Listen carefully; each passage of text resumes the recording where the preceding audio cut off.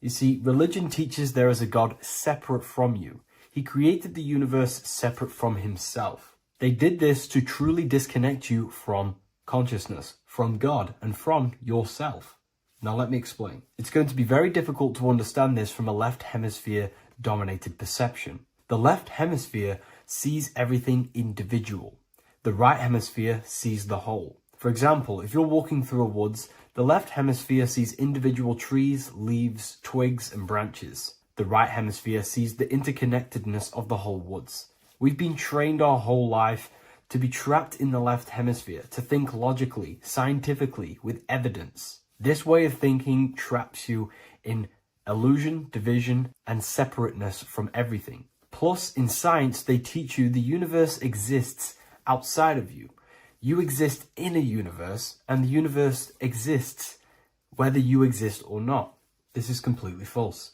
You are the universe experiencing itself. There is only one person in the universe. There is only one awareness in the universe, and that is God. That is your consciousness. Not your name, your job, your reputation, your thoughts, your beliefs. That is not God. God is the infinite awareness that you are, the alertness, the essence of life. You are an individual. You have a dual nature, an inner world, consciousness, and an outer world, this physical body. The inner world is the immortal, consciousness, awareness. This physical reality is for the immortal within us to experience and enjoy. And the immortal consciousness, the immortal self, the individualized expression of the only thing that is truly real, which is God, consciousness, is seeking a way to understand itself through infinite vantage points. The same consciousness inside of you, inside of the dog, the squirrel, the plants, the stars, the same awareness is in absolutely everything. Only the right hemisphere can see this connection. The universe is one mind separated into the infinite bodies and life forms. This is why scientists tell you that the universe is forever expanding. It's truth in plain sight, because the universe is the mind, and the mind is always seeking more vantage points to understand itself. And the mind is always expanding into new realms of thought. The mind cannot be filled up. It does not exist in space. However, human awareness, human consciousness is very sacred. And the reason why I say that is because humans possess a two-way consciousness, unlike a dog, an animal, or a squirrel, for example. The dog looks in the mirror.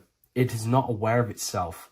It doesn't look in the mirror and see that it needs to improve something. However, humans, we can look in the mirror and say, who am I? Where do I come from? And I need to change this aspect of me. I'm lacking in this area. Dogs do not have this awareness. They function only on their immediate surroundings, on survival and instinct. Human awareness is special because we have the ability to reflect on the self. We can question our consciousness. We can question, who am I? Where do I come from? And where am I going after this? The human mind has no limitation. We can surpass our animal nature and rise to a godly nature. This is the whole purpose of reaching Christ consciousness, which is just an ideal consciousness where we have control over self and we know who we truly are. Humans have been given the tools to awaken. Our five senses are locked only to perceive the physical world, but the mind holds the gateway to understand the unseen aspects of reality. The mind holds the secrets to the universe and consciousness. We just have to study ourselves to understand God. We are all individualized aspects of consciousness. There is only one pure consciousness in the universe, but we're fractaled into infinite life forms, experiencing this consciousness in a different form, molding this consciousness into individual egos and individualized consciousness. Me and you are made of the same fabric. However, I have thought different things, believed different things, experienced different things, which has conditioned my consciousness to be my own individualized aspect of God. And that's what makes me, me, and you, you. God is the creative power within us to turn thoughts into physical reality, to create things. We are a creator. Each one of us is a miniature earth, creating and building in this physical 3D reality. Our consciousness holds power over the 3D reality. We can mold it and create anything we wish. However, we have been conditioned to live like an animal, living in our animal nature, eating, surviving, lusting, and these low-level desires keep us trapped from figuring out our creative power. This is why the ancients always depicted God inside of the brain. Even in ancient Christian artwork, William Blake, Anton Raphael, all depict God inside of the brain. Why is this? Because God is our creative power. The spinal column acts as a type of ladder of consciousness. If you just think about sex and act on sex, eating, consuming, and living in a survival animalistic state, then your consciousness is functioning on the lower end of the spinal column, where your reproductive organs are and your gut organs are to consume food. In order to activate the God within us and to us to truly know God, we have to be aligned with the God consciousness.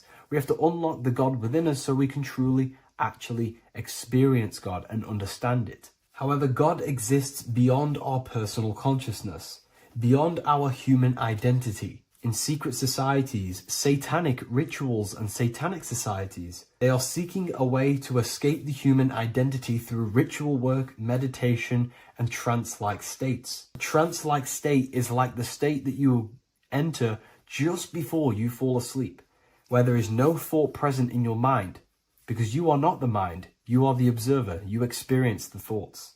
And when we escape the human identity through rituals, meditation, or trance-like states, we can actually experience beyond the veil of this material world. However, satanic rituals do this in a negative way. Satanic rituals include ways to make the human mind tap out by pushing the human minds to the limit through pain, suffering, and even torture, to allow the mind to pass out so you can temporarily pass on the veil of the physical world and escape the limitations of the human identity and the human thinking mind. Now, you do not have to do it this way.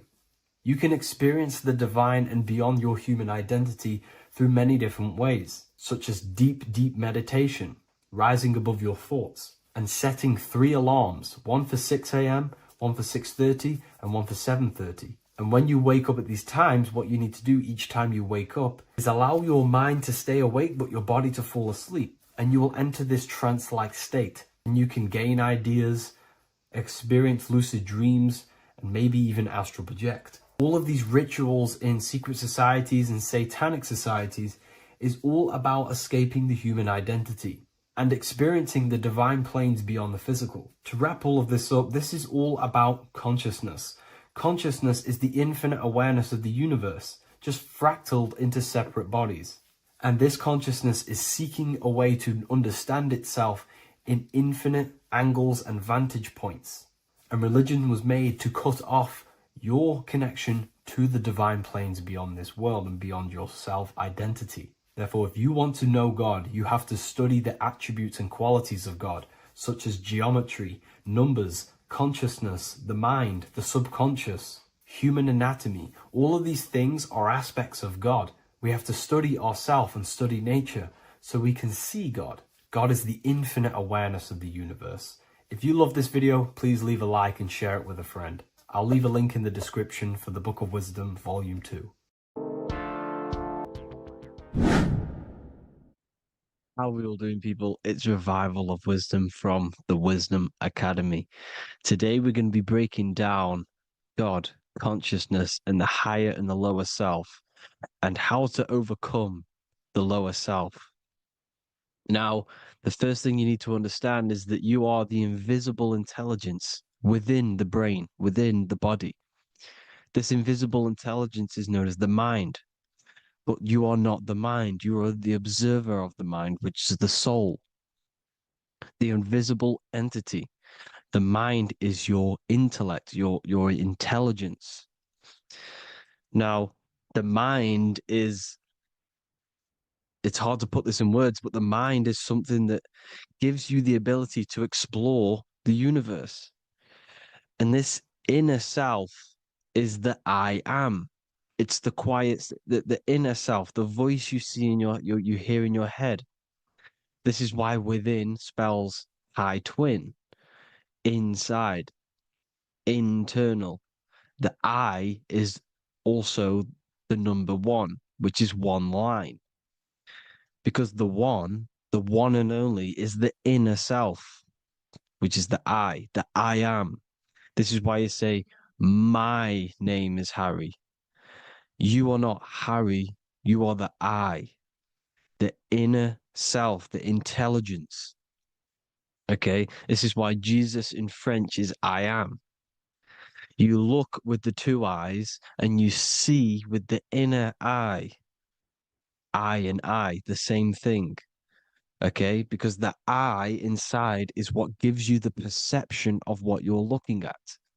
So when someone's trying to explain something and then you catch on saying, I see now, it's because you're seeing with your inner eye, the one that gives you perception, gives you intelligence, gives you the ability to understand things. This is the internal eye, the invisible self, which the physical body is nowhere near as complicated as this inner self. Is in infinite potential, infinite potential. God, God, generator, operator, destroyer, soul, mind, and body, Brahma, Vishnu, Shiva, the Father, the Holy Spirit, and the Son. They're all the reason why you see God is always a triad is because it represents yourself. Your invisible intelligence is God. Me and you are the same invisible intelligence. We are the invisible intelligence experiencing the program being run by the central nervous system and the brain. I always say this in my videos, but I have to, in order for you to understand the things that I'm going to say later on in the video, you need to understand this concept, is that you are the consciousness experiencing the nervous system, the tree of knowledge of good and evil, which is you here. You would be in this invisible intelligence right here in the center of the brain. Now, this is why the ancient Christians show God is in the brain. This is the brain stem. This is the brain. This is also the brain stem and the brain. The brain stem and the brain. It's all depictions of the brain because the brain's the computer, the electromagnetic computer, which decodes the demands created by the invisible intelligence, the I, the inner self, you, your true self. The person move it if you observe what someone moving, this is going to sound, but if you observe someone walking, it's not the body. The body is moving, but the thing telling it to move is the invisible intelligence. Before you kick a football, a decision is made within your invisible intelligence, your mind. And this consciousness, this invisible intelligence, is either stuck between the lower self and the higher self. Okay? When the invisible intelligence, meaning the true self, identifies itself with the physical body, it will trap its mind within physicality. This consciousness that we have is either operating in the lower self or the higher self. It's either feeding the material body or it's feeding the spirit. Okay? But because we are physical and spiritual, we need to be even. We don't want to be meditating all day long because we do have a physical body as well whilst we are here. We are playing a game in physical matter. Okay? Now, the reason that you incarnated here is to learn a lesson because the mind can manifest anything it wants within the astral planes, within the world of imagination. It can manifest anything it likes, but it incarnates into matter, into this game, so we can understand labor, because anything in matter, you have to labor to manifest. But in the astral, you can manifest at the click of a finger. You come here to learn the knowledge of good and evil. And your consciousness, I came out a bit off topic there, but your consciousness is experiencing the lower or higher self. The lower self is manifested in the lower parts of the body. Sex, food, and power, the lower three energy centers. These centers are like mini brains. You are literally thinking with these centers. And when your mind is stuck within these lower centers, You'll think, have you ever heard the term of thinking with your penis or thinking with your, you know what, as a man? Even females maybe, but mainly this is a boy saying you're thinking with your penis. This is a truth, it's truth in plain sight. You think with these energy centers. Lower three centers, all you care about is sex, food, and power. Eating, sleeping, and greed. Power's kind of like greed. Now, when we move up to the higher parts of the body, when we live our life within the higher parts of the body, this is considered heaven, love, expression, intuition, and wisdom.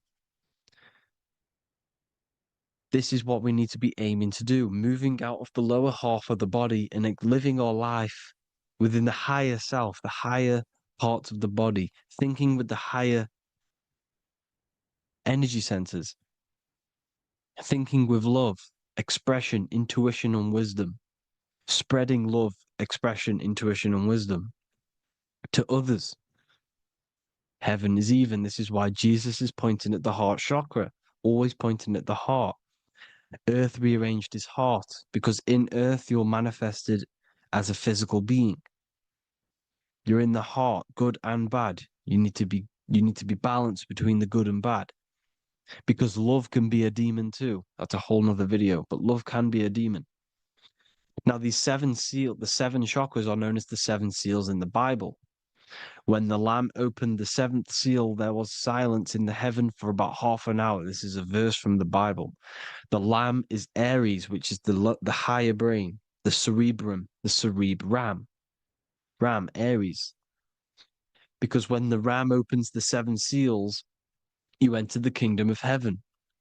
Because these chakras seal your invisible intelligence, they seal your true self. You are behind these seven seals, your true invisible self, your true consciousness. Because behind these seven seals, you do not think about anything materialistic. Your intelligence is not material, it's not physical, it's not from the physical world. It does not desire the physical world. The body is the beast, the body's the animal, the lower self, which can corrupt our intelligence. It can corrupt the intelligence. Okay? Now, we need to balance these chakras so that we gain a deeper connection between this intelligence and the brain. Because when there's a strong connection between the brain and the intelligence, your body and the intelligence, you have a strong connection. Therefore, you can manifest what the intelligence is saying at all times. Meaning, when, for example, your higher self, this is intelligence, the higher intelligence is always speaking to you. It's always guiding you. It's always telling you the right thing to do. You can feel it when you're doing something wrong. You can feel that you're doing something wrong because this higher self, this intelligence knows what it needs to do here. And when there's no connection between the body and our intelligence, our true self, when we strip away, when you close your eyes for long periods of time, you will figure out you are this invisible, infinite, creative being. There's no words that I can't describe what it is, but it's the voice inside of your head that you can feel when you close your eyes. You are this being inside of the heaven, because this is heaven, this intelligence. And when there's a strong connection between the body, you can manifest everything it's saying. When everything is balanced, when you're no longer thinking with the lower centers, when they're all balanced, you're not thinking in particular with every center, you balance them all, you can manifest everything it says. Your body will act out what the intelligence is always saying. This is God in the brain, the intelligence, trying to touch Adam, representing the lower self. This is why they're not touching. Notice how Adam is resting, but the intelligence is always reaching out. stretching, symbolizing metaphorically saying it's guiding. I'm always reaching out. The intelligence, your intelligence is always guiding you. It's always reaching out to you. But Adam is ignorant of it. The lower self is ignorant of it. And that's why he's so relaxed and God is so stretching out. Because at our highest self, that when you think of when you want to better your life, that highest true version of yourself is God. When you're manifesting this, your highest self, this is God. Your truest form, your most perfect form, that is God. Your highest version of yourself, that is God. Emotions are not what you've been taught.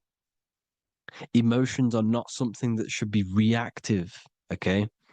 You should not let the emotion be you, except that you should experience them instead of letting them become you. You need to understand there's a separation in our consciousness. You have the soul, which is the person who is observing your thoughts. When you think a thought, who's the one observing that thought?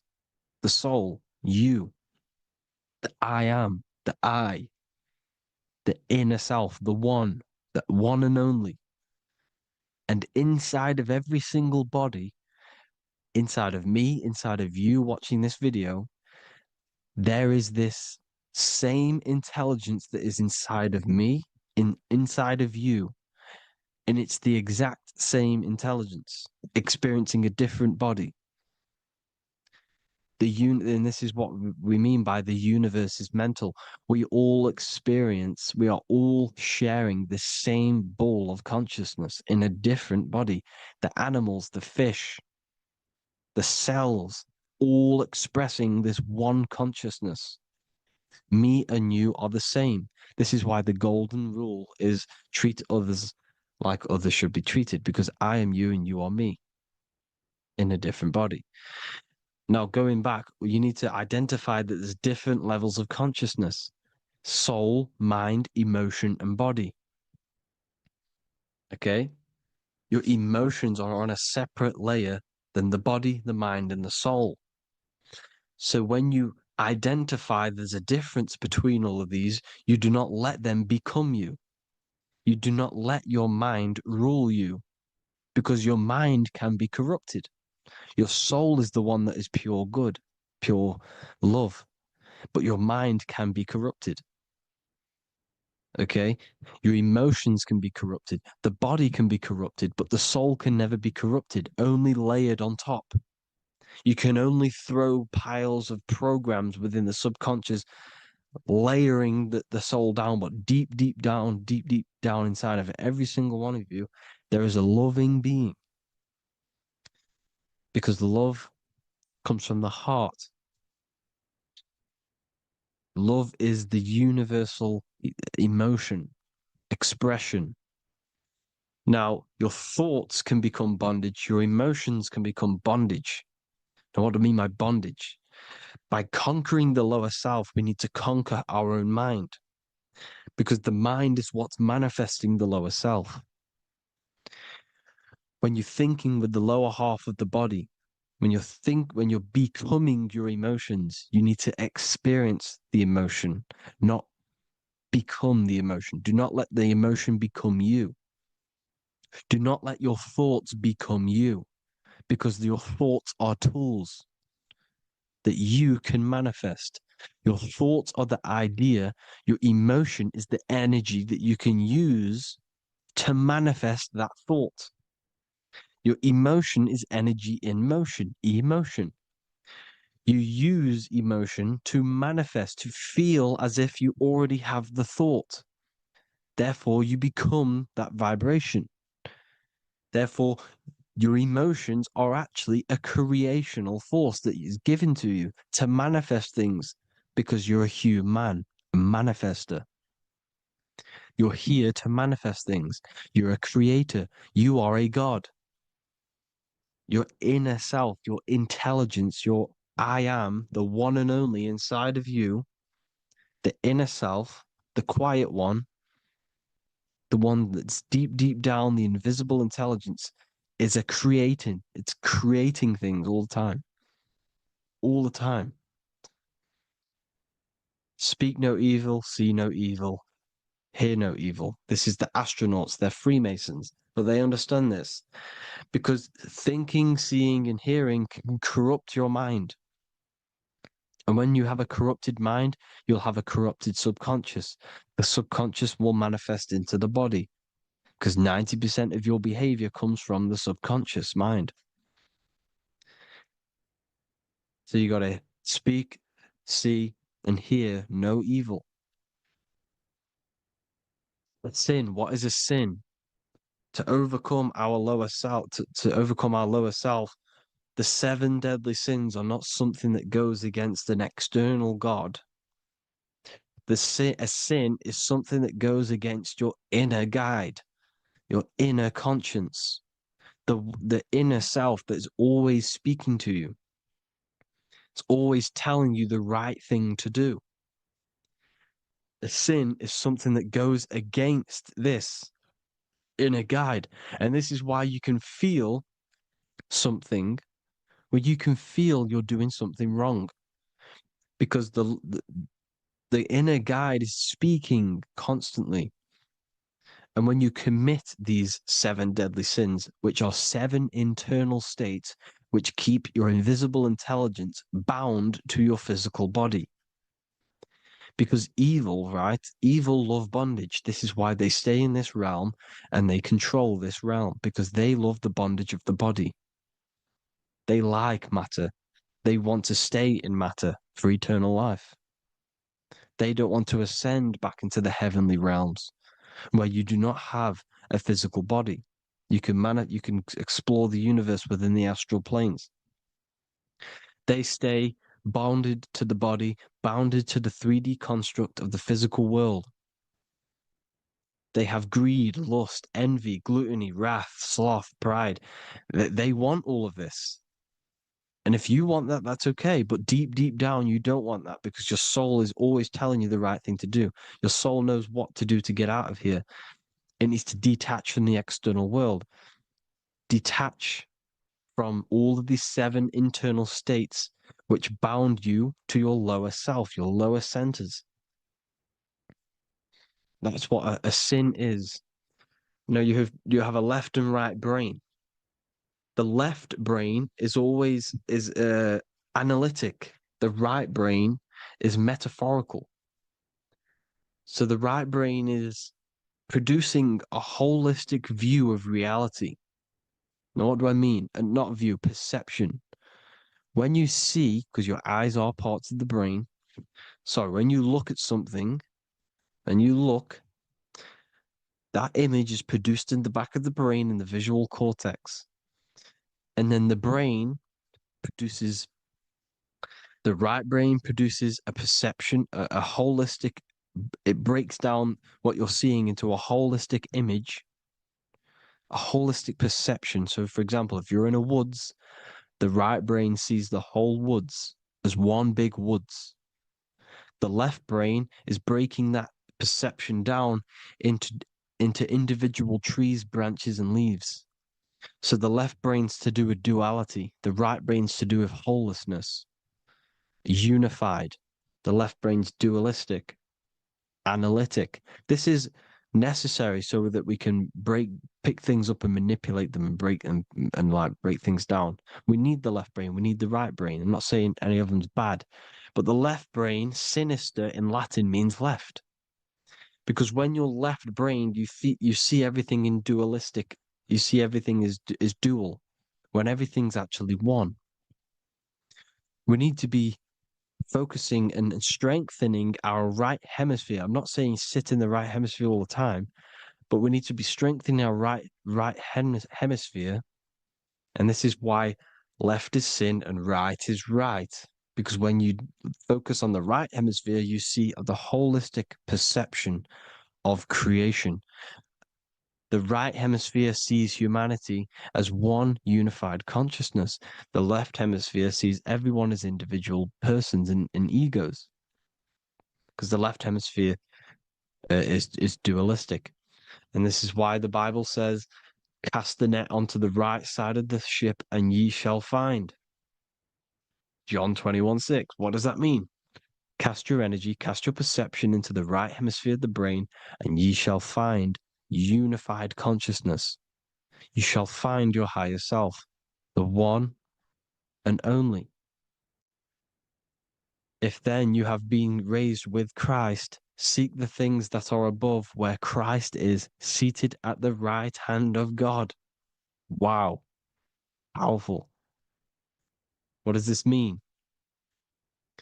Seek the things that are above, where the Christ is seated at the right hand of God.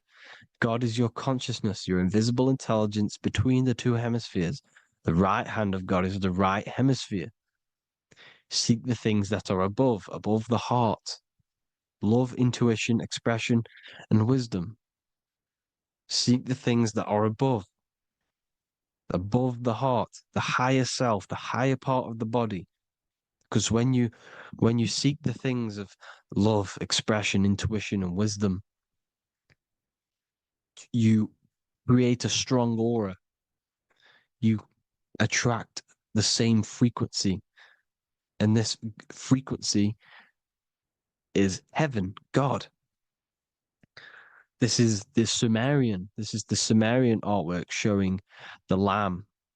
This is a step symbolizing stepping upwards, raising up. He's stepping over the lamb up to the bird. His hand is going to the bird. The lamb symbolizes the lower self. Okay? The bird with the wings is in the sky. It represents the higher self. This is why angels always have wings, because it represents the higher self in the sky.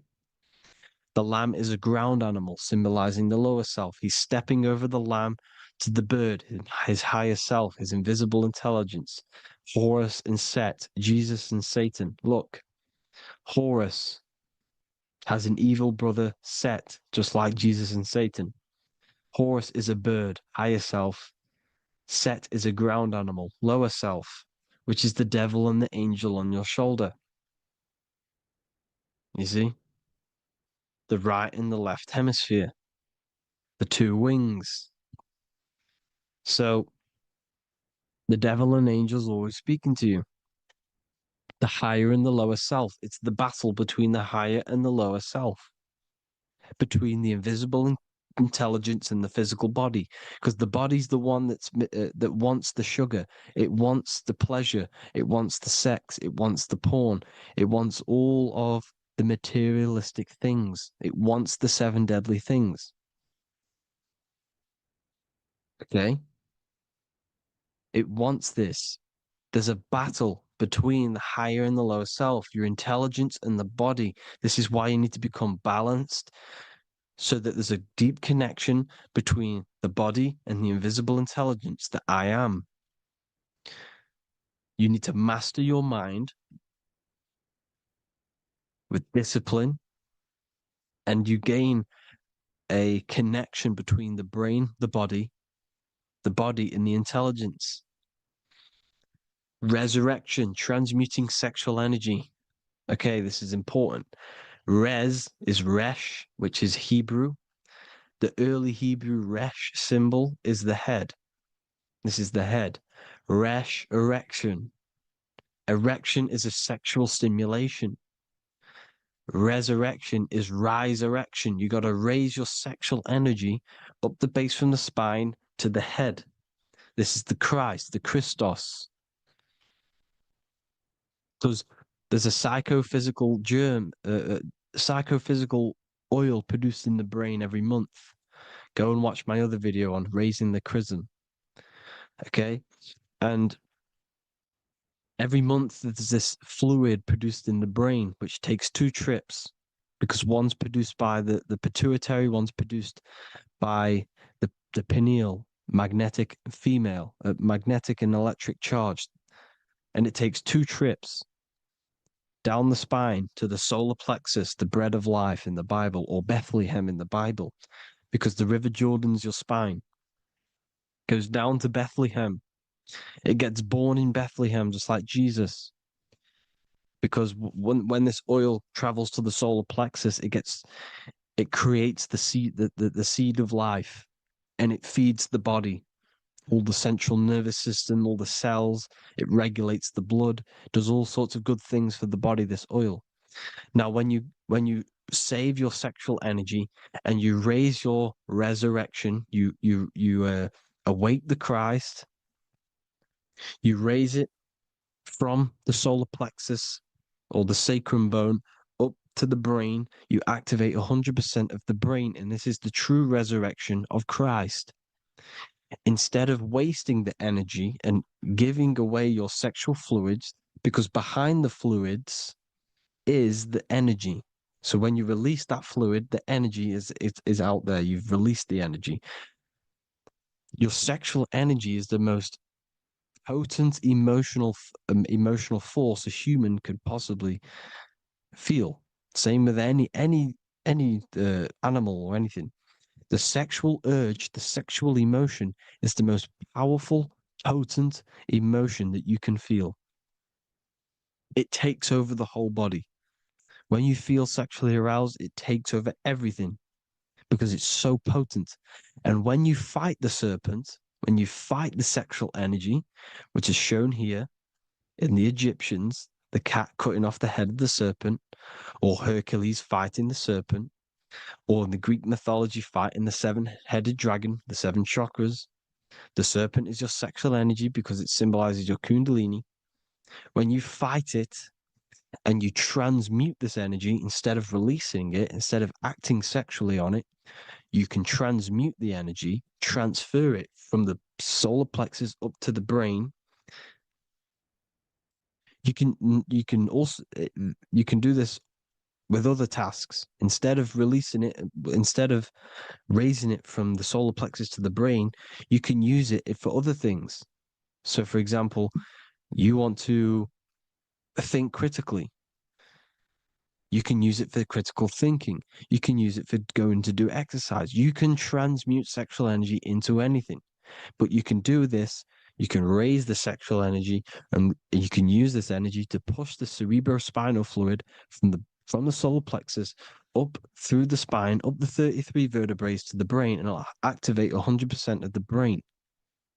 And this is the resurrection of Christ. Jesus was never dead. Jesus was never rose from the dead. It symbolizes the Christ, Jesus Christ. Christ is Christos, which means oil in Greek. The resurrection of the Christ, the Christos, the oil.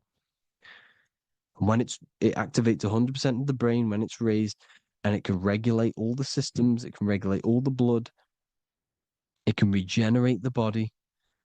And this is the true antichrist. They don't want us doing this process. The antichrist is not against Jesus, it's against the fluid in our body that makes us live hundreds and hundreds of years and makes us live as gods. This is the true resurrection. And when you fight the serpent, you fight your sexual urges, your sexual emotion, the most strong emotion that you could ever feel. You can do this process. And this is the true secret of transmuting sexual energy. Because when you transmute the sexual energy, you can become a god. And this is why Hercules is fighting the serpent. Notice how the serpent is low. He's reaching down to it. It represents the lower self. Because the lower self wants the lust. It desires sex. The body desires sex. There's a fight between the higher and the lower self. But when there's balance, there's even. Heaven is even. When there's evenness between these, this is the kingdom of heaven. This is when heaven is on earth. So at our highest levels of ourselves, the highest level of our intelligence, this is God. God is something that we manifest. We need to achieve Christ consciousness by battling the body. There is no battle outside of the physical body. It's an internal battle. Jesus and Satan have been externalized. Nothing exists outside of you, because I explained in the beginning how you are the consciousness experiencing the central nervous system. Therefore, there is nothing outside of you. It's all internal. Jesus and Satan have been externalized. Why? Because it's business. The church is a business. It's all a business. They've created these figures to be historical when they're not historical. The Bible's not historical. It's all externalized. It's called exoteric, when the truth is esoteric, internal teachings. So, anyways, people, balance the chakras, balance the two hemispheres of the brain, balance the conscious and the subconscious. Balance is perfect, the yin and yang. You are spiritual and physical. You live in day and night. You need to be balanced, oneness, seek oneness. And this is the true kingdom of heaven. And when we all realize that we are all the same intelligence, the same consciousness expressed in different bodies, when we all realize this, we all realize we're all one. Doesn't matter what race you are. It doesn't matter what race you are, where you're from, your nationality, because none of you are actually from here. None of you are from the physical world. You're manipulating the physical world through the physical body. You are the I am. We all have a soul. Every single one of you has a soul. We all have souls. The reason why they say some people don't have souls is because they're trying to suppress your mind. They don't want you to know that you have a mind. That sounds crazy, I know. But a lot of people haven't realized that they have an infinite intelligence called a mind. And behind that mind, if you can observe your thoughts, the person who is observing the thoughts, you have a soul. Everyone has a soul. Don't listen to all these people saying some people don't have a soul, some people do. We all have a soul. Every single one of us. So anyway, you need to break the lower nature of yourself. At our highest levels, we are gods. Our intelligence, our universal intelligence, the I am, the intelligence that's inside of the brain, is God. Our minds are being corrupted within believing that you are the body, and the result of this is a society like today, because everyone thinks they're the body, and everyone's living in the lower nature of self, where everyone only cares about themselves. But when we realize we're all one big consciousness ball, we're all the same consciousness expressed in different bodies, there will be peace. So thank you all, people. If you do want to learn more, if you do want to read my book, it's called The Book of Wisdom. I'll put it in the description. It's an amazing book, people. It's going to give you the best understanding possible about creation, yourself, and the world. It's amazing. The Bible, everything. I have just launched a new cymatic library.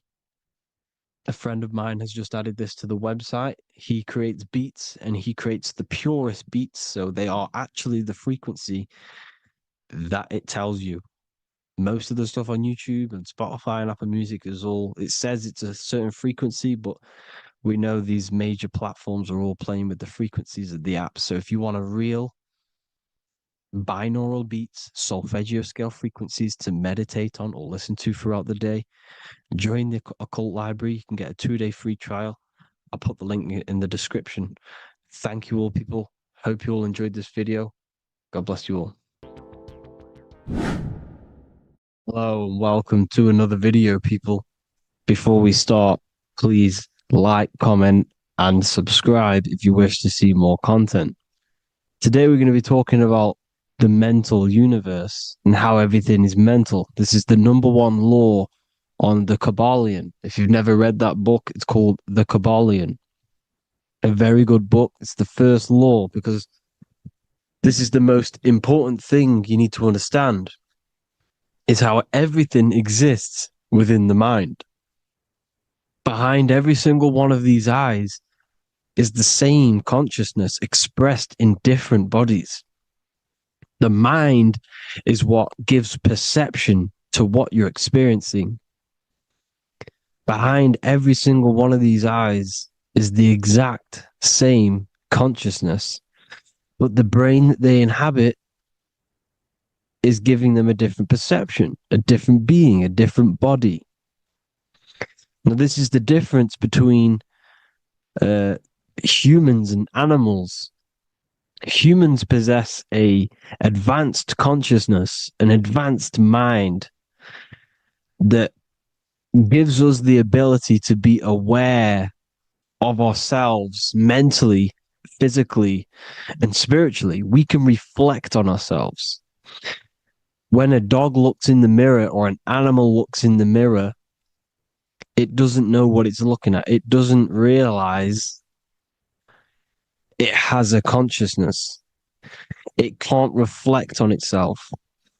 It can't say, I want to improve in this area. It doesn't have that consciousness. We have a divine consciousness. Take away the N for divine, and you get with a D, put it with a D, you get divide, because we have a divided two-way consciousness. An animal only has one. However, it's still the same mind. We're all mind. We're all mental. We all exist within the mental plane. Look at this person walking.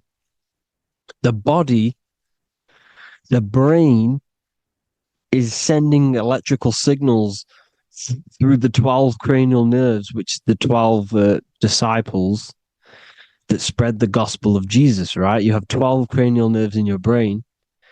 There are 12 disciples which spread the gospel of Jesus.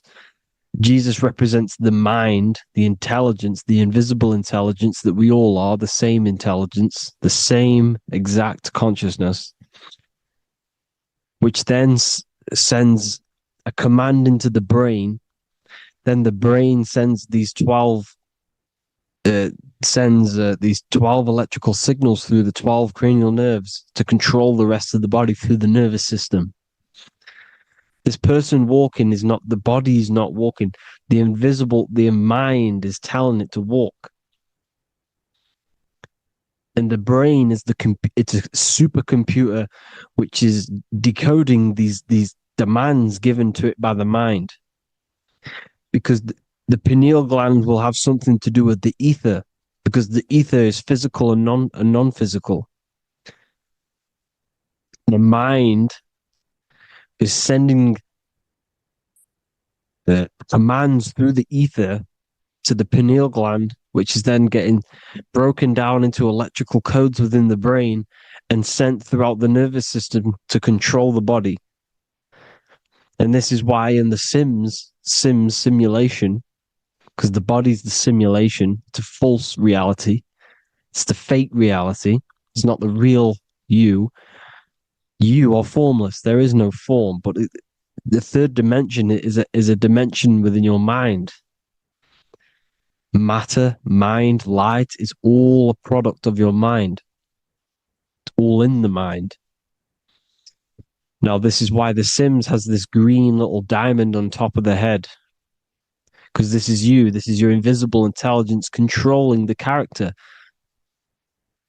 Okay? It's controlling the character. And this character is in the world. Your consciousness isn't in the world. The world exists within you, but the body is a vehicle for that realm that you land in. When you have a dream, your mind transcends this body into another body, duplicates your body into another unite. Unite is one. We're all one. It's all one universe, expressed in many different ways, infinitely. And the vehicle that you land in is the body to operate in that realm. This is the all-seeing eye, as you see here. The eye, this is all the intelligence. This is the ball of consciousness, God. expressed in different bodies. We're all this same one in different bodies, as you can see here. And this intelligence is expressing infinitely throughout the universe, an infinite universe. There's no beginning, no end. There was no beginning of the universe. There is no end. It's infinite, always has and always will. But the mind is what gives you the ability to explore the universe, to make perception of it. We are God in disguise. We are God in disguise. We are God in flesh. But the body can become attached to the mind can become attached to the body if the mind is not aware of itself. When the mind is that blinded by matter, and we lack knowledge and understanding of what we truly are, a formless, infinite being, a traveler. This is why Freemasons are called Freemasons. Mason means traveler. Free. You're a free traveler because your consciousness is a traveler of the universe. When we lack understanding, our mind bounds to the body because we don't separate the body with our different layers of consciousness. When we separate them and identify that we are mind, body, emotion, you then can apply this knowledge to when you want to astral travel and explore the different realms of your mind, because the mind is the universe. People, this is what we need to understand. The mind is the universe. I am you and you are me. This is the Egyptians showing you this. The Ankh is the symbol of life. This is the one ball of consciousness, mind, giving it the Ankh life to all the different life forms. The cows, the birds, the snakes, and the big Ankh given to the humans, because the humans are the most intelligent. We have the most advanced consciousness. We have the most advanced consciousness. This is why the one is giving a big Ankh to the humans here. Here you see again, this is not the sun. This is also showing Ankh giving out its life to all things infinitely. And this is the Most High. We are the Most High in disguise. When we strip off the body, we strip off the desires for the physical world, we strip off all of these fake identities that the mind gets attached to. That is God. The universe. You are the universe experiencing itself. I and I. The letter I and the number one is just one line. The letter I is the number one. Because your I am, when you refer to yourself as I, every single one of you who's watching this video refers to yourself as I, which is the one. We are all the one. We are all intelligence. We are all invisible. We are all the one. One is the only number. 1, 2, 3. Everything goes up in ones because there is only one. Doesn't matter how far you go down the line with numbers, all of their numbers are created by one because there is only one. To me and you are the exact same consciousness expressed in different bodies.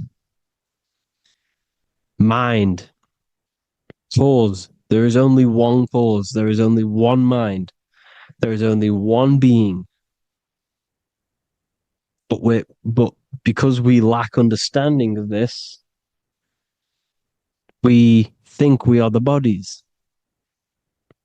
And this causes division because the physical world's the most illusionary world. It's an illusion. It's all an illusion. Now you see with the two, you look with the two eyes, but you see with the inner eye, the mind. Okay, the mind is the mental plane is a shared plane, and it gives perception to what you're looking at. The mind. I'm affecting you when I speak because the mental plane is shared. We all share mind. We all express mind. When I'm speaking to you, I'm affecting you because we are mind.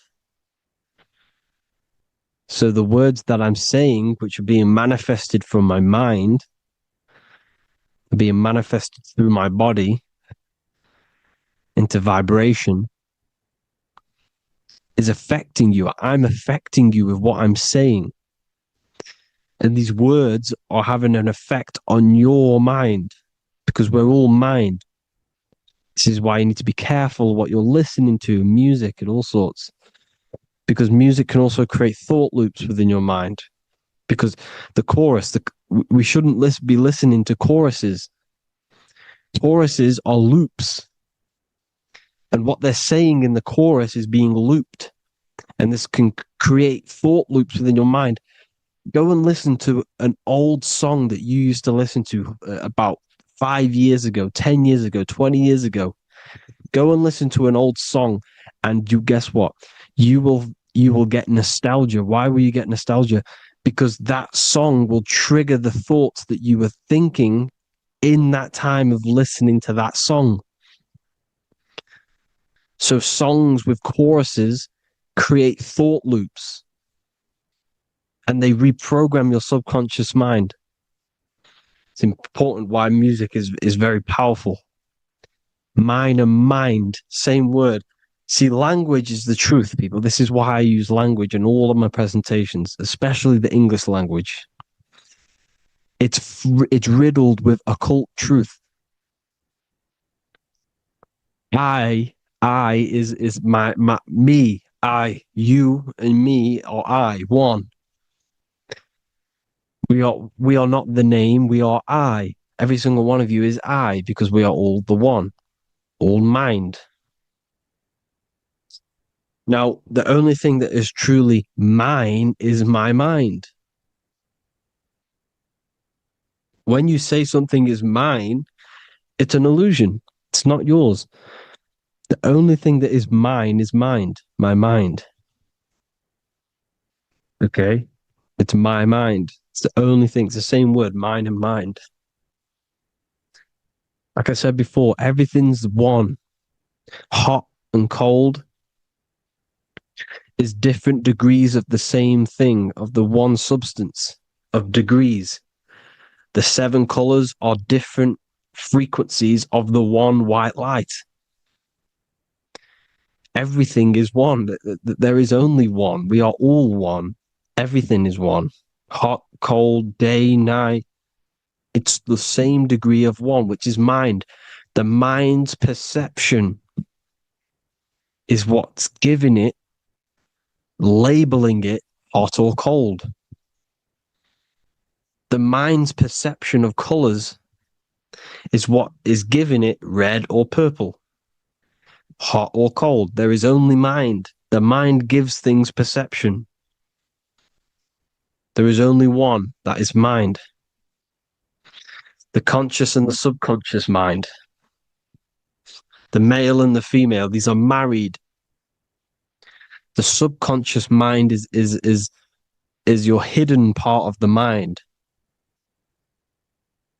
Okay, it's hidden. You can access it through different meditations and Reiki teachings. And dreams are manifestations of your subconscious. This is how you know mind and matter are one, because your mind creates matter in dreams. Your subconscious manifests everything in a dream. in the astral realms. The conscious is what you're conscious of, what you're consciously thinking of. So me, I am conscious that I am speaking into this mic and creating this video. My subconscious mind is the hidden part of the mind, which is speaking to my heart, telling it to beat. It's telling my food to digest. It's regulating all my blood. It's doing everything in my body without me being conscious of it. Without me being conscious. The subconscious is the feminine. The conscious is the male. The Bible, of course. Proverbs 12:4. Helpful, not helpful, an excellent wife is the crown of her husband, but she who brings shame is like rottenness in his bones.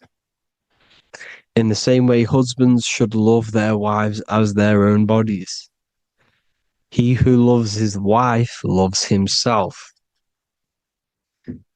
You can take that physically, you can take that literally, or you can take it metaphysically. See, the Bible's written in such a way where you can take it as your level of realization. He who loves his wife loves himself. If you love your subconscious, if you love yourself, you speak good about yourself, because your subconscious takes everything literally.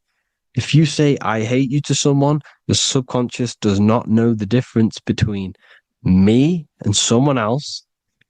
It only thinks me, me, me. Why? Because mind is the only thing that exists. You are mind, I am mind. If I say, I hate you, you're saying that to yourself. Your subconscious picks that up and says, I hate myself. And that's telling your subconscious that's what you want. Because your subconscious manifests 90% of your behavior. The programs within your subconscious. Tying your shoelace is a program. You don't need to be conscious of it. You can just do it because it's a program. It's deeply interwoven in the subconscious. Driving your car, texting on your phone. You don't have to think about what letter. You just do it because you know where the letters are. It's a program. Therefore, if you look after your subconscious, they are a married couple. It's your wife. Your subconscious is your wife. And it manifests 90% of your daily basis thought patterns, actions, behaviors, emotions, all the things that you all the trauma that you've experienced is stored within your subconscious, which is affecting you. So let's say you were in a car crash 10 years ago and you had a really traumatic event, you really hurt yourself, and you had a very, very, very strong emotion that you felt of pain. That will still affect you today. And why? Because it will manifest into your behavior. How? Well, you'll be cautious of what cars to go in and who. You'll be cautious because of that event that stored within your subconscious, because of that feeling you felt was so painful and so strong. It's still manifesting into your behavior today. For example, you won't go in certain cars, you won't go with certain drivers. The subconscious stores everything, all your memories, the programs, and everything. So if you trick your subconscious, that's how you manifest your life. If you trick the subconscious, you already have something. And therefore it will manifest into your life, into your behavior, thoughts, and actions. This is why the golden rule is to treat others like you want to be treated. Because I am you and you are me. We are all subconscious. We all have subconscious. Whatever I do to you, I do to me. Because my subconscious picks that up and thinks I'm speaking to me. Mind is very powerful. Whatever I do to you, I do to me. Treat others like you want to be treated. The golden rule. That is the only rule we need in this realm, in the universe. If everyone understood this rule and how the subconscious works and how karma works, we'd live in heaven on earth, the Garden of Eden, the Golden Age. As a man thinketh in his heart, so is he. Proverbs 23:7. Where your heart is, there will be your treasure. Your heart's the emotions. This is the storehouse of emotions. It is where you feel emotions. You have to let your emotions move through you, not become you. You can't let your emotions become you. But except be like the sky and let them pass through you. Be like the clouds and the stars passing over. Let them pass through you. Do not let them become you. And this is how emotions can take over your mind. We are driven by, when a man is driven by emotions, he has no self to control. You must control the mind because the mind can be corrupted. Because your thoughts are electrical in the brain. Your thoughts come from the mental plane.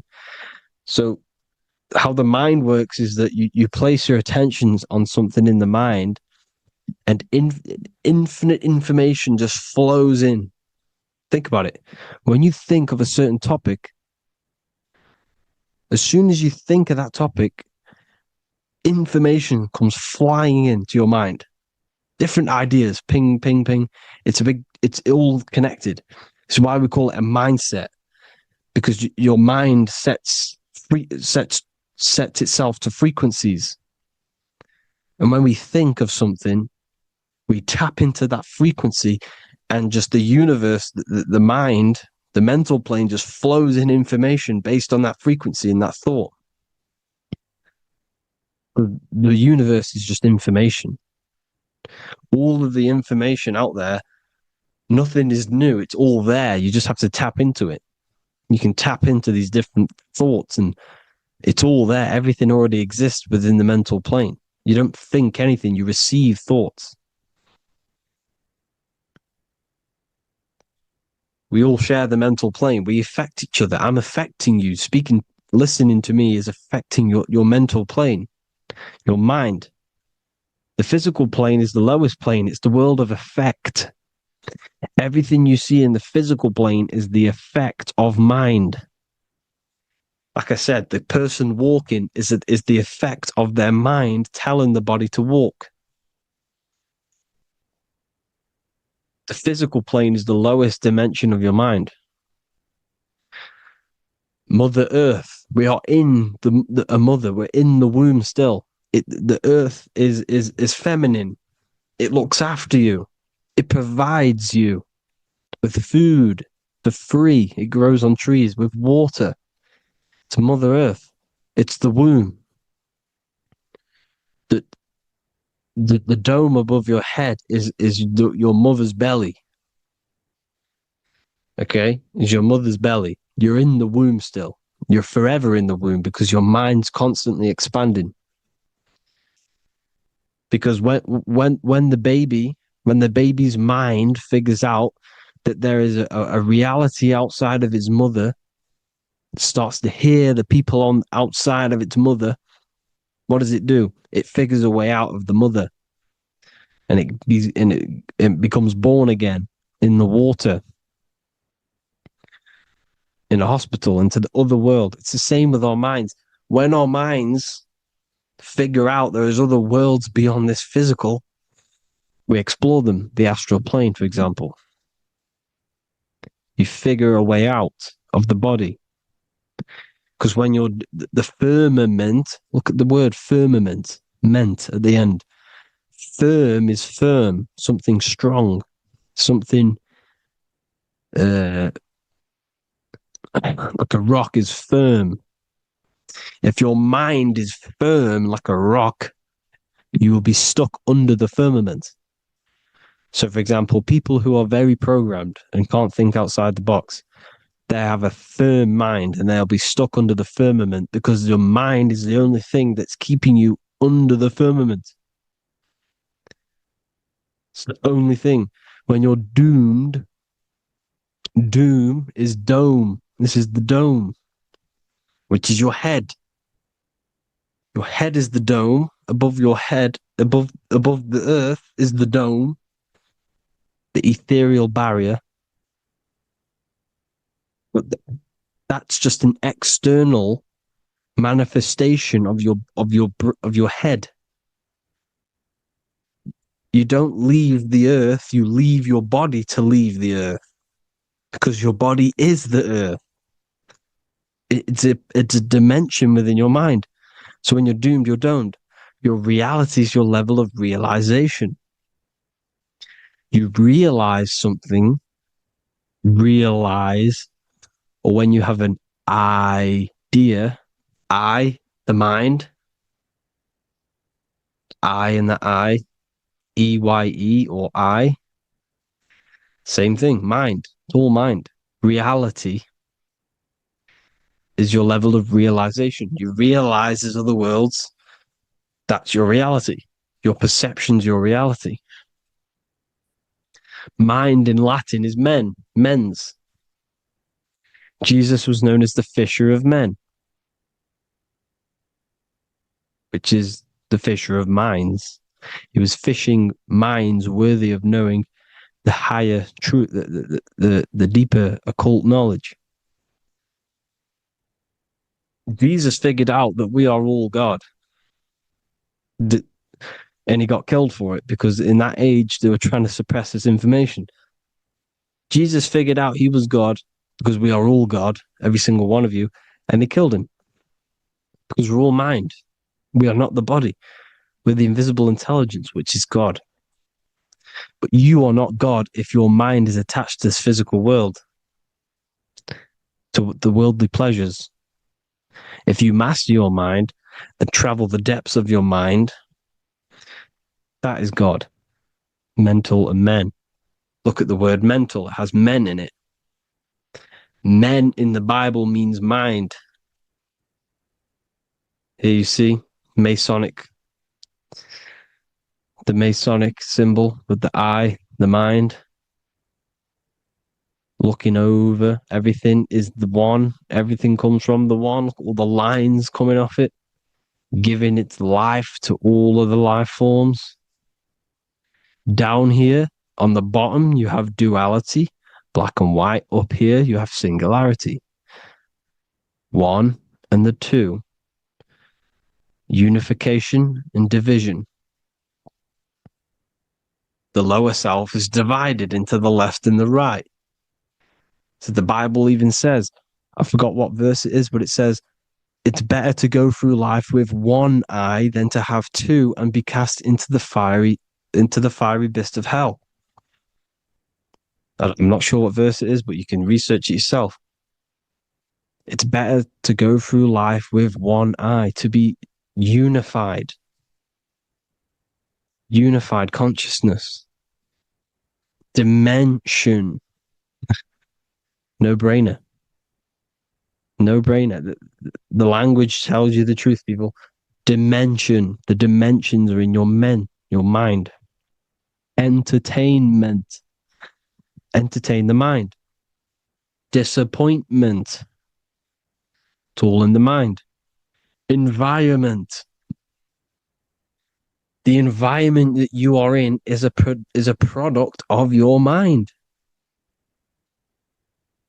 Within, rearranged spells high twin. Within is your mind, and your external world is mirrored from the decisions you make in your mind. Advertisement, commitment, it's all meant, it's all mind. Everything is mind. Everything. So, this is important. The collective thoughts and collective beliefs. The collective, because we all share the mental plane. And because of this is why we are in a weakened state of consciousness at the moment. Because the collective thoughts and the collective minds overall are asleep. And they don't believe in anything. You see, everything is true within the mind. You think of something, it is there instantly. You think of a chair, it's there in your mind. You think of anything, it's there instantly. So everything's true within the mind. Anything can happen in the mind. anything can happen on the physical plane if the collective consciousness, the collective minds, believe it to be true. This is why back in the days, in the ancient days, you look at all the old world stuff, you see all this crazy technology, and it's because as a collective, as humanity back then, they believed that they had much more open minds. Therefore, the things manifested in the physical world were a lot more out of the box, so to say, compared to today. For example, magic is not as powerful today because the masses don't believe in it. It's still powerful, don't get me wrong. But if the masses believed, or if everyone knew magic could be real, because it is, anything's real in the mind, it would be a lot more powerful. You see? So and what they're trying to do is create a hive mind worldwide. They're trying to make one religion, an external God. What happens when you worship something external? You give energy to it, because where attention goes, energy flows. Where your mind gives attention to, energy goes there. And when we all believe in external gods and give our worship and our power to these external things, we all give energy to it, which will manifest as a demon in the astral planes. It's a hive mind. They're trying to make a hive mind to summon our energy. Trying to summon our energy. And it through mind, through collective thoughts, the hive mind. They want one religion, one government, one currency, one belief system. And that will create a hive mind, which will limit our consciousness, which will limit what we can do in the physical world. Because if everyone doesn't believe in certain things, it cannot happen, because it's all in mind. Mind is so powerful. I am you and you are me. I hope you all enjoyed this video, people. If you haven't already, join the Wisdom Academy. The Wisdom Academy, we have many occult lectures just like this one. Also, we have just launched Mindwave Hub. If you want genuine frequencies, genuine binaural beats, because the ones on YouTube, the ones on Spotify, Apple Music, they're all tuned to A440 hertz, which shuts down the right hemisphere of the brain. If you want to gain access to your true consciousness, your mind, you need to balance the two hemispheres and balance the chakras. You can do that externally by listening to binaural beats. If you want true frequencies, true binaural beats to hemisync the chakras, hemisync the brain, to gain access to the different dimensions of your mind, well, you can gain access anyway, but it's going to help you if you're trying to learn this. Join Mindwave Hub. The link will be in the description. Listen to the binaural beats, meditate to them, listen to when you go to sleep. They'll massively benefit you. Thank you all, people. Hope you had an amazing, lesson. Hope you learned a lot. And please subscribe. God bless you all. Welcome back, people, to another occult lecture by Revival of Wisdom. Today we're going to be talking about magic and how it's being used on us for the New World Order. Magic has the word mag within it, which is magnetism. Magnetism is the force. Magic is influencing forces, natural or supernatural forces, and using it for a certain agenda to gain something out of it. Now, magic is not what everyone's being thought. It's not some sort of fantasy thing. It's actually very common, and we all do it, whether you believe it or not. Magic is all to do with the mind. As I said, always say in my lectures, your mind is what creates matter. Your mind is what creates your external world. So it's all about manipulating and planting seeds within the mind, because your mind is a garden. And thoughts and words are seeds which are being planted in that garden.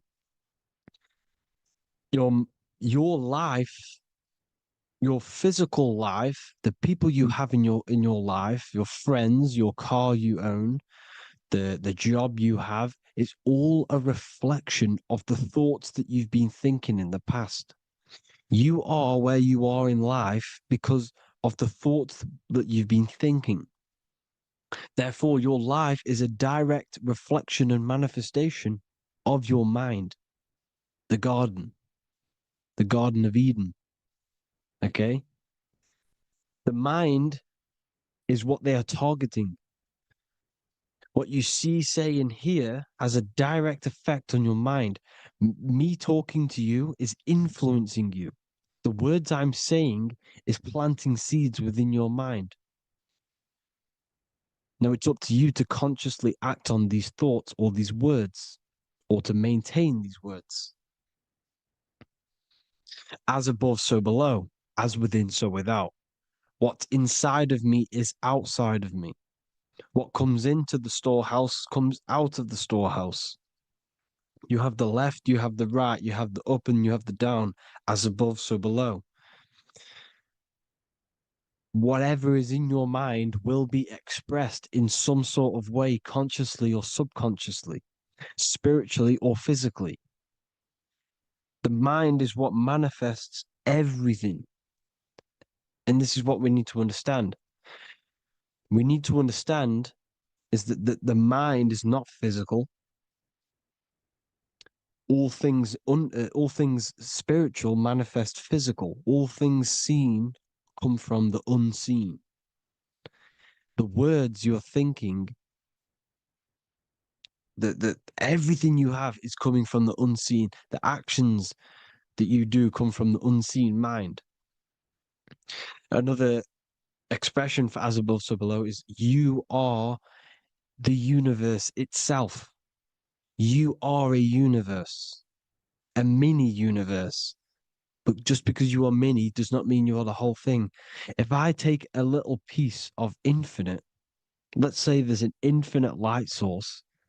Let's say I take a little chunk of that infinite light source. That little chunk I took is still infinite because it's been taken from infinite. You are the universe. Your awareness, your mind is the universe. It's information. You are the universe experiencing itself. This is why we say we are all God. As above, so below. What is in me is outside of me. The sun, the physical manifestation of the sun, is your soul. The 12 constellations are manifested in the physical body. The 5 elements are manifested in the physical body. They're manifested in the 5 fingers you have. As above, so below. This is manifested, well, this is a symbolized in Freemasonry and secret societies as the 2 pillars. The mirroring reflection, the reflection of reality, the mirror, as above, so below. What happens in the mind, what happens in the astral, happens in the physical. This is Aleister Crowley. This is all symbolism. This is the 2 pillars with the all-seeing eye and the triangle at the top. Aleister Crowley was a master magician, very powerful dark magician, black magician. There's 2 types of magic. You have white and black, just like the checkered board, the Masonic checkered board. You have white and black. You have good and evil. White magic is influencing natural forces to gain something that will help the collective consciousness, help the collective, help the earth, help other people. Black magic is something you manipulate something so you can get something personal out of it. Doesn't matter if it's good or bad. It's still considered as black magic because you're being selfish. Everything you do should be contributing towards the collective consciousness and helping others. And this is why the ancients lived in a system where everything was in unity. We understood that I am you and you are me. What I do to you, What I do to you happens to me because I am you and you are me. We are the same mind substance on the inside. We're all the same mind substance being expressed in different bodies. So what I do to your mind will have a ripple effect on my mind because all of our minds are connected within the mental plane. So this is why they know all this knowledge. To know all this knowledge. So yeah, this is the mirroring effect of reality, the two pillars, or symbolizes the number 11. The number 11. We'll go deeper into that. The technology we're using is magic. It's a form of magic. Television is tell a vision. They're telling a vision into your subconscious mind, into your memory. And when you turn on the television, you get a program because they're telling a vision to create a program within your subconscious mind. You see, the conscious mind is only 10% of your mind, which is to do with your, what you're aware of, your five senses. What are you consciously aware of? Well, I'm aware I'm here, I'm talking. I'm aware of what I'm wearing, the five senses, what I can hear, taste, smell, hear. What I'm wearing, I'm aware of what I think of. But the subconscious mind is the 90% of your mind. It's the hidden part of the mind, which is telling your heart to beat, telling your body to breathe. It's storing all of your emotions. It's storing everything you see, storing all the belief systems that you have. It has everything. It stores all of the habits you have, the values. It stores everyone's name that you know. All the words that I'm speaking right now is all coming out of the subconscious. Everything is subconscious, and it literally manipulates 90% of your daily basis behavior. Most people don't know this. What you did yesterday is what you will do today because of these beliefs and mental programs within the subconscious, stored within the subconscious. So the subconscious is what they're aiming at. They're trying to create programs within the subconscious because the subconscious manifests 90% of your thought patterns, 90% of your actions and words. They know all this stuff. So the subconscious mind is the most powerful part of the mind. Another way the subconscious manifests and influences your life is, let's say you were in a car crash years and years ago, 10 years ago. Let's say you're in this car crash, right? And you really hurt yourself. The emotion you felt in that time when you were injured in that car crash had a great impression on your subconscious mind. You see, the stronger you feel something emotionally, the stronger impact it has on the subconscious. You can remember and recall that moment and very vividly because of the impact it had on the subconscious.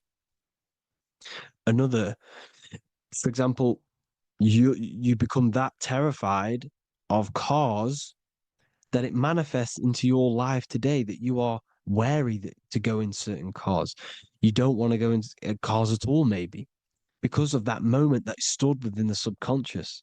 And it will manifest into anxiety. It will manifest into not going into cars. It will manifest into depression, maybe.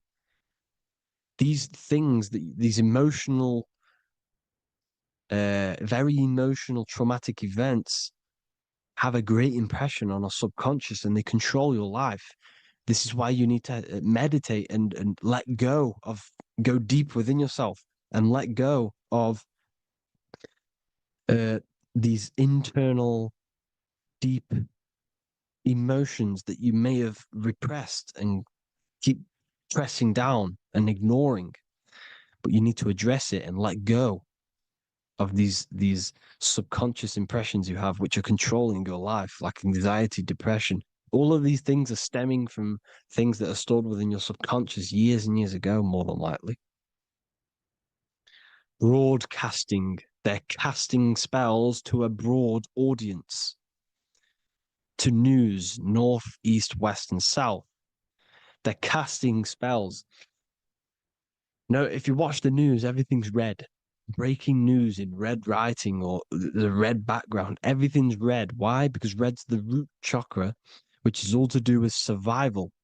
They want to stimulate this root chakra because they want you down there in survival mode. They want you in survival mode because you're easier to control. They control out of fear.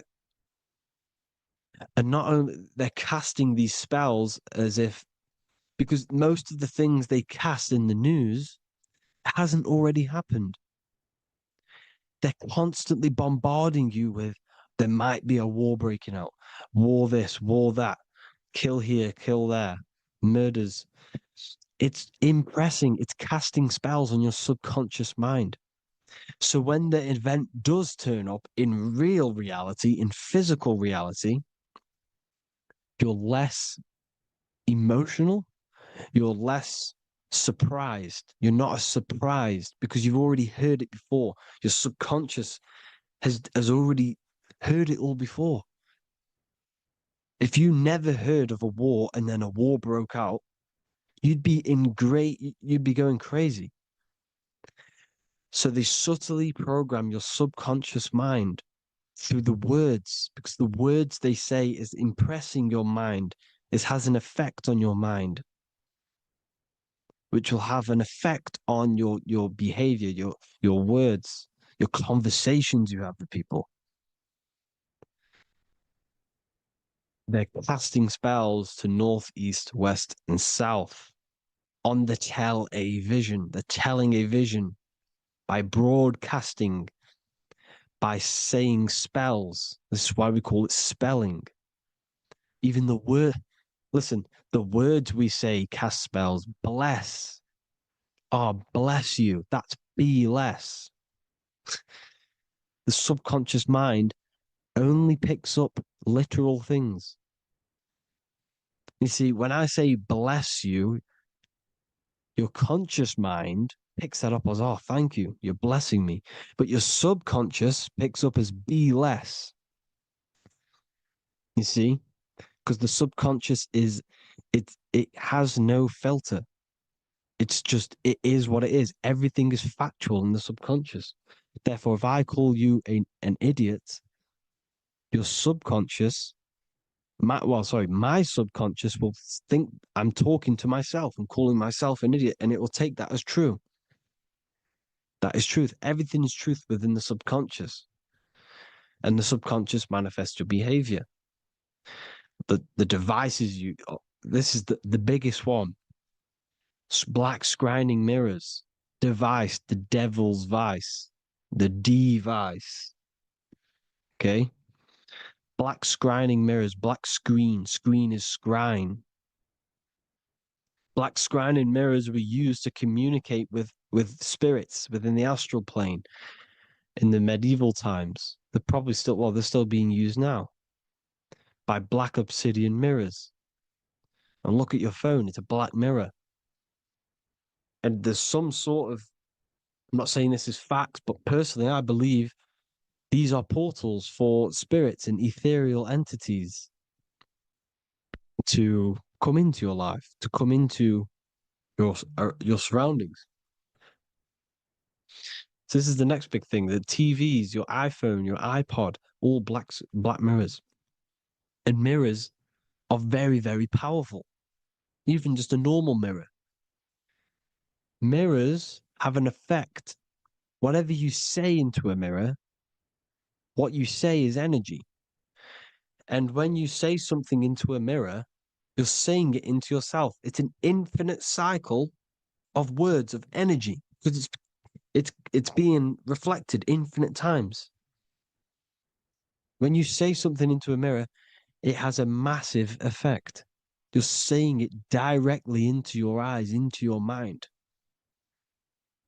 So what you say in a mirror should be said with precaution. Never say anything negative into a mirror, because mirrors are very, very powerful ways for you to reprogram your subconscious mind for the good. You can say very positive things into mirrors and it will reprogram your subconscious mind. Okay? Manifesting is all magic. It's all magic. Everything is magic. But consciously doing it is what they're doing. They hid this knowledge. Your phone is magic. It manipulates your mind. The iPhone, I. Okay. See, magic isn't all of this with wands. See, Harry Potter, okay, that was created to give you this perception of a mystical and amazing form of magic with magic wands and all sorts of stuff like that. Yes, that stuff was true when the collective conscious minds were on a higher level and our belief systems believed in these things, because the universal mind, all of our minds contribute to reality. If the masses don't believe in magic, in if the masses don't believe in a certain thing, it's going to have an effect on physical reality. So when the collective minds are higher and have more open minds, things like Harry Potter can come true. See, it's all in the mind. The iPhone, the I is the symbol for the mind, the invisible intelligence. The triangle is the ethereal plane. Okay. So the eye in the triangle is the eye that sees into the beyond the ethereal planes. The square is the physical plane. So the iPhone, your phone is a black box, just like the Saturn black cube. It's a black mirror. It's taking photos of you every 2 seconds. And it's a it's a it's your mind.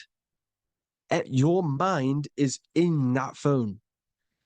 Everything you like, everything you text, everything you type in Google, everything you say to someone, every conversation is all recorded on the phone. Therefore, it is a direct reflection of your mind.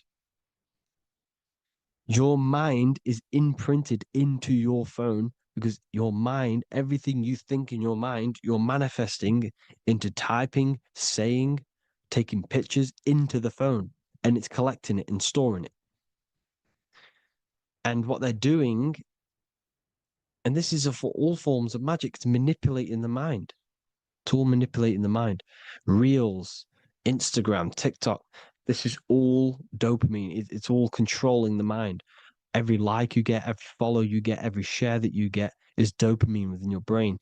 They're literally targeting your brain and mind. It's all manipulating, because what they're pushing through the phones, through the media, through the news, through the televisions is visions and programs. You are the one manifesting the new world order. They're not manifesting the new world order. They're giving you the information so you can manifest the new world order. Everything they say is contributing to your mind.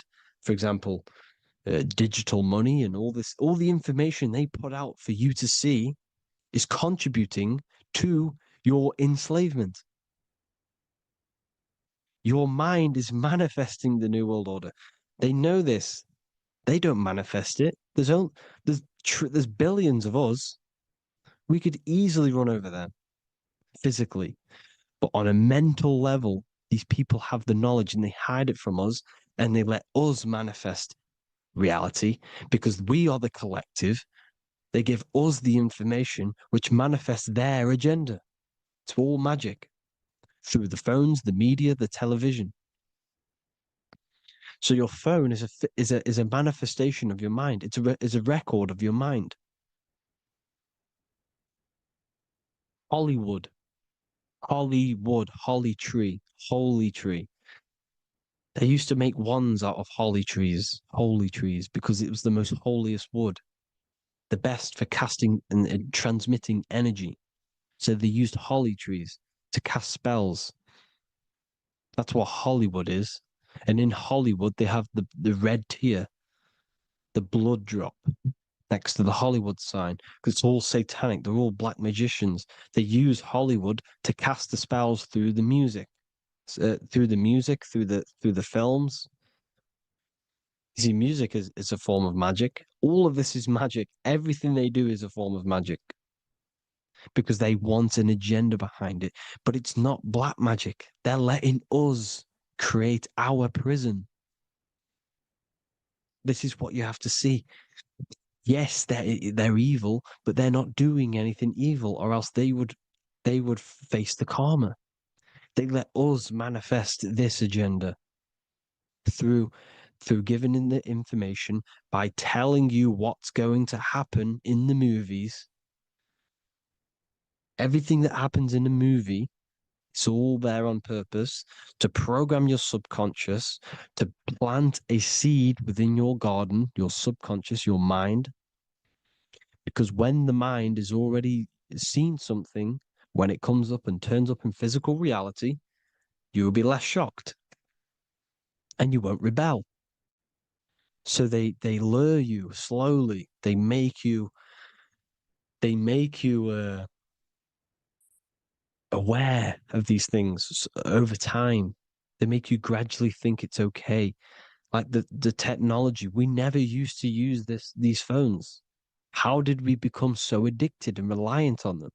Well, because first they gave you a little flick phone. Well, no, sorry, they gave you a phone in your house, and then once you got used to that, they say, "Oh, here's the newest version of a little flick phone." You started texting your friends. Everyone was loving it in high school. They could now meet up without saying, "Let's meet on the weekend at this point at this time," like your parents probably did, or maybe some of you watching this, you probably had to tell your friend to meet on the weekend at a certain time because you had no way of communicating. So everyone got these phones and got addicted to them. Then they slowly got addicted to the new iPod with the touch screen. Now they invented touchscreen. Then everyone got addicted to touch screens. Then because all of this is producing dopamine in the brain, which creates you to become mentally addicted to things and physically addicted, chemically addicted. Because dopamine's a chemical. Your subconscious becomes a program within your subconscious, and your body becomes chemically addicted to these phones. And these phones are the enslavement of humanity, technology. Without this, we wouldn't be in this mess without technology.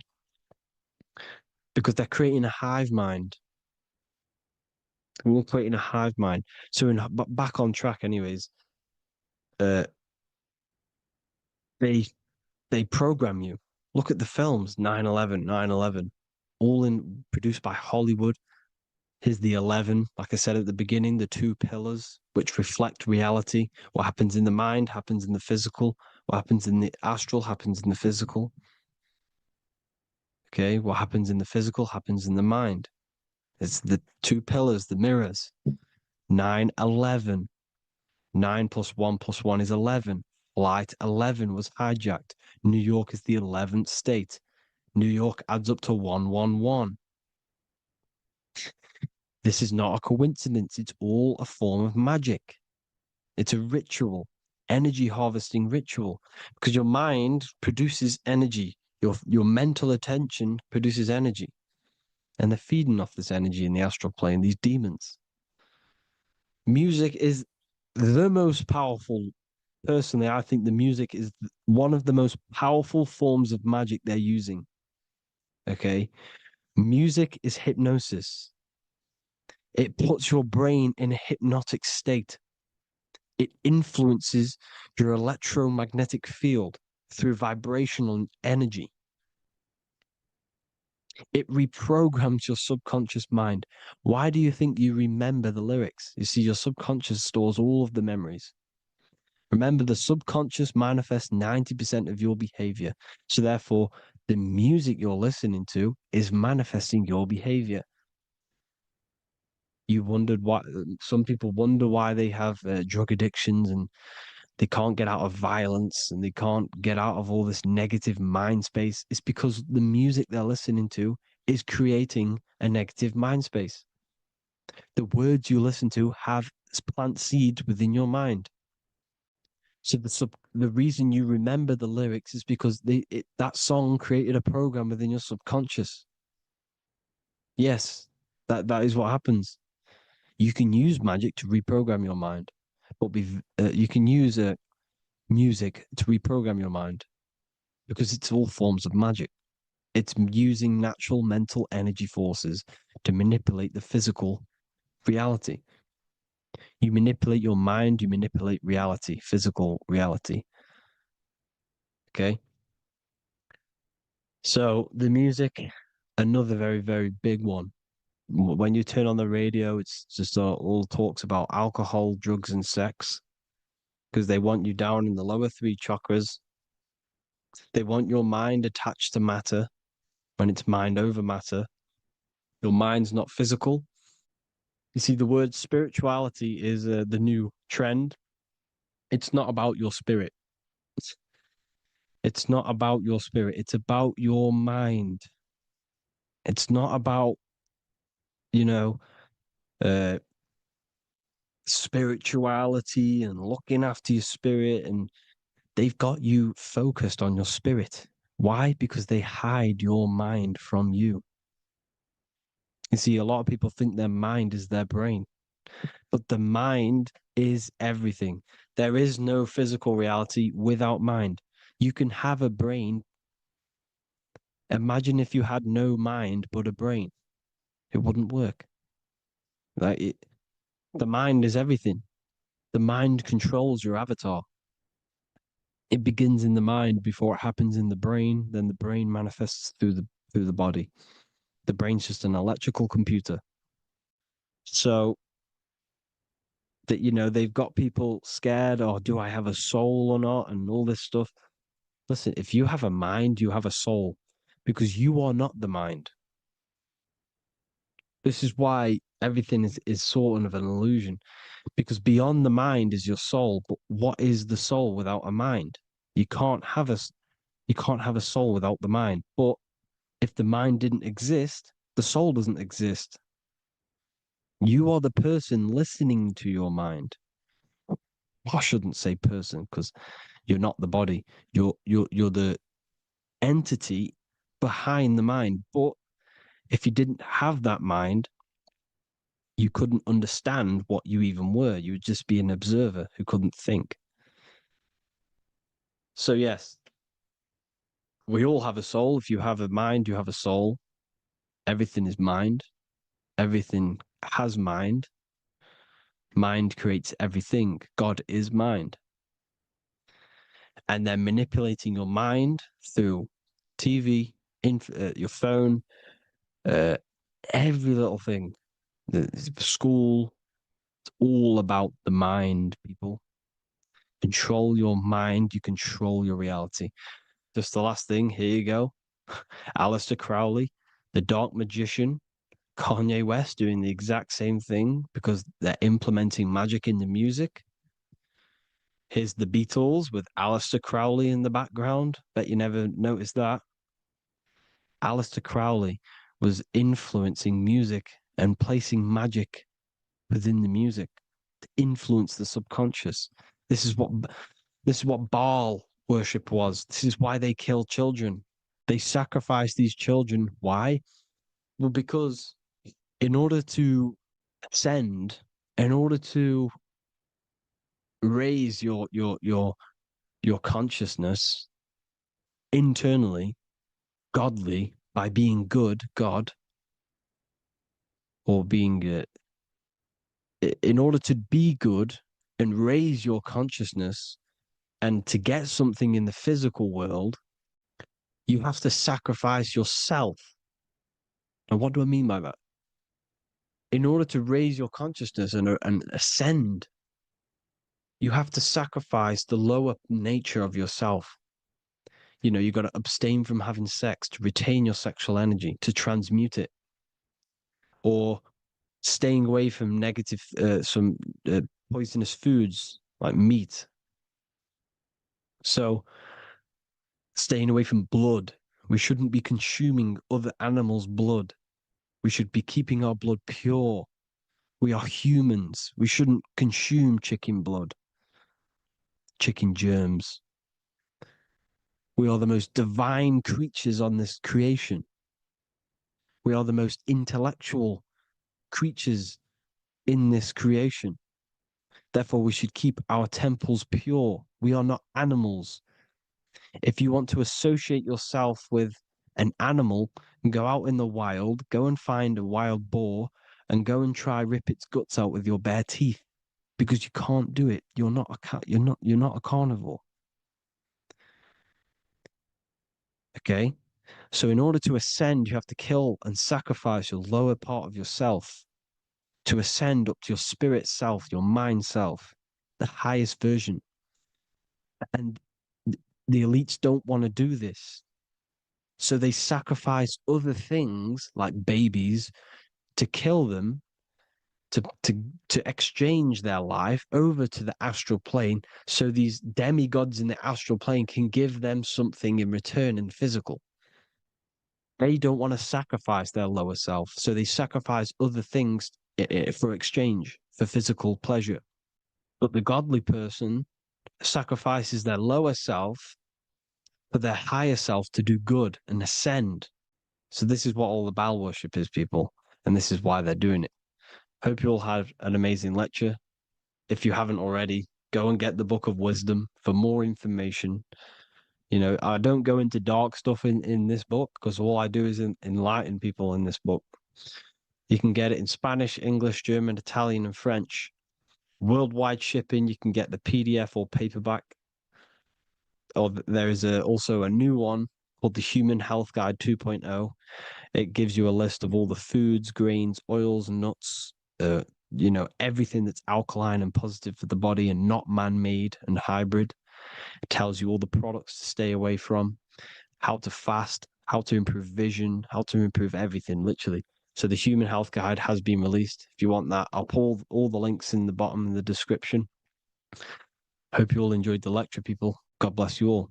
Welcome to another lecture from Harry B. Joseph, also known as Revival of Wisdom, the author of the Book of Wisdom series from revivalofwisdom.com. In this lecture, you will learn how to decode Freemasonic symbolism, gain a deeper understanding of yourself, expand your awareness of consciousness and reality, and receive guidance to navigate life with greater clarity. So today we're going to be breaking down this particular piece of artwork, this Freemasonic artwork, and how this relates to you and reaching a higher consciousness. Because ultimately, this is what it's about, okay? Freemasonry is considered a craft, and this craft is crafting a better brain and heart, crafting a higher consciousness, crafting a better self. Why? So we can operate in the world at a higher degree, operate in the world more efficiently, live a better experience in the world, and getting to know thyself. Okay? So we're going to start from bottom to top, because this is important. Every placement of this symbolism is on purpose, has meaning, especially the placements of the symbols. Okay? So we're going to start from the very bottom of the artwork, which represents lower down. When we're looking at symbolism, especially occult symbolism, that's what the word occult means. The word occult means hidden, hidden from the eyes. It has its roots in the word oculus. I'm pretty sure that's Latin, which means eye. So the word occult comes from oculus, which means eye. And the word occult means hidden, from the eye, the unseen, studying the unseen aspects of self. We're studying the brain, we're studying consciousness, we're studying the body, the heart, we're studying the self, the hidden aspects of the human psyche and the hidden aspects of self. Okay? Because ultimately, this is what gives you power in the world. depending on how you use that power, whether for good or bad, depending on the consciousness wielding that power. This is why we say knowledge is power. But I would actually say knowledge of self is power. Because when you know how you function, you gain power. You gain personal power. You gain mastery. Ultimately, this is what Masonry is about. Self-mastery. Crafting a higher consciousness. So at the very bottom of this artwork, we have a checkered board with a coffin. The coffin is the beginning of the artwork, the very base. This is the foundation of consciousness. The coffin symbolizes unconsciousness, the state that myself was in, maybe yourself, before we woke up and before we came conscious of our spirit, before we came conscious of ourselves. That ignorant state of acting without purpose, acting unconsciously, experiencing the world and not actively living in the world, simply reacting to external circumstances. This is an unconscious state where one is ignorant. 80% of the world is in this unconscious state. And this is symbolized as the darkness, the tomb. Look at how the tomb is fully blacked out, representing dull, no emotion, it's dark. This represents the darkness of self. The spirit is buried. The spirit is in the tomb. They're not even aware that they possess consciousness. They think they're the material body flying on a ball millions of miles per hour through space, and the sun is, they think they're a monkey evoluted. They've never questioned themselves. They stay in ignorance. They're in the spiritual darkness, okay? And they're furthest away from the light. Look at the top. This is the light sources. They're in the darkness, okay? They're in spiritual darkness. They're in ignorance. And they're in division. Their mind has no power. Their thoughts contradict themselves. They say they're going to do something, but then their mind tells them, oh, I'm going to fail. Or I want to do this, but my mind says this, and I believe this about myself. They want to, I don't know, they want to write a book, but their actions are scrolling on TikTok, and their emotions about, feeling about their past person in their life. That's division between the self. That's divided consciousness. They also have a divided brain hemisphere. They do not see reality through a true lens, because the brain acts as like a lens on how we perceive things. And if the brain hemispheres are not aligned, then we cannot see reality the way it actually is and truly presents itself, neutral. If we're left hemisphere dominated, we see everything as divided. Nothing's interconnected, nothing's a whole. But if they're, right hemisphere dominated, they see everything as a whole. We need to look in the middle of that, okay? So we'll go into that a bit later.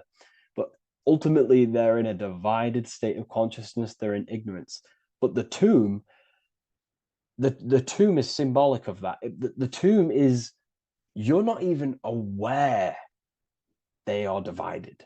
They think everything's right in that state. I was like that. My family is like that. They're not even aware of themselves, and you try and say something to them, and they don't even know they're in division. They don't even recognize that they're in a bad, low, earth base consciousness. Okay? So when we get out of the tomb, which is representing by a spiritual awakening, we get out of the tomb, we realize, wow, I possess consciousness. I've woken up. You're waking up to the things in the world, and you wake up and start to see the world for what it truly is. When you become aware and you rise out the tomb, you're born again, you start to actually start looking within. You start to become conscious of your thoughts. You start to become conscious of your actions. You start to become conscious of the evil in the world. You start to become conscious of the things. You rise out the tomb. You start to become conscious of your intuition. You then step on the checkered board. The checkered board is now you realizing you're in a divided state. Okay, so you're now putting down the ego. Because remember, when you're in the tomb, the ego is fully in domination over consciousness, over your consciousness. It doesn't allow you to say that you are wrong. It doesn't allow you to think that there's evil in the world. It doesn't allow you to believe you have a spirit. It doesn't allow you to see that there is maniacs running the world and trying to control you. The ego is so stuck. But when we start to realize this is part of our awakening, we start to realize that the ego is trying to keep us safe at all times and keep us locked in that state of thinking and believing that we were in before. It's always seeking safety. Okay. So when we come out the tomb, we start to put down the ego and start to, how do I say this? We start to acknowledge that we were wrong about the world. And that is a lot about awakening. You have to acknowledge that you do not know everything. There are people with such higher knowledge. Okay. So when we come out the tomb, we put down the ego. We start to actually say, I was wrong about the world. I was a victim of mind control. I was in ignorance. I was in darkness. Spiritual dark. I'm divided. My thoughts, emotions, and actions are not aligned. My intuition and my action are not aligned. I'm not taking action on what I know is good. I'm taking actions against what I know is good. That's a sin. That's a sin against the spirit. Okay. So when you acknowledge this, you acknowledge you're in division, you then take the first 3 steps, which is the Freemasonic Blue Lodge degrees. These 3 steps. Okay. Ultimately, this checkerboard represents illusions as well. You're in an illusion. Okay, this is why we see it heavily used in the music industry. It represents base consciousness, base level awareness, 5 sense thinking. It represents you versus me thinking, walking down the street and thinking everyone's trying to hurt you, and it's always you versus me, judging people in your own mind. That's low thinking, lower thought. And not to notice squares. Squares are an unnatural state. They're an unnatural shape. We do not see squares or 90-degree angles in nature. It's the lower mind. So it represents base consciousness, base level awareness, only aware of the physical body, only aware of the 5 senses, never looked within. That is the base. And this is the foundation we have to rise up to the light from, up to higher consciousness. So this gives us a strong foundation when we realize this about ourselves, that we were in division. Our thoughts, emotions, actions were not aligned. Our brain hemisphere was not aligned. I'm not thinking with love in the heart. Okay.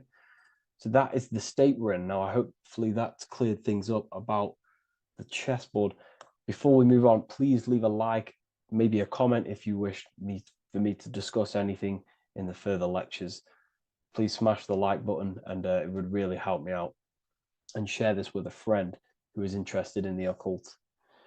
Okay, so the steps are the first steps of the Freemasonic degree, the 3 Blue Lodge degrees. Now, this can be represented as the number 3, a very powerful number, a very symbolic number. Number 3 is the 3 expressions of consciousness. How do we express consciousness? How does consciousness express itself? Well, there are 3 ways. We think, consciousness thinks, consciousness feels, and consciousness acts. They are the 3 expressions that we express our awareness and consciousness.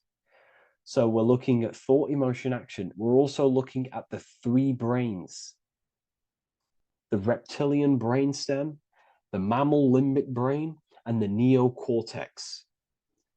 The reptilian brain governs basic functions of the human body: breathing, surviving, scanning the environment for threats, automatic responses, eating, scanning for food, base consciousness. That's the reptilian brain. That's what most people operate their lives in, including myself before I woke up. I'm not trying to sound big-headed, but this is the truth. Ignore my tone of voice, ignore my voice, focus on the words I'm saying. If you're judging, that means you have divided thinking. It's always you versus me. So we need to get out of that thinking of you versus me all the time. That's lower consciousness. That's animal thinking. That's earth thinking. We're unified. We need to reach a higher consciousness and do not waste our mind's potential on low-level earth divided thinking. Okay? So we're looking at the reptilian brain, the mammal brain, and the neocortex. Now, the neocortex is ultimately what makes us human. It allows consciousness to operate on a higher degree, okay? This is what makes you human, the neocortex. The neocortex. The reptilian brain, like I just said, governs natural survival instincts and the respiratory system, things along them lines of basic awareness, basic functions to operate and survive in the world, in the physical plane. And the neocortex is what allows us to critically think. Okay, it's what allows us to be human, be aware of ourselves. Okay, not. I don't think animals have neocortexes. Don't quote on me on that, but this is the part of the brain that makes us human, and it allows us to think deeply, to create masterpieces like we can. Humans have massive potential in creation. Look at the world we live in. This is because of the neocortex. It allows us to critically think and self-reflect. Now, when we start to operate from higher thought, we start to think with higher thoughts, the higher parts of the mental dimension, we ultimately start using this brain more. We start functioning from the higher brain. Now, this is why Neo from the Matrix is called Neo, because he uses he was in the reptilian brain. If you watch the film The Matrix, if you notice, he gets plugged out of the Matrix and he's plugged in on the back of his neck into the brainstem. And when he's plugged out, his name's Neo, which is neocortex, using the higher brain. It's what awakens the self. It allows consciousness to function on a higher degree compared to animals. Okay, so we're looking at thought, emotion, action. We're becoming conscious of thought, emotion, action. Becoming conscious, what am I thinking, what am I feeling, and what am I acting in the world? And what can I do to master these, to operate more efficiently in the world? How can I use these towards higher consciousness and use these actions, these thoughts, emotions, actions to reach a higher state of awareness of self? So when you go through the first 3 degrees, you enter the doorway. Now, this is symbolic of a doorway. Now, looking at this with a right hemisphere dominated view, you would see a doorway, right? The right hemisphere sees this as a holistic doorway, right? You see a door, you're gonna, you enter the stairs, you go through the door, right? But at the left hemisphere is now going to dissect and analyze each individual little part of this, right? So the right hemisphere sees the trees, the left hemisphere sees the woods. So to dissect this down on a right hemisphere, going back to the right hemisphere, we're entering the door. The door is symbolic of entering the unknown. You're entering a higher consciousness. You're entering the door. You're going beyond. See, this is the earth here in the background. This is the darkness. The darkness represents the abyss, the unknown. You're entering in the self. Okay? This door represents entering in the self, questioning internally. Most of us think externally. We have to, obviously, to operate in the world, but we never give time to think and question and reflect internally. What do I mean? Closing the eyes and questioning the self. Who am I? Where am I from? What's the voice in my head? If the voice in my head stopped using the language that I speak, what is it then? It's about going within, into the darkness, what you cannot see, and finding the light. Okay? It's about entering within the self. This is a doorway to higher knowledge, higher consciousness, higher self, and really digging deep for what you truly are beyond your human form. Okay? So we have, most importantly, I'm not going to go over every single one of these symbols here. I'm going to go over this on a basic, well, not a basic level, a very detailed level, but it's not going to go over every single symbol. We have a left pillar and a right pillar. The left pillar has the sun next to it. The sun is more electrical energy. It's very dominant. It's a very powerful masculine force. This represents the masculine quality of consciousness. The masculine qualities. We have many masculine qualities, such as actions, physical actions with the body. We have thinking. Thinking is a very masculine force. We have the left brain, analyzing brain, the brain that's very logical, that's trying to figure things out. That's the masculine pillar. Okay? So this is the masculine qualities of consciousness. It also represents what we can see, the sun. The sun allows us to see, to visually see in the world. So the sun represents the external world, the world outside the self. When we close our eyes, we have a self, an internal dialogue, an inner voice. We have an inner world, outer world.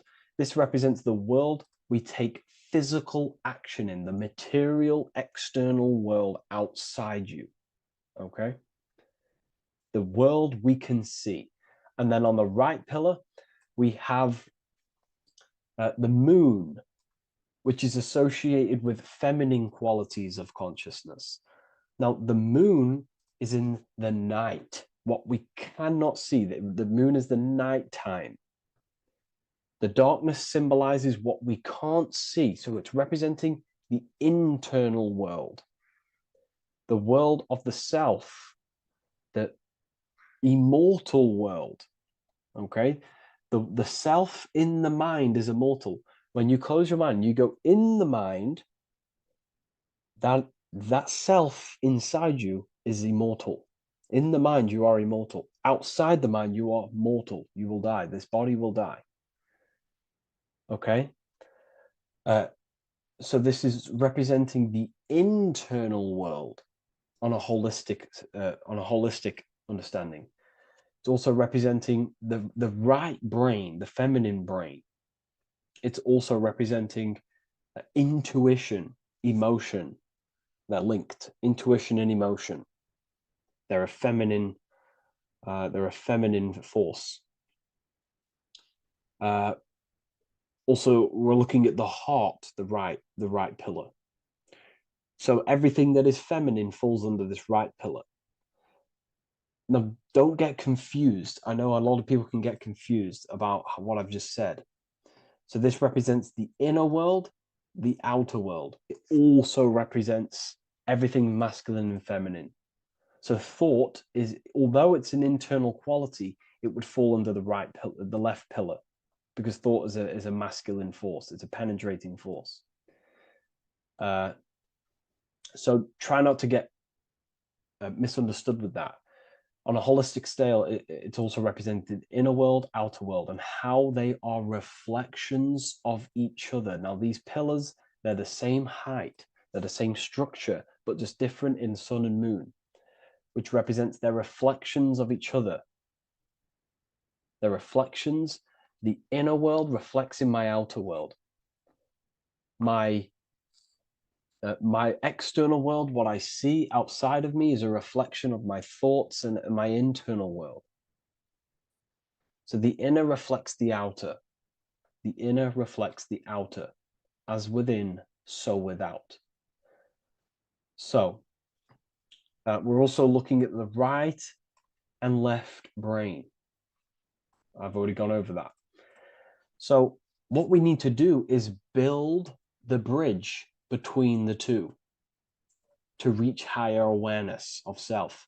Because ultimately, remember, we're still divided.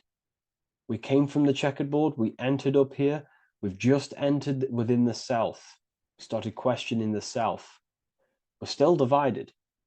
We need to build the bridge. And this is what they're crafting in Freemasonry. The bridge, the arc, the agreement, the great work. This is the crafting of aligning the left and right brain. We're also aligning intuition, feminine, with the actions. Because ultimately, the higher self is always guiding us.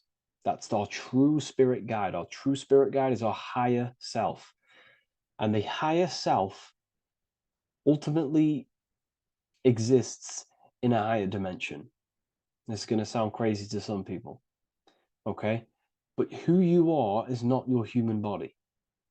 And your higher self does not communicate through the language of the human material world. It doesn't communicate through English, doesn't communicate through thoughts. It communicates through intuition and communicates through dreams and symbolism. So it's all associated with the right pillar. This is the things we can't see. The higher self is always guiding us to awakening and to our purpose on the earth. Okay, so this left pillar also can symbolize what we're born into the world with, our circumstances, our external world. What are we born into? You know, our family, our current financial situation, where you're located in the world. So it's also symbolizing this. It's also symbolizing the qualities you bring here, the natural abilities you have when you're born, and what we need to do with our environment to ultimately reach a higher consciousness and reach our and transmute our environment we're born into to realize who we were and why we came here. Okay, so we need to build the bridge between intuition and action, and always take action on what we know and feeling is right at all times. That's unity consciousness. And when we do this, we gain the light. We gain more light, symbolic of more information of the self. Because the higher self is always guiding. It's always watching over. And it's always trying to give us knowledge of awakening, of why we came here. And when we take action on what we know and feel is right at all times, it's like a domino effect and a stepping stone that pushes you closer and closer towards your life purpose. Okay? We're also aligning the right and left brain to perceive the world in truth, to see the world in its true form, to see the world in what it actually is, instead of any distorted left or right hemisphere dominated beliefs or thoughts. We ultimately do that by acknowledging that, yes, you have a self, you have, you know, the left brain is more ego, this like divided thinking, everything's separate, and the right hemisphere is more holistic. So we need to see the world in the middle of this, in the middle, acknowledging the self and acknowledging the collective consciousness, and how my thoughts, emotions, actions contributing towards myself and the collective. We always need to keep the collective in mind. Why? Because we are experiencing this world together. It's not just you. And your actions also have a ripple effect on the collective. We're experiencing the world as a whole as well. Yes, there's yourself and there's the collective. We need to think, feel, and act towards the collective and the self. So aligning our brain hemispheres allows us to do this. It allows us to think holistically and individually and see reality in this. And when we do align the left and right brain, what do? We gain higher insight, the eye. We build the bridge between the left and right pillars. We gain the eye. The eye is what? Insight. The eye requires light to perceive and see the material world. So this is symbolic. This is the inner eye, the inner self, consciousness. And when consciousness has light, which is symbolic of truth, knowledge, light is a massive symbol in Freemasonry. And light represents knowledge of self, information. And when we gain information and knowledge of self, when we align our left and right hemispheres, our actions take action on our intuition, we gain higher light, higher knowledge of self, ultimately. And this is why we also have the square and the compass. Okay? We have a square and compass here. The square and the bottom, base consciousness, also representing masculine qualities. This is the masculine qualities because squares are masculine. And the compass creates circles. So we have the circle on top of a square. Circles are divine. This is oneness. The circle is one line. The square is 4 lines. It's divided. So we need oneness over division. We need to unify the masculine and feminine qualities. Masculine and feminine qualities, okay? This is in the middle because the compass would fall on the right pillar and the square would fall on the left pillar. And it's unifying. It's representing unification of these 2 pillars of masculine and feminine qualities of self to ultimately rise towards this light, out of the darkness and into the light. Okay? Let's go back. The G. This is very important. This is one of the most important teachings I could possibly give you about the G. The G is the generative principle, is what generates things. And the force within you that generates things is care and the heart energy. The heart ultimately expresses our actions. We think, if we care, we act. Everything in your external world is in front of you because your heart cares. You care about the video and gaining knowledge. You're now here watching this video. That's the care energy expressing actions. So in order for us to truly get out of this divided consciousness, we have to go through the G. We have to go from base consciousness, the square, divided, we go through the G because we have to care. And if we care, we'll reach the higher mind and gain higher self-knowledge and master the self. You cannot do this if you do not care. And if you do care, you will take action towards it. If you're watching this and you don't actually truly deeply care, you won't take the action. You'll just gain the knowledge, which is ultimately useless. You have to take action on this knowledge. And if you do not, there's no point watching the video. It's difficult. It's difficult. It's not easy. And things, throw us off our path sometimes. I understand. I'm not saying I'm perfect, but we ultimately have to give care towards reaching higher knowledge. Seek and you shall find. If you have the care about reaching higher knowledge of self, you will seek it and you will take actions towards it. Okay.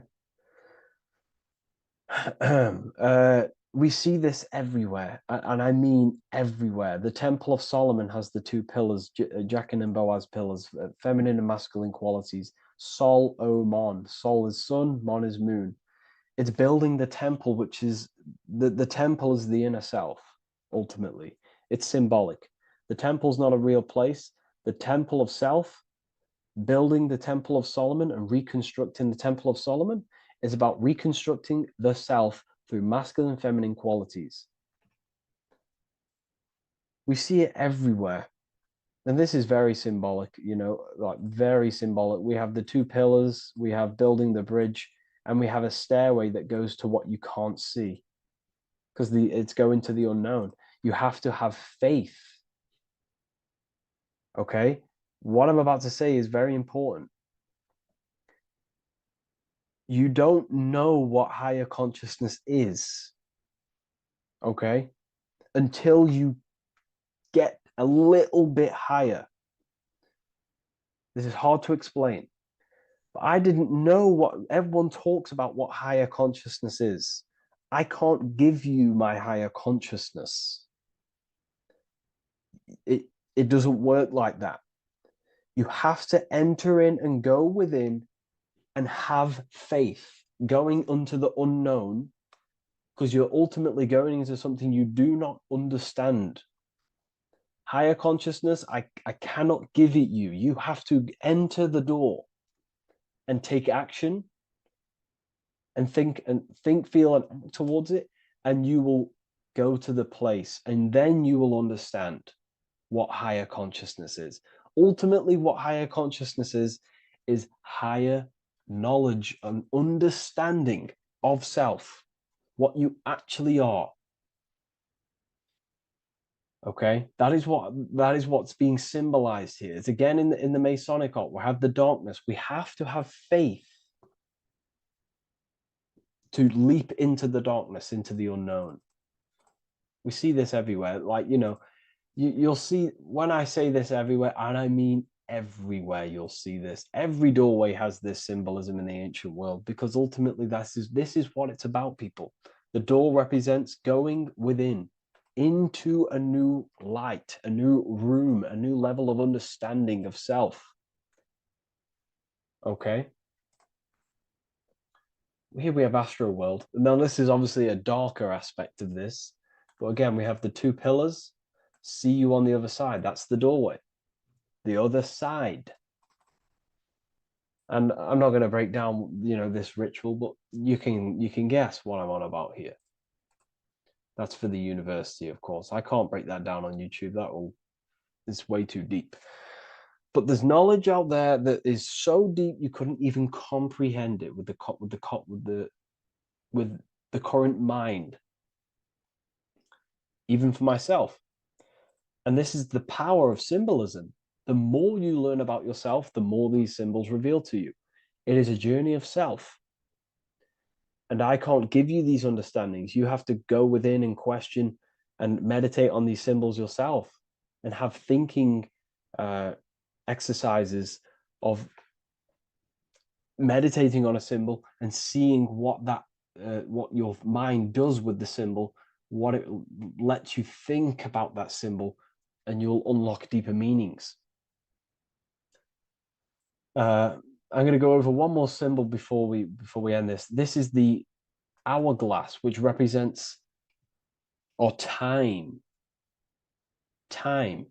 a very overlooked thing in today's world. We do not have unlimited time in this body. You have limited time. You will die. You will die. You have limited time in the external world. This is why it's on the left pillar, located on the left side, the external world. You are limited. The scythe represents you will be harvested. Your body will die. It'll be harvested. You will die, and you need to fulfill your mission here. You came with a purpose. You have to find that purpose by going within the self and questioning and taking action on what you know and feel is right. Unity consciousness, aligning thought, emotion, action. So if you wish to learn deeper insights gain exclusive lectures, astral projection, self-mastery. I've just started a new section on mind control methods and how people are using this in society and becoming conscious of it. I've now opened 5 spots at a limited special price for Ethereal University. Use the code MIND, all capital letters, MIND, all capital letters at the checkout. And there's only 5 of these codes. Whoever uses them gets them. It's ultimately going to give you 20% off the university for as long as you're subscribed to the university. We go so much deeper in the university. Remember, social media is just the tip of the iceberg. Tip of the iceberg information. There are certain things I can't talk about, but I'll see you inside, and I hope you enjoyed this video. Please leave a like, comment, and a subscribe.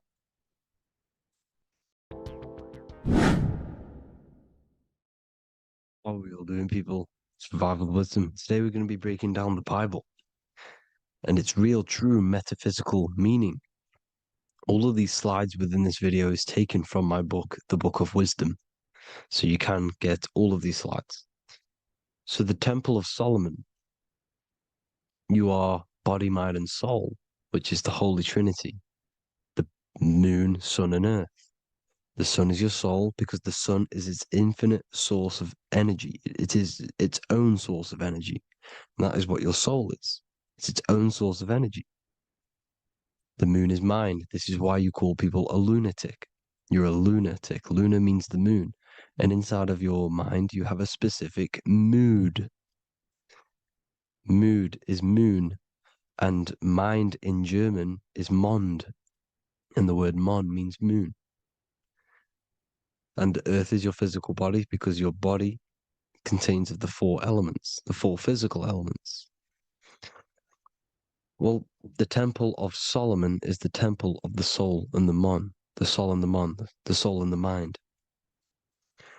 And it's the temple of the Holy Spirit in the Bible. Everything leads back to one singular point in the center of the brain. The brain is not the mind. It's mind over matter. Okay? The brain is the physical manifestation of the mind. The brain is the electrical computer which decodes the light waves given to it by the mind. This is why everything in the body leads back to one singular point. And we'll go over this in a minute. But this is controlling the physical body. This is the within. If you rearrange within, it spells high twin because within you is your twin, your true self. And it's just an entity in the center of the mind. And if you shut your eyes, you can feel it. Your awareness is in the center of the brain. So there's just an empty chamber in the center of the 2 cherubs, the 2 brains. They are 2 separate brains. They're 2 hemispheres. And the empty chamber, when scientists chop it up and see it's just an empty chamber, well, because you can't see in that plane of reality. You cannot see the mind. You cannot see thoughts. It is invisible to the human eyes, to the visible light spectrum, to the 2 eyes. The reason why we call it the 3rd eye in the center of the brain, it's not the 3rd eye, it's your true self. It's the mind and soul. It's an eye because it does see. It's the all-seeing eye that you always see here. There's some Masonic artwork showing the 2 pillars, the 2 cherubs, the 2 hemispheres of the brain, and the inner eye. This is the eye that sees all things. What do I mean by seeing all things? Not physically. It sees the mind. It's what, because your soul is watching the mind. You can observe the mind. You are not the mind. And if you meditate deeply enough, you can go beyond the mind. It's the all-seeing eye. It sees the mind. It sees what emotions you're feeling. It sees what you're thinking. It sees what you're seeing with the 2 eyes. It's the all-seeing eye. It sees all things. It's omnipresent. It's everywhere. Because the mind can be anywhere. The mind can switch itself into any place it wants. There is no limitations with the mind. So there is two hemispheres in the brain, and in the Bible there is a quote saying the most holy place between the two cherubs. The two cherubs is the two hemispheres of the brain, and the most holy place is between them, which is what the Masonic artwork is showing. This is the all-seeing eye, the soul and the mind in the center of the brain. And you will not see this with the two eyes. So when scientists come to seeing the empty chamber in the center of the brain, they wonder because they do not understand the occult side of the world. They do not understand the layers of reality. How the two eyes, everything physical comes from the unseen. Everything seen comes from the unseen. Now, the two hemispheres of the brain play a major role in our lives. The right hemisphere is the artist. The left hemisphere is the scientist. The right hemisphere controls the left side of the body. The left hemisphere controls the right side. So there's a crossover. Now, the right hemisphere is to do with your feminine energy, creativity, unification, metaphors, visualization, intuition. The left hemisphere is to do with sequencing, facts, materialistic details, language, and logic. So they keep us normally trapped within the male aspect of our mind, which is the left hemisphere. You know, if you listen to Spotify, Apple Music, and radio, they're all tuned to 440 hertz, which shuts down the right side of the brain, makes you left brain dominant. And we learn, well, 90% of people learn to write with their right hand. They're taught to learn with their right hand, which is to do with the left brain. You see, so we are being trapped within this left side of the brain, which is all to do with logic, thinking logical, not creative. You know, very analytic.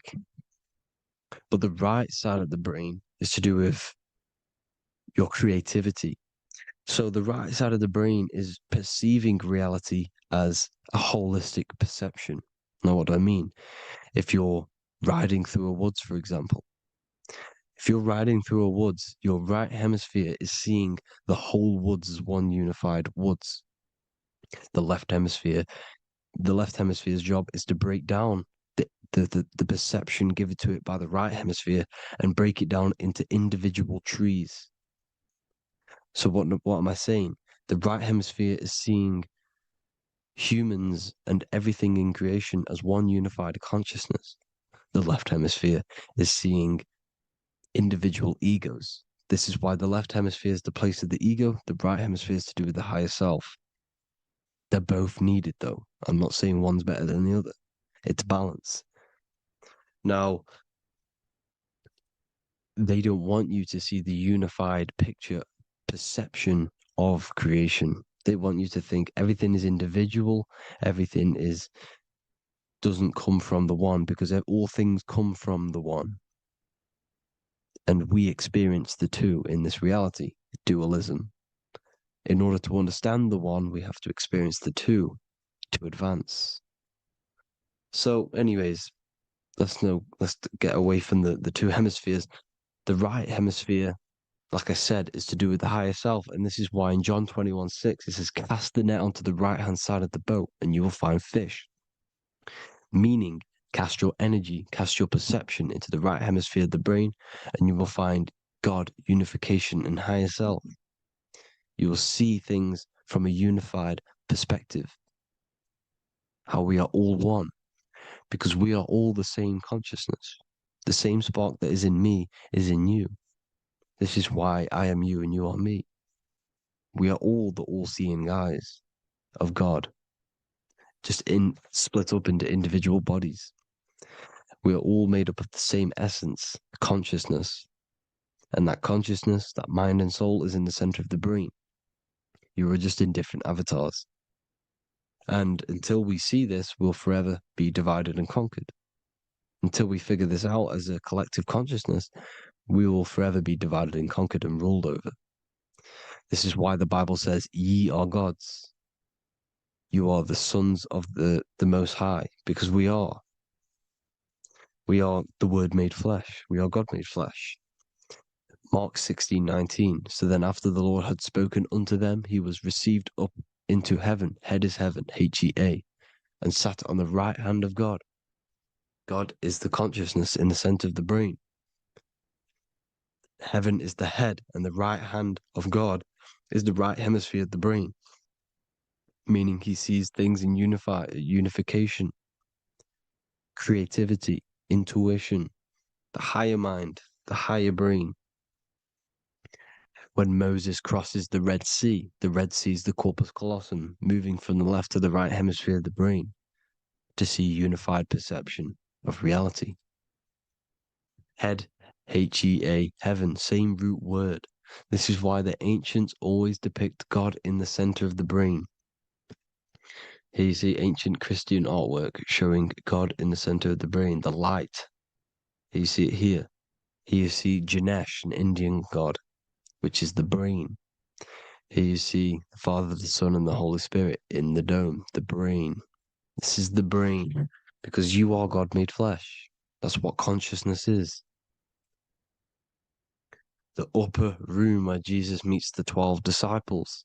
It's the upper brain on the upper room. The upper room is the chamber, the empty chamber in the center of the brain. That's the room.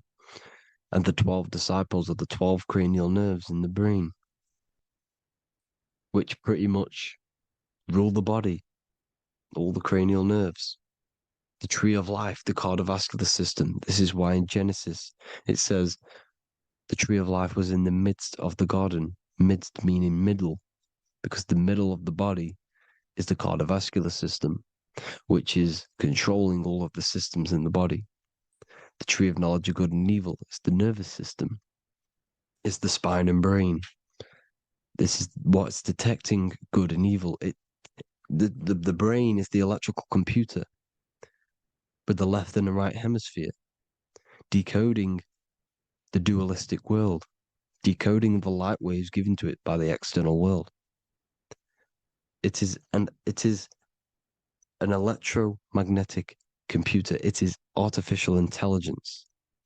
It is very intelligent, the brain and the nervous system, the human body as a whole. But the tree of knowledge of good and evil is the nervous system, because it is the tree that detects good and evil, makes you learn good and evil in this dualistic reality. Here you see Adam and Eve around the tree of knowledge of good and evil. Adam and Eve, male and female energies, with the serpent in the tree and the tree of knowledge of good and evil. Well, this is the spine, the brain, and the serpent is the kundalini of the spine. The serpent is the S. That's why S, serpent, S, the letter S is the serpent. Sex and serpents make an S noise. You know, the Bible cursed the serpent. So we don't figure out the true religion. The true religion is raising the kundalini and becoming God-man and reaching our higher states, our true God self.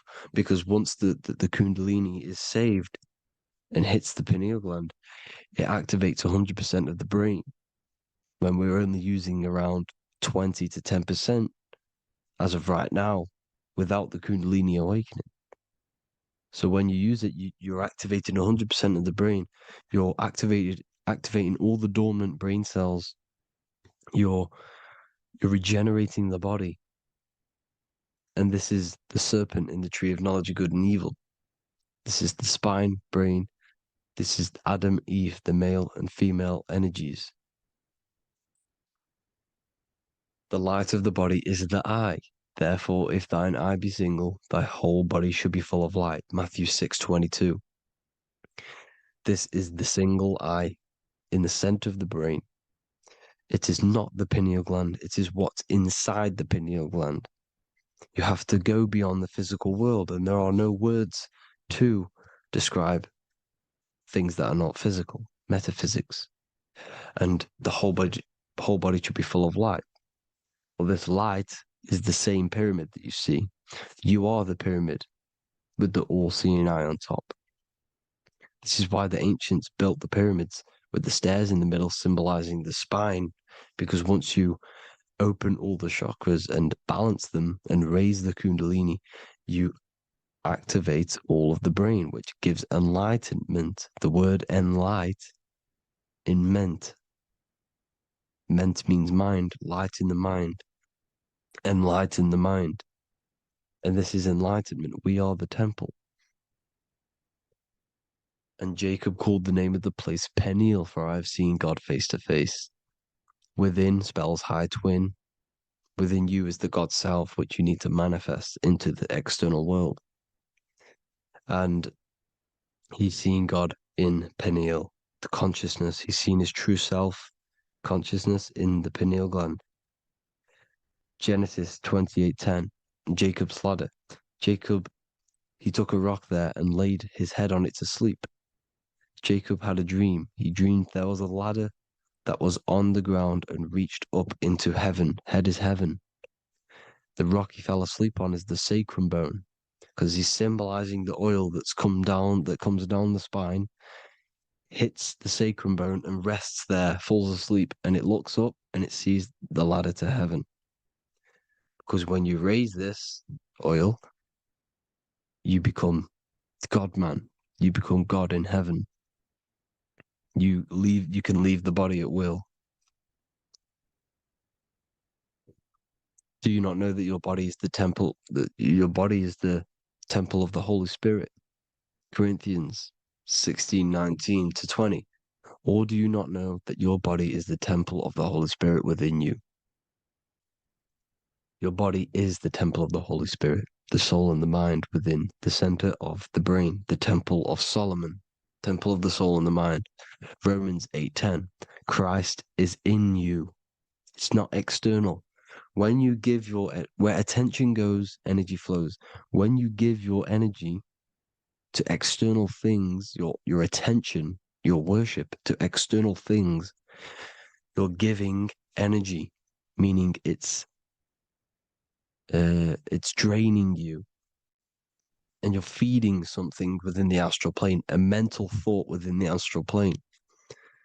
So with you realizing that the Christ is in you, that you don't have to worship anything outside of you, this means that you're internalizing your energy. You're not giving your energy, because where attention goes, energy flows, which means you become more present.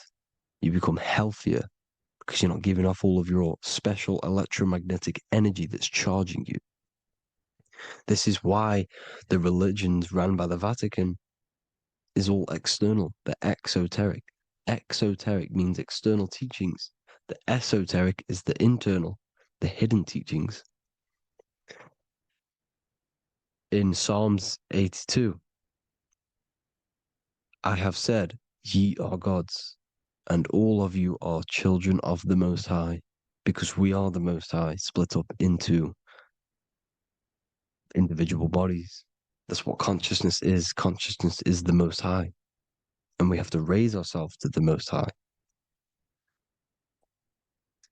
Brahma, Vishnu, Shiva, the Father, the Son, and the Holy Spirit. Why is it always a trio? It's a trio because it symbolizes us, the soul, mind, and body. The mind is the bridge for the soul to be in the body. What is the soul? It's the life force. It's the watcher. It's the all-seeing eye. The soul sees into different realities, and it gives life to the body of every reality it goes in. This is why you always see light around the all-seeing eye, because it is the energy, the life force, the light, life, L-I. Life is light, and it's the eye because it sees into the different realities. It sees into the dream world. When you're going to sleep at night and you dream, it's not a dream, it's another reality. You're a multi-dimensional creature. We live in a multiverse. There's infinite amount of views. And there is a version of you which is the highest self in a reality somewhere. And this I has the ability to switch realities, which is exactly what astral travel is. Astral travel is the ability to switch reality beyond the 3D construct of this world. The Father, the Son, and the Holy Spirit, Brahma, Vishnu, Shiva. Brahma, the soul, inhabits different bodies. This is why they have different heads. Vishnu, the mind, symbolizing gnosis, meaning knowledge. This is the serpent. The serpent symbolized knowledge. Shiva, the body. Father, the Son, and the Holy Spirit. The bird, the soul, because the bird symbolizes the soul. This is why you have here the Egyptians showing you the soul leaving the body.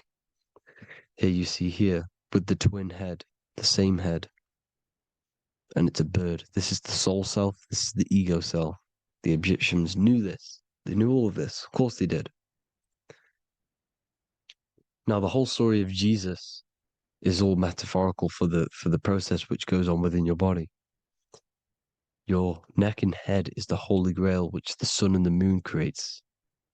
Sorry, the sun and the moon creates the fluid within the holy grail, the brain, the skull. And the moon creates the milk. Sorry, the moon makes the milk. The sun makes the honey, the land flowing with milk and honey in the Bible. The land flowing with milk and honey is the center of the brain in the Holy Grail. Here you see the Masonic artwork showing you the sun and the moon creating the fluid in the spine. Here's the serpent. Serpent symbolizing the two Kundalini channels, the Ida Pingala up the spine. Here's the furnace raising the Kundalini, raising the oil, heating it up, and rising it to the crown. You see? So here you see more Masonic art, seeing the sun and the moon creating the holy fluid in the brain, in the cup, filling the cup. This is why it's a cup, because it's the Holy Grail. This is the holy oil in the center of the brain that gets released down the spine, which is Jesus coming down from heaven. It comes down the spine, down the River Jordan in the Bible. This is when Jesus goes from Nazareth to Jerusalem. He comes down the River Jordan, and Joseph and Mary are in Nazareth waiting for Jesus' return. Joseph and Mary symbolize the pineal and pituitary gland, which produce the two oils created by the sun and the moon. And he returns. When he returns, he gets crucified at 33, because there's 33 vertebrae at the back of the spine, and it crosses the vagus nerve. The crucifixion of the oil past 33 vertebrae creates God-man, and it creates your higher self, and it activates 100% of the brain.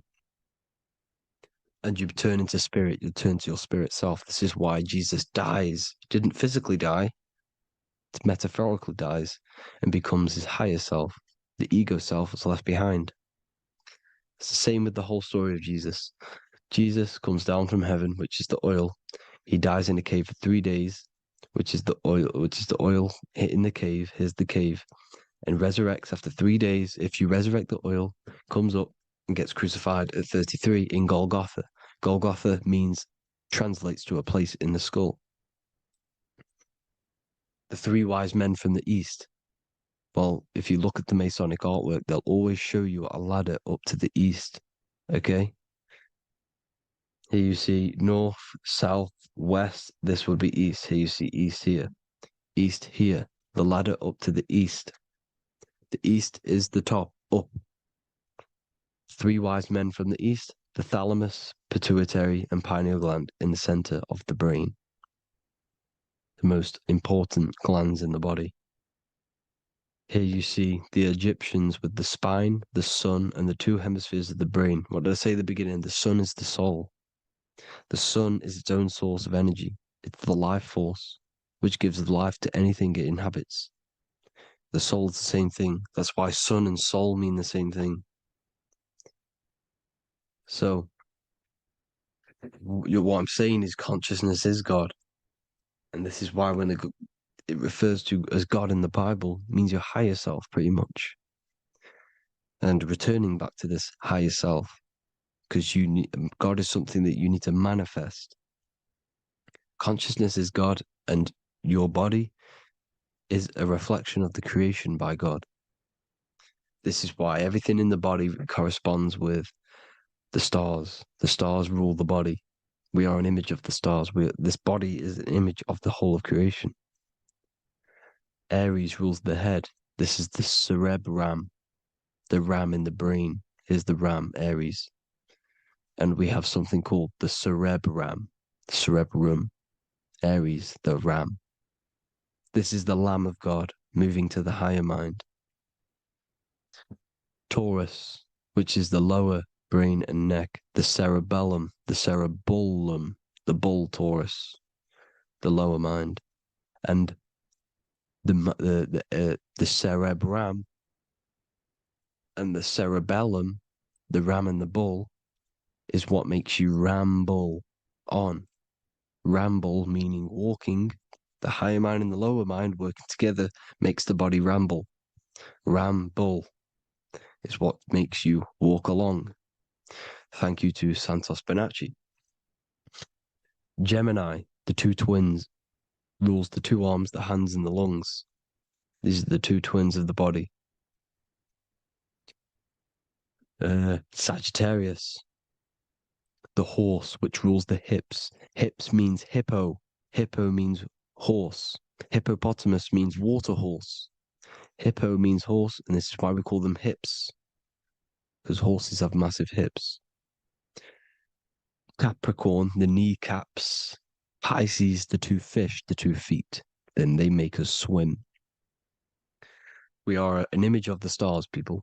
Well, the body is anyway. Consciousness is God, and the body is the image of the whole of creation. It's a reflection of the whole creation, as above, so below. 12 systems in the body, 12 cranial nerves for the 12 constellations, 12 cell salts. The body's made out of 12 cell salts. So this is where it gets kind of deep. This is where we get deep. And he said Jesus was known as the fisher of man. And fisher of man, meaning man does not mean man as in the male. Man means mind. He's the fisher of minds. So the Bible is not patriarchal.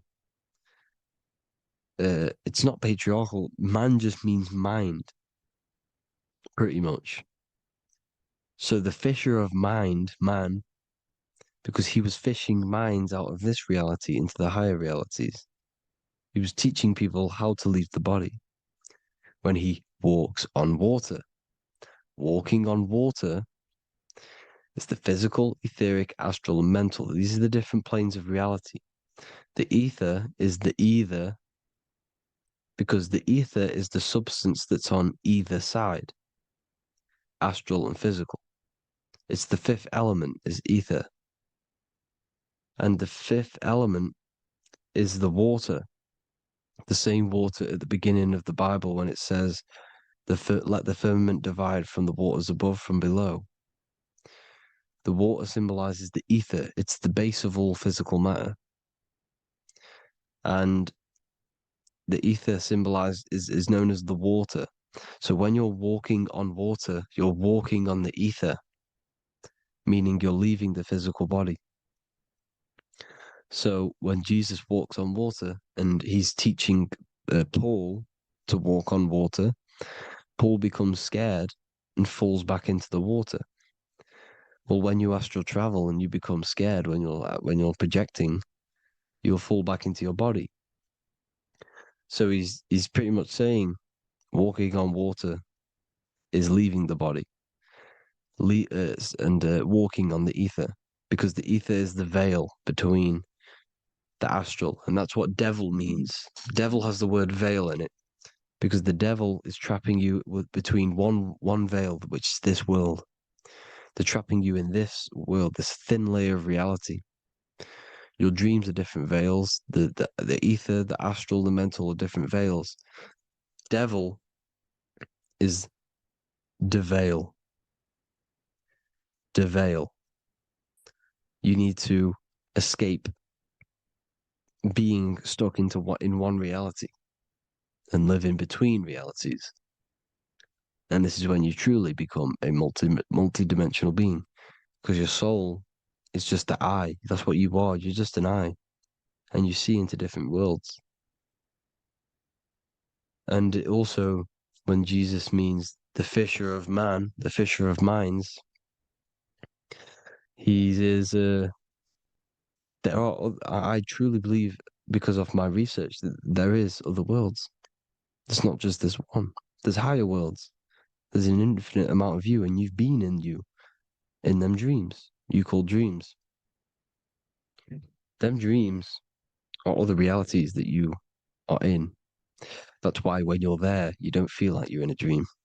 You feel like it's 100% real, because it is real. So this is why the ancients always depicted the many different heads, because there's many different versions of you. And this I, the soul, the watcher, is switching itself into different bodies at all times. Well, when you sleep, when you astral project.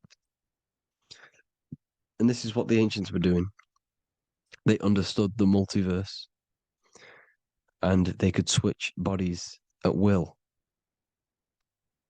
And this is what the 7 seals are in the Bible, also known as the 7 chakras. These are literally portals within us to these different worlds. We're in the heart at the moment. Earth, rearranged, spells heart, meaning middle. This is where good and evil exist. It's the middle point, the midpoint of realities. So I hope you all enjoyed the video. All of this knowledge that I've give you in this video is inside of my book, the Book of Wisdom. The Book of Wisdom gets updated every single month with new pages. It's a one-time payment for a lifetime worth of research and knowledge by me. So if you do want to get it, the link will be in the description. But I hope you all gain some amazing insight. Please like, comment, and share to help the algorithm, and drop a subscription. And for more lectures, every 2 days, I drop lectures and knowledge within the Patreon. If you want to support the channel, join the Patreon. Everything's in the description, because we are not monetized on YouTube. Thank you all. Have an amazing day. I told you, many people around you have probably sold their souls. It's more popular than you think, and it's very easy to do. Selling your soul is not something that you can just go and meet the devil and do it. It doesn't work like that. But before I tell you exactly how you can sell your soul and how not to sell your soul, what is the soul? So looking at Jesus, we always see 2 lights surrounding his head, one surrounding the heart. And as of course, if you've been watching my channel, you know Jesus represents you. He represents the divine essence of the universe made in human form. Each one of us possess a fractal of God's infinite consciousness. We are all God. We are all God experiencing himself in a 3-dimensional divided form, separated from his oneness. God wanted to experience himself, so he made this world. So each one of us possess a soul, and the soul is the spark of God's infinite loving consciousness, filled with God's loving moral law. So the reason why Jesus is always have a light above his head and a light on his heart is because this represents the brain and the heart. The brain is not the mind. The heart is not the soul. The brain is the physical manifestation of the mind. It is the physical mechanical computer for the spiritual mind. The heart is the physical manifestation of the soul. The heart is a brain. In fact, it contains 40,000 specialized cells, which are the exact same cells found in your cranial brain. Yes, your heart is an emotional brain. Your cranial brain is a thought brain. It's a computer. Okay? Everything that exists physically exists non-physically. This is what the ancients called spirit. Just means invisible force. The mind, the thoughts are not made of atoms. You can't touch, you can't find tangible thoughts, imaginations. These things exist spiritually in metaphysical counterspace. It's the same with your emotions. The emotions are spiritual. They are not physical. You can't touch them. So thoughts are the language of the mind. Emotions are the language of the soul. Sometimes we can become eluded by thought and we can become eluded by emotion. If we are led purely by emotion, we can create illusions in our perception. The same if we rely only on thought. We must balance these two. Okay? So the mind is the creator, the soul is the operator. Every thought we think is being judged by our soul. The soul is the judge. The soul tells you what is right, what is wrong. And even the Freemasons depict this spirit and matter in their black and white checkered boards. White is spirit, black is matter. Matter is dead, spirit is life. This is what this represents. Physical reality is not just physical. For every physical object, for every physical manifestation, there is a spiritual force bringing it into existence. Consciousness brings everything into existence. Before you kick a football, there's a change in your inner consciousness before you take that action of kicking the football. Everything exists in spirit before matter. You existed in spirit before you were physical. We also see this in alchemical Freemasonic artwork. This represents the clouds. This is the mind. This is the heavens. And then coming down into the heart, which represents the earth. The light entering the mind into the heart, because every thought we think is being judged by the heart. The heart speaks to you through emotion. The soul speaks to you through emotion. Every thought you think, your heart is telling you that is right, or it's telling you that is wrong. Why? Why is this? Emotions can guide us, okay? Emotions are the language of our soul. Our soul guides us to our soul purpose. Each one of us contains a purpose in this physical life. There is a reason you are alive. There is a reason why you came from spirit into a material reality. Your jealousy reveals where you need to be in life. If you are jealous of someone, this is your soul saying you need to be there. That's where you need to be. Your fear reveals your greatest growth in order for you to reach your life's purpose. If you fear something, this is your soul telling you you need to overcome this in order to reach your life purpose. This is the next obstacle. The soul, your life purpose is not found in your passion. It's found on the other side of your greatest fear. The soul's always seeking, it's always seeking truth. It's always seeking to expand, to learn. The soul must go through pain in order to overcome, in order to grow. That's why we are here, to grow and expand and create. We also see this in alchemical artwork. Again, the mind in the clouds, the heart and the soul. They must work in unity. Each one of us contains the spark of the divine, which is the soul. Okay? Which is the soul. This is the operator. God, generator, operator, destroyer. The generator is the mind. The operator is the soul. The destroyer is the body. Everything will generate, everything will operate, and everything will die. That's the Trinity, the Father, the Son, the Holy Spirit.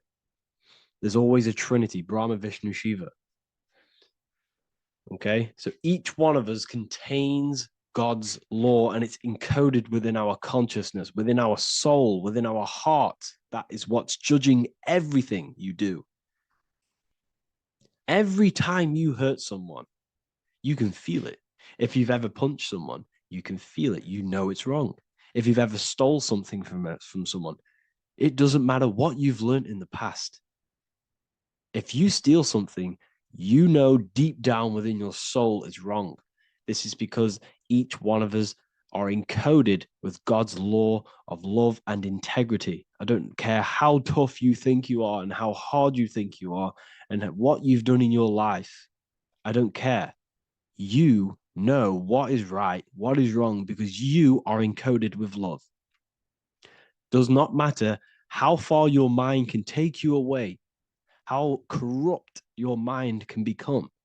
There is always a spark of love and empathy in your heart, in your soul. You know this when a child. When you're a child, you're not racist. You don't want to hurt anyone. You don't want to steal. As a child, you're pure love, you're pure awareness, you're pure. You would never think about being racist. It's the corruption of the mind that leads us to corruption. Our soul always wants to do good. So the soul is encoded with God's law. And when we go against this law, this destroys our body. Yes, because your body is electromagnetic, and that's being casted from your heart. So every time you go against the heart's guidance in moral law, we weaken our electromagnetic field, which weakens our body. If you've ever looked at someone who's very negative, you can see them. You can see that they are aging quicker. You look at Scrooge, for example. If you ever watched Scrooge, look at how corrupt he looks. That's his heart. You can see the people's hearts on their face. People who do negative things and have negative thoughts, negative emotions, you can see it in their eyes and their face. It's because it corrupts you. It corrupts the body. It ages the body. Goodness is life. Okay. So can you sell your soul? You cannot sell your soul physically. But what you can sell is your conscience. What you can go against is that moral law. And you can exchange physical material things such as money, fame, cars, houses, business, in order for you can exchange that to go against your inner dialogue. For example, these rappers, celebrities, what are they doing? They're not selling their soul. You can't sell your soul to some entity on the astral plane. But what you can do, you can take money to say, I'm going to go against my heart. I'm going to go against my inner moral law. I'm going to take that money and I'm going to do something wrong. It's basically going against your soul. It's selling your soul's guidance of moral law. That's what selling your soul is. And that's what these rappers are doing.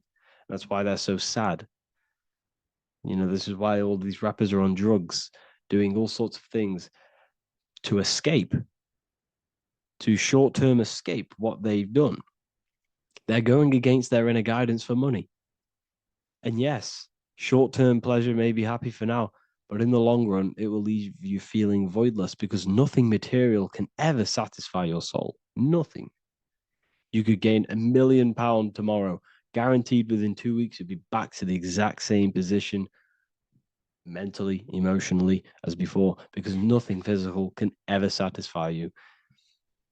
Guaranteed, if you received $1 million in yes, if you received $1 million now, in a week's time, you'd be hunting for the next million because it does not satisfy you.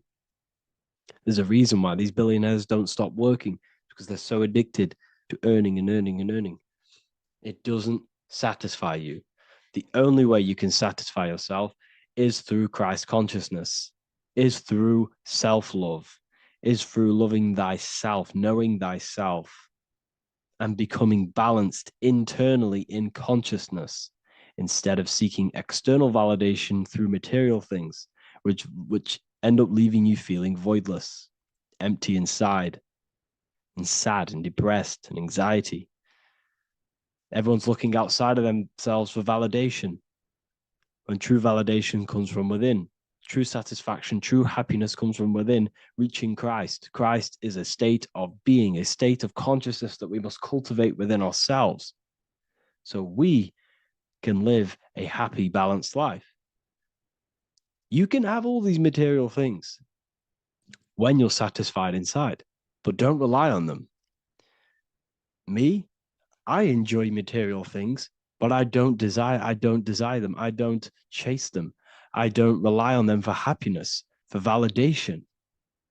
You can have big cars. You could have your favorite watches. You could have Lamborghinis. Yes, it's fun, but don't let it give you your happiness. As long as you're happy on the inside, it's okay to have these things. You should seek balance with your inner world and outer world. Okay, so this is what they are doing.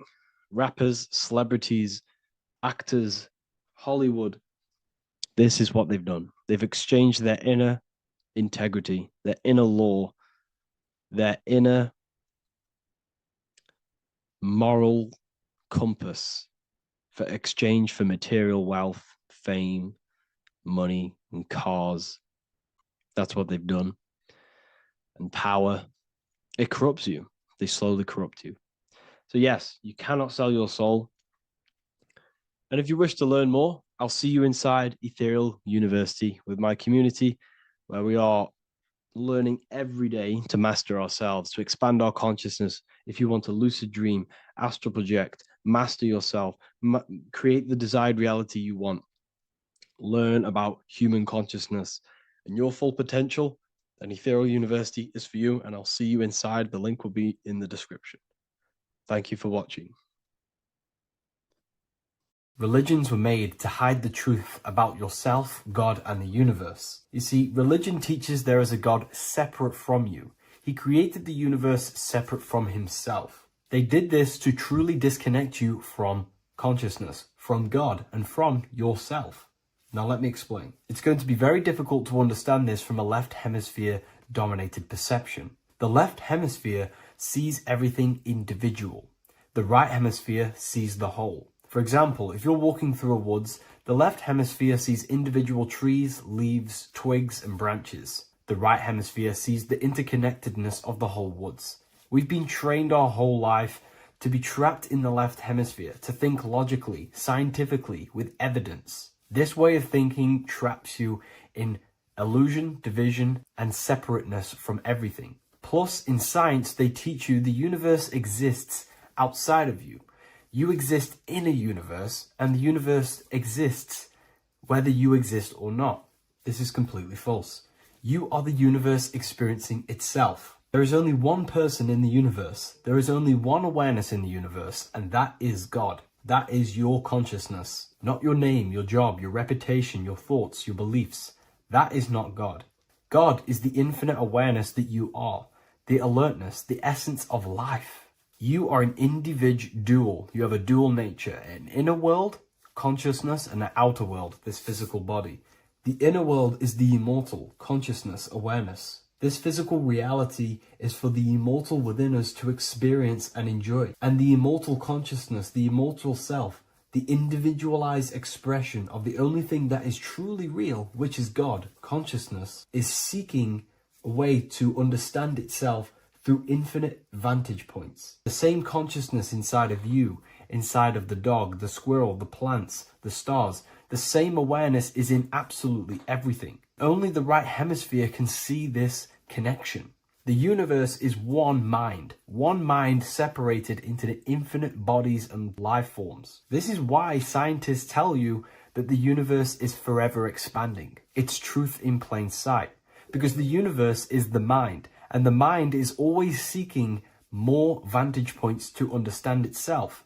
And the mind is always expanding into new realms of thought. The mind cannot be filled up. It does not exist in space. However, human awareness, human consciousness is very sacred. And the reason why I say that is because humans possess a two-way consciousness, unlike a dog, an animal, or a squirrel, for example. The dog looks in the mirror.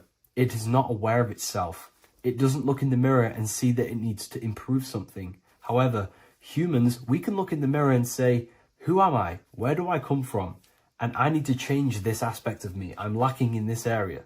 Dogs do not have this awareness. They function only on their immediate surroundings, on survival and instinct. Human awareness is special because we have the ability to reflect on the self. We can question our consciousness. We can question, who am I? Where do I come from? And where am I going after this? The human mind has no limitation. We can surpass our animal nature and rise to a godly nature. This is the whole purpose of reaching Christ consciousness, which is just an ideal consciousness where we have control over self and we know who we truly are. Humans have been given the tools to awaken. Our five senses are locked only to perceive the physical world, but the mind holds the gateway to understand the unseen aspects of reality. The mind holds the secrets to the universe and consciousness. We just have to study ourselves to understand God.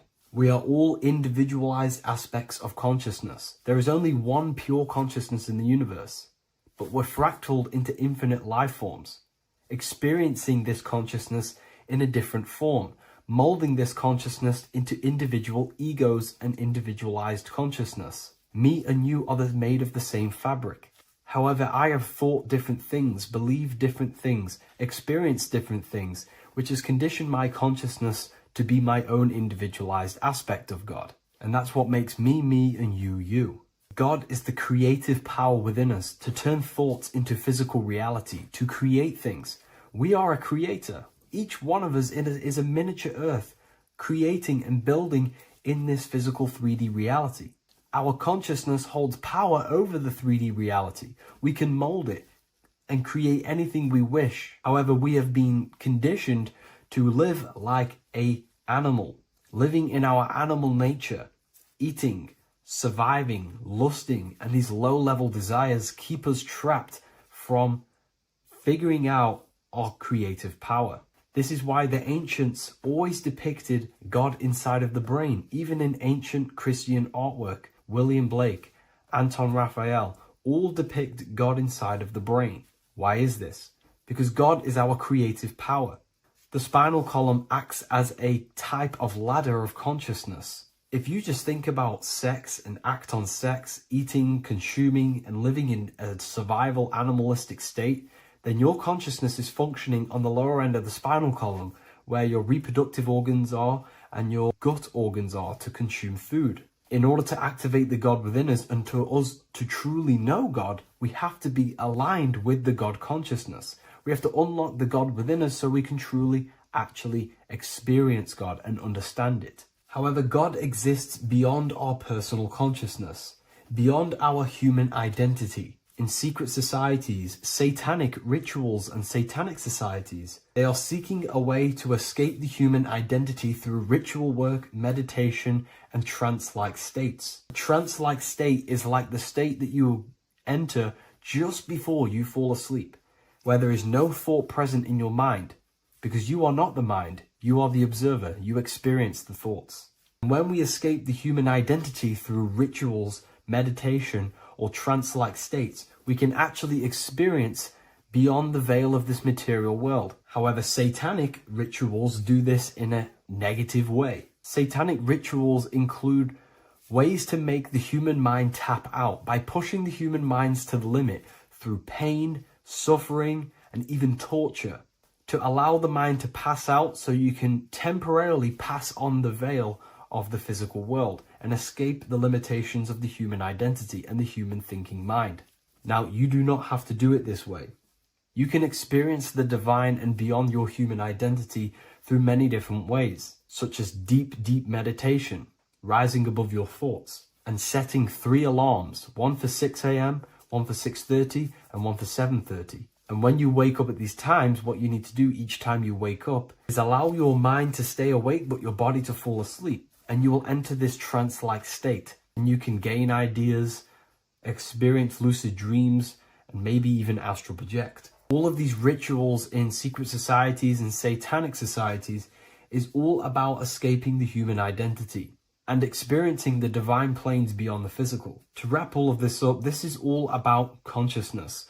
Consciousness is the infinite awareness of the universe, just fractaled into separate bodies. And this consciousness is seeking a way to understand itself in infinite angles and vantage points. And religion was made to cut off your connection to the divine planes beyond this world and beyond your self-identity. Therefore, if you want to know God, you have to study the attributes and qualities of God, such as geometry, numbers, consciousness, the mind, the subconscious, human anatomy. All of these things are aspects of God. We have to study ourselves and study nature so we can see God. God is the infinite awareness of the universe. If you love this video, please leave a like and share it with a friend. I'll leave a link in the description for the Book of Wisdom, Volume 2. So depression doesn't actually exist, and in this video I'm going to show you how depression is actually a choice. And I'm going to give you some solutions on how to deal with it. And this is probably going to change your life forever just by doing this alone. Okay, so the first thing you need to understand about depression is that it exists in your conscious mind. It exists in your thinking mind. So what is inside your thinking mind? You have your body, your name, your reputation, your trauma, your memories, your family, your worries, your interests, your bills, your passion, dislikes, goals, right? Most people identify their lives with this. They identify their lives with their thinking mind. They think they're their name, their job, their reputation, their memories. But this is not who you actually are. Who you actually are is the observer of that. What happens if you stop thinking? What is left? You're left with unconditioned consciousness. You're left with the self, which is what we refer to as I. We are the consciousness, not the thinking consciousness. You are not these labels. You are not your thoughts. You are not your job, your name, your reputation. Okay? And the reason why I'm telling you this is because it's very important, is that we are something beyond this body, beyond this name, beyond our thoughts. We are the consciousness. So depression exists inside of the thinking mind, the conscious mind. Okay? So if you want to get rid of depression, you must learn how to escape the thinking mind. And not only just escape, but that's step one. In meditation, you do meditations, right? We sit still and we have to learn how to control the mind and turn off the thoughts. And when we turn off the thoughts, depression goes out the window because there's no thought present in your mental field of consciousness to be depressed. Okay? You must understand, who is the one suffering from the negative thoughts? Who is the one suffering? Your mind is not suffering because the mind is producing the thoughts. Your body's not suffering from the negative thoughts. You are suffering. And who is you? You are a soul. You are that feeling. You are that person beyond the thoughts, beyond the feelings, beyond that. You are the one experiencing. You are that. Meditation gives us the ability to turn off the thinking mind. This allows us to escape our thoughts, okay? And it gives us, over a long period of time after meditation, you'll be able to turn this switch, and this switch will be able to turn off your thoughts. And by doing this, we will be able to control our conscious mind directly by the hand. So when you notice yourself gaining them negative thoughts, we can then turn off the switch of turning off the conscious mind and rising to our authentic self and knowing the thoughts are just illusions. Now, let me tell you something that's very powerful. Most of your thoughts are coming from beliefs. Most of your feelings are coming from beliefs. So if you have a feeling of lack, this is coming from a belief that you don't have much. If you are feeling alone, this is coming from a belief that you are alone. So what we must do is restructure ourselves. We must restructure the subconscious mind. And we do this in many different ways. We can do this with meditation. We can do this with visualization, visualizing our desired reality as if we are living it. We can do this with affirmation. Now, a lot of people think, oh, I'm trying to speak something into existence with affirmation. No. You're not using vibration to try and change reality with what a lot of these new age people will teach you.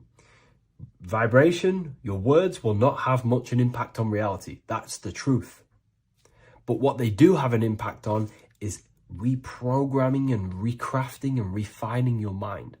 If you repeat, I am wealthy all day long, your subconscious mind, that word will be lingering inside your subconscious, and you will start to mold that into your conscious. You'll start to be consciously thinking about this. Most of your thoughts are coming from your subconscious. So if you want to get rid of depression, you got to figure out the trigger. What are you depressed about? What are you feeling? What are the beliefs that are making you feeling and thinking this way? And that's what you must restructure.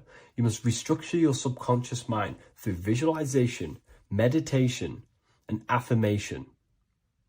You do these all the time. You do these every single day, and you will slowly, if not surely, restructure your subconscious mind. While by doing the practice of meditation, you'll gain the off switch as well. Sometimes depression comes from not living in your authentic self. You're not doing the things that your soul is telling you to do. We all know what we should be doing at all times. I don't care what you have on. We all know we should be doing something. We all know that we have there's a higher aspect of our mind that tells us, oh, we need to be doing this, but I'm actually sat here on my phone. Oh, I shouldn't be eating this, but I'm doing it anyway. There's always that higher voice. And that is the voice that has to be connected to. And when your body's not acting out the voice of the soul, then the soul becomes sadder, and suffers more and more and more. There has to be a connection between the soul, the mind, and the body. They have to work in unison.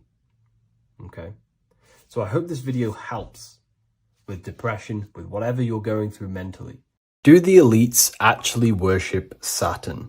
In this video, we're going to be discussing the occult and esoteric meaning of the 7 planets and the abuse of the Saturnic energy within today's world. This will help you gain a deeper understanding of reality, yourself, how you create reality, and what these 7 planetary energies actually truly are. In order to understand anything within the universe, we have to understand the law of correspondence, the law of as above, so below. There is one consciousness expressed in infinite forms. Me, you, the squirrel, everyone who possesses consciousness within this universe is an expression of the one divine consciousness, what we like to call Source, God, or the grand architect of the universe. We have to understand there is a large scale, but the large scale is mirrored in the small scale. If we look at lightning, this is a large scale. This is the macrocosm. Then we go a bit smaller to the trees. We see the same pattern. Then we look a little bit smaller into the human body. We see the same pattern of the nervous system. Then if we zoomed into the microcosm, brain cells, we still see the same pattern. This reveals the universe is a fractal universe. The large is reflected in the small. And this is the symbol of the Fibonacci sequence, which represents this as above, so below principle. The big spiral represents the macrocosm, but then this spirals into the tiny spiral. This symbol goes for eternity, never touching, never finishing. The large is mirrored in the small. With understanding this, we can realize that we are a microcosm of God. We are our own universe. We are our own world. Your body is the earth. Your mind is the mind of God, just in a smaller version. You are a drop in the ocean of the vast collective consciousness. With that being said, everything you see outside of you is inside of you. As above, so below. The 7 planetary energies on a macrocosmic scale are the 7 energies that form the physical world. The physical dimension is crystallized thought. Everything you see around you was thought made manifest. Thought imagined, then created in the physical reality.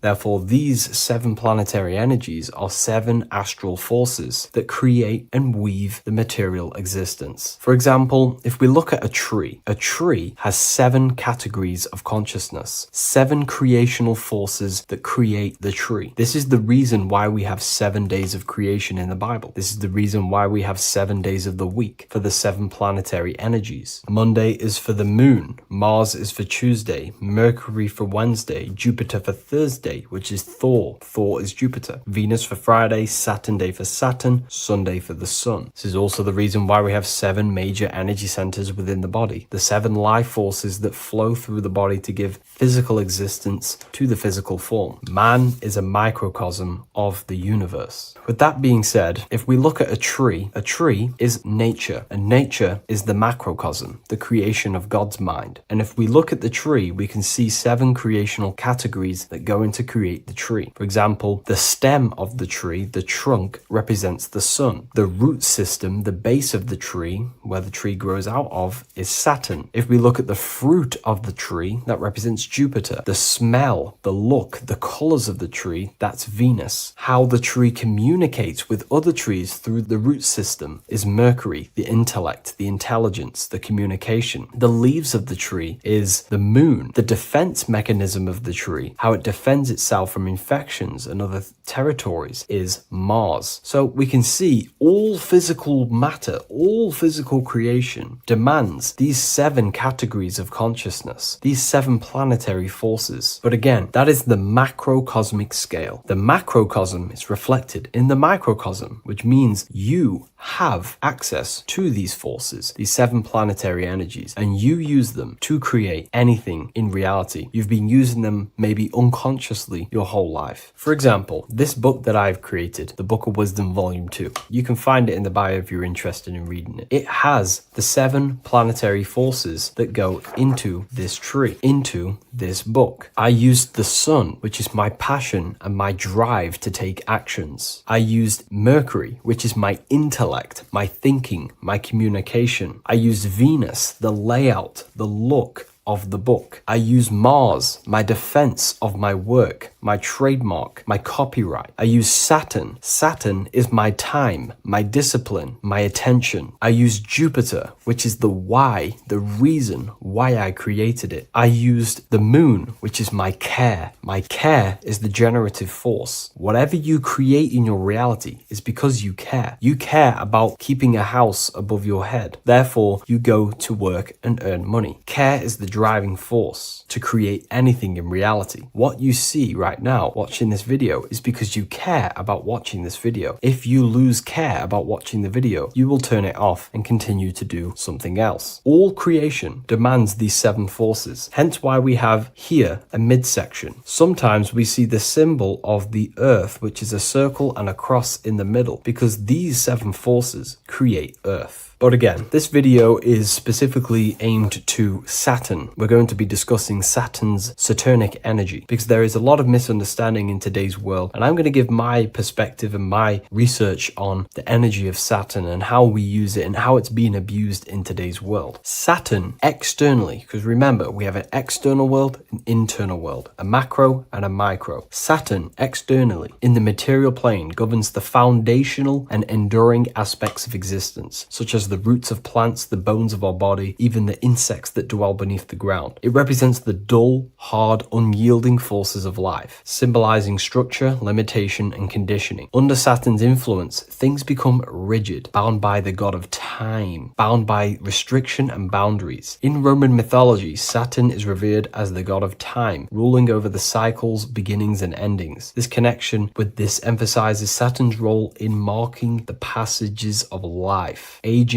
and inevitable constraints we all face. Internally, inside yourself, the microcosm. Internally, Saturn embodies the conditioning within our own consciousness. When Saturnian aspects of consciousness dominates, we become overly rigid, fixated, restricted in our thinking and actions. For example, Saturn's influence is strongly felt in today's world, where many people's minds are confined to societal norms and conditioned responses. The pervasive control Saturnian energy can lead to the sense of limitation, as people become trapped within structure imposed by society and power structures. However, we have to remember that limitation, there is dark and light. Limitation is not bad. This is why Saturn is connected to the god Satan. They are the same being. It's something that restricts, holds back, and keeps you limited, conditions and limits consciousness to its lower power. Saturn is a great teacher, guiding us through difficult life lessons that ultimately lead to growth and expansion and power. Although Saturn's energy is harsh and often challenging, it helps us to develop resilience patience, discipline, and wisdom. Yet in modern age, this energy has overpowered the minds of the masses, fostering excessive rigidity and limitation. Instead of being ruled by Saturn's constraints, we should seek to embrace more freedom, love, joy, balancing Saturn's lessons with openness and fluidity in our life. So like I said, Saturn rules law. Anything that is limiting or holding back, something that is a restriction or a wall. This is why we see judges wear black robes. The color black is associated with Saturn because Saturn rules over the nighttime and the winter time. Capricorn, they wear black robes. A graduate also wears a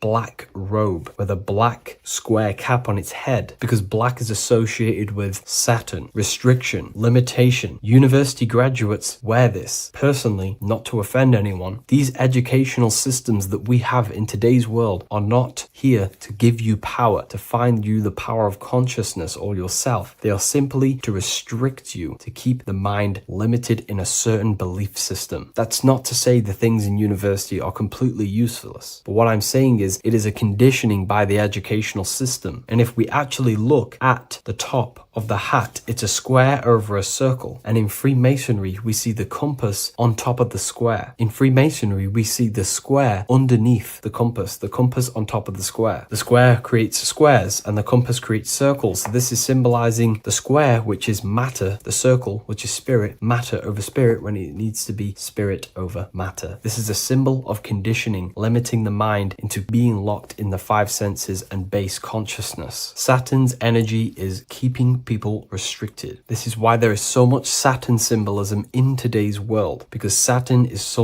anything to do with limitation, restriction, and time. All of the systems in place are to limit our minds, to keep us on base consciousness, only thinking in a limited box, only thinking and aware of the five senses. In base consciousness, in animal nature, one only thinks according to their senses. When they have a sense, their mind thinks. This is an affect state of consciousness. They're living in the affect. We need to understand that in base consciousness, we have no true power to create. We're simply living in cycles of affect. Now, what do I mean? The physical world is the effect. It's already manifested and cannot be changed. Our consciousness needs to rise to become a cause instead of playing around and being lost in the effect, to become a co-creator. And this is what the system does not want you to do. It does not want you to become a conscious creator. So they keep you in base consciousness, not giving you the awareness that you are literally a God creating a world right now. You are a world and you are shaping the world. Our consciousness needs to be mastered, controlled, and then we can become a conscious creator instead of running around in the world of illusion and effect. As above, so below. What happens in the mind happens in reality. We do not want to be matter over spirit, which means the external world over the internal world. We need the internal world to rule over the external. Saturn's symbolism can be symbolized as a black cube. The cube symbolizes this physical world because everything has 6 sides. We can move forward, backward, left, right, up, and down. We are in this cube. This is why we say think outside the box. Thinking outside the box means to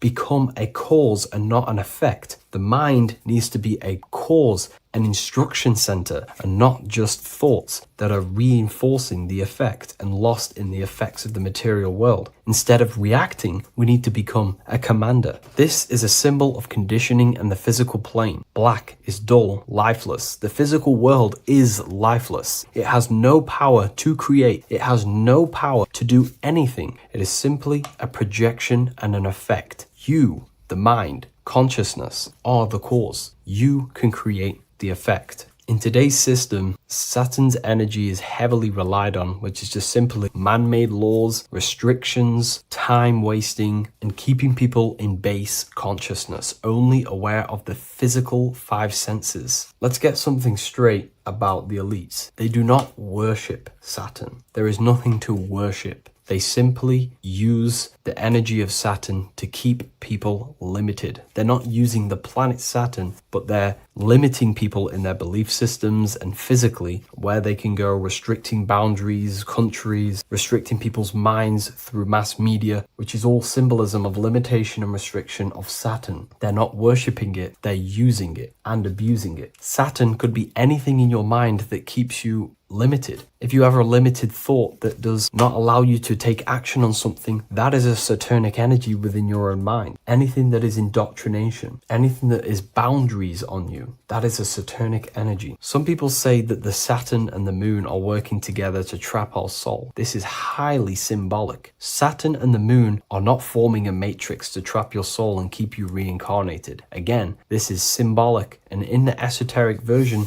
and understanding of this, we can see that they do have a relationship. The moon is our subconscious mind, and Saturn is restriction. If we have restrictions and belief systems in our subconscious mind that keep the soul locked and trapped only in these 5 bases, these 5 senses, then we will think and condition ourselves that we are only the physical body and never actually free ourselves from the material world and ascend. Saturn and the moon are not working together, but these are highly linked. By limiting the subconscious, we keep people stuck in base awareness, keeping them locked in the world of effect, never becoming a conscious creator. We have 2 spiritual currencies, time and attention. These are the 2 currencies that we spend. We spend time or pay attention. These are the 2 spiritual currencies that pretty much create our reality. And the system aims to hijack these 2 currencies from you, to limit you, to dominate you, so you do not become a conscious creator. So again, no one worships Saturn. It's simply just a symbol of limitation and restriction. Limitation has good and bad. Limitation can make us learn, overcome, become strong, disciplined, but when it's abused, it can keep people locked in base consciousness and stuck in their lower nature, never figuring out how powerful they are. You hold the power to shape a world. That's how powerful you are, to turn thoughts into physical existence. I'll see you in the next video. Please leave a like, comment, and a subscribe.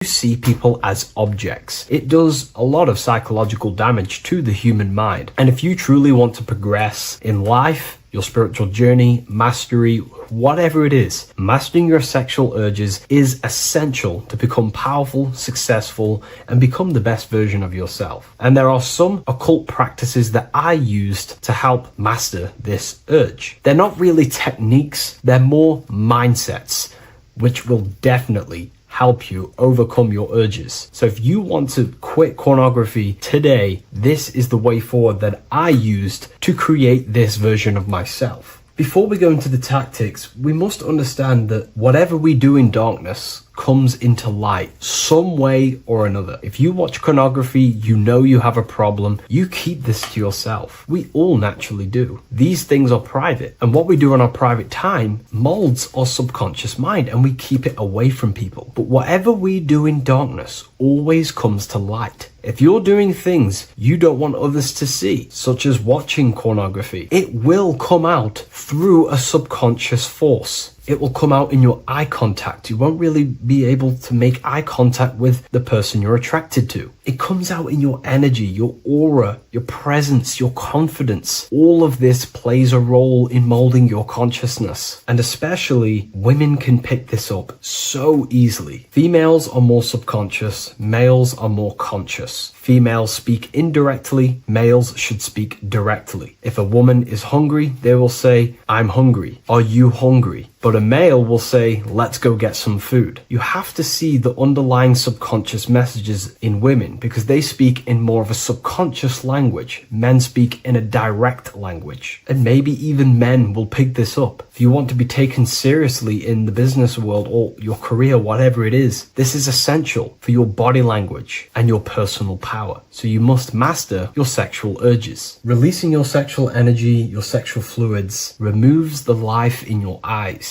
A lot of people get dark bags underneath their eyes. I used to have them years and years ago. My eyes were always half shut. There was no life in my eyes. But as you purify yourself, the life and the energy comes back into your glaring eyes. The first tactic on mastering your sexual urges is understanding that thoughts produce emotions. Whatever we think about inside of our mental body directly corresponds to what we feel in our emotional body. What we see here is a piece of alchemical artwork showing you the light of the mind shining down into the heart. This represents the mental body with the clouds. This represents the human heart, the emotional body of consciousness. What we think about, if we think about sex, or if we watch things that are stimulating to us on Instagram, TikTok, that thought goes into the mind and the feeling gets then produced in the heart and the body becomes aroused. What we think inside of our brain becomes emotional energy in our heart. As above, so below. And what becomes in our heart is what we take action on. We take action on emotion. Human action, human behavior pretty much comes down to what we feel. We only act on what we care about or what we love. If you love that feeling of watching pornography, that is the reason why you're taking the action. So keeping this in mind at all times is very important in your journey of self-mastery. What you think is what you feel, and what you feel is what you act upon. Remove stimulations that can possibly produce that thought of watching pornography. Unfollow the people. Purify your environment so these thoughts do not enter your mind. And if you do become stimulated, remember, thoughts produce emotions. Change your thoughts. Think about something else instantly. The more you think about it, the more you feel, and the easier it is to take action upon it. And the second tactic that I say to myself is that it's all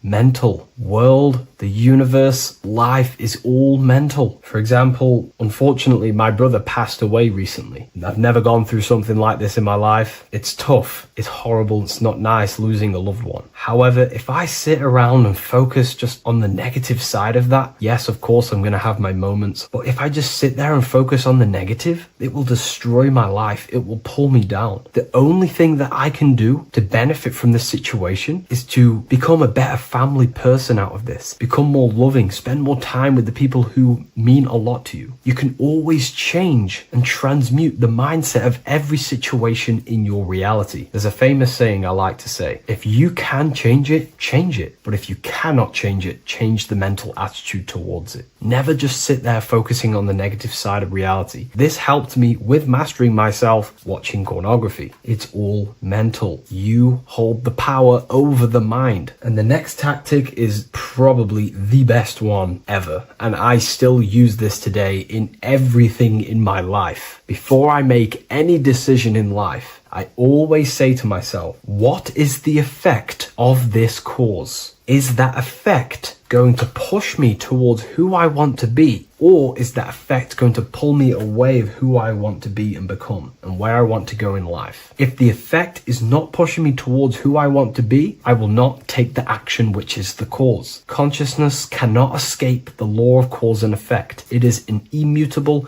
inchangeable law that is governing your consciousness and your mind. You have to keep this law in mind because it is the law that is creating and crystallizing your reality. Any decision you make, what is the effect of this cause? The law of cause and effect is a force that you cannot escape. So you have to work with this law and become conscious of the law. So before you do take the action, what is the effect? Is watching pornography going to push me towards who I want to be and where I want to go? If it's not, do not take the action. That's where willpower comes in. You can do little exercises for willpower, meditation for 30 minutes of not thinking. You can do rituals that strengthen the connection to your mind with your willpower. At the end of the day, the willpower is the most essential force in the consciousness. Another thing is remove any music that talks about it. Even the words will be producing thoughts in your mind. What you feed your consciousness is ultimately what you project back outwards. Don't listen to the rap music. Don't listen to any music that talks about it. Try and remove this from your environment. These tips that I've given you don't just work in quitting pornography. These work in every aspect of your life, and they will dramatically change your life if you become conscious of them and actively use use your mind. Don't fall under the spell of becoming unconscious. Never act unconsciously. Never think unconsciously. Never feel unconsciously. Stay on top of your mind. Be the observing eye in your mind. Never fall unconscious. Of course, we all need to sleep, but I mean in the waking times. And this is why learning about yourself or consciousness is essential for every aspect of life. Business, your career, money, whatever it is. Whatever you're doing in your life comes down to understanding human consciousness. And that's why I wrote these books, so you understand yourself, so you gain your understanding of the functions of your own mind, body, emotions, and how you are creating reality. That's why I wrote the book of symbolism, because symbols are not just symbols. These symbols represent forces and aspects of the human psyche themselves, and they are veils, they are keys that help you remember and become conscious of what has fallen unconscious in your mind. We're simply just becoming conscious of what we are unconscious of, and becoming conscious of them and using these powers. You want to take your life to the next level? Feel free to get the book of symbolism. I'll leave a link in the description. Take care, everyone. What if I told you that reincarnation is real and that there is a metaphysical, spiritual science behind this? Most people leave this world just as lost when they entered it.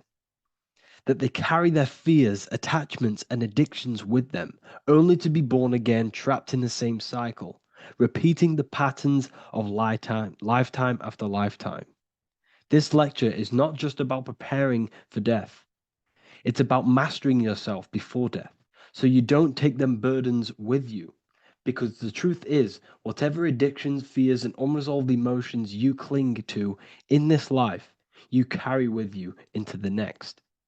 Unless you break free now. You must master yourself before death. Death is not the end. It is the great passage. But how we transition depends on our mastery of the self. This was symbolized by the Ouroboros, the snake biting its tail. Every ending is a new beginning. It's an infinite cycle of consciousness. Now, your human body is basically an antenna tapped in to a stream of consciousness. Just like a radio is tapped into a specific frequency to play that radio. Your body is basically an antenna, a crystal picking up the consciousness of God. You are on an ever-ending journey, a journey of learning and expansion of the mind into new fields of thought. This was symbolized as the Ouroboros. When you die, it is a new beginning. It's a transitioning, not an ending. Everything is eternal in this universe, as consciousness is formless and constantly transforms into new forms of life. Let's break down the word death. Death contains the word ether. Now, the ether can be found in the word heart or earth. Ether. Everything in this plane comes from the etheric plane. The etheric plane is the barrier between the physical plane and the spiritual plane, the astral plane. The astral plane is the screen that you have in your mind that allows you to imagine a red apple, for example. This is the imaginative plane where thought forms start to take form. Everything begins as a thought, then the thought form becomes an imagination, then energy, then physical. Everything in the physical plane is a shadow of thought. All objects manifested as thought. You came from the astral. You came from the stars. This is why we say reach for the stars. Or this is why you say you are a star. Cis star, miss star, fraud star, stir is star. And when you become famous, you become a superstar and you gain a star on the Hollywood floor. You are a star. The ether. The ether is the infinite energy source which all things come out of and return back to. This is the cycle of life and death, summer and winter, day and night, sleep and awake. The ether is the infinite energy source which all things come from and will return back to. Okay, sorry about that little error.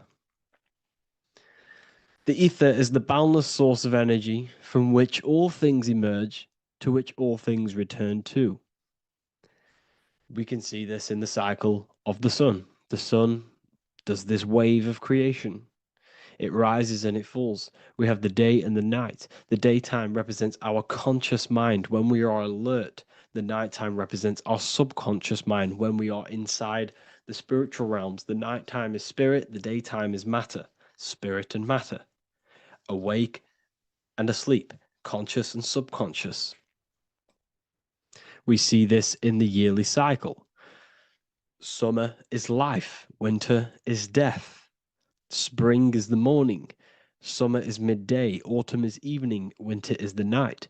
Everything is a macro and a micro cycle of being born out of the ether and returning back from life and death. Life and death is manifested within the cycles of the sun and everything outside of you, as within, so without. This is why we say sleep is the cousin of death. The macrocosm is death, the microcosm is sleep. Every time you go to sleep, you are essentially it's a miniature death. You're entering into spirit and then returning back into matter in the morning when the sun rises. Everything is a reflection of the macrocosm cycles. Preparation for death. The first thing we must do in order to prepare for death, for life after death, in order to stop being reincarnated in this cycle of materialism, in order to progress as a soul, because remember, you are a soul in a body. Just like the sun gives power and life to the earth, your soul gives power and life to your body. When you say I, you're referring to the soul.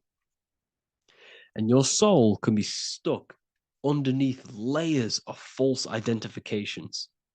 Who you believe yourself to be is merely a collection of subconscious programs running within your mind. Now that's very deep. That is very, very deep. Who you think you are is a part of your thinking mind. Your name, your job, your reputation, your family, your friends. These things are not you. They're all aspects of the thinking mind. What happens if you meditate and you turn off the mind?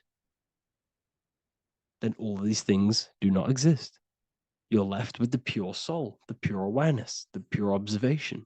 If you turn off the thinking mind, you're no longer your body, you're no longer your reputation, you're no longer your friends, you're no longer your job and your labels. You are the soul. That's the true you, the observation of the mind, not the thinking mind. The ego is the echo.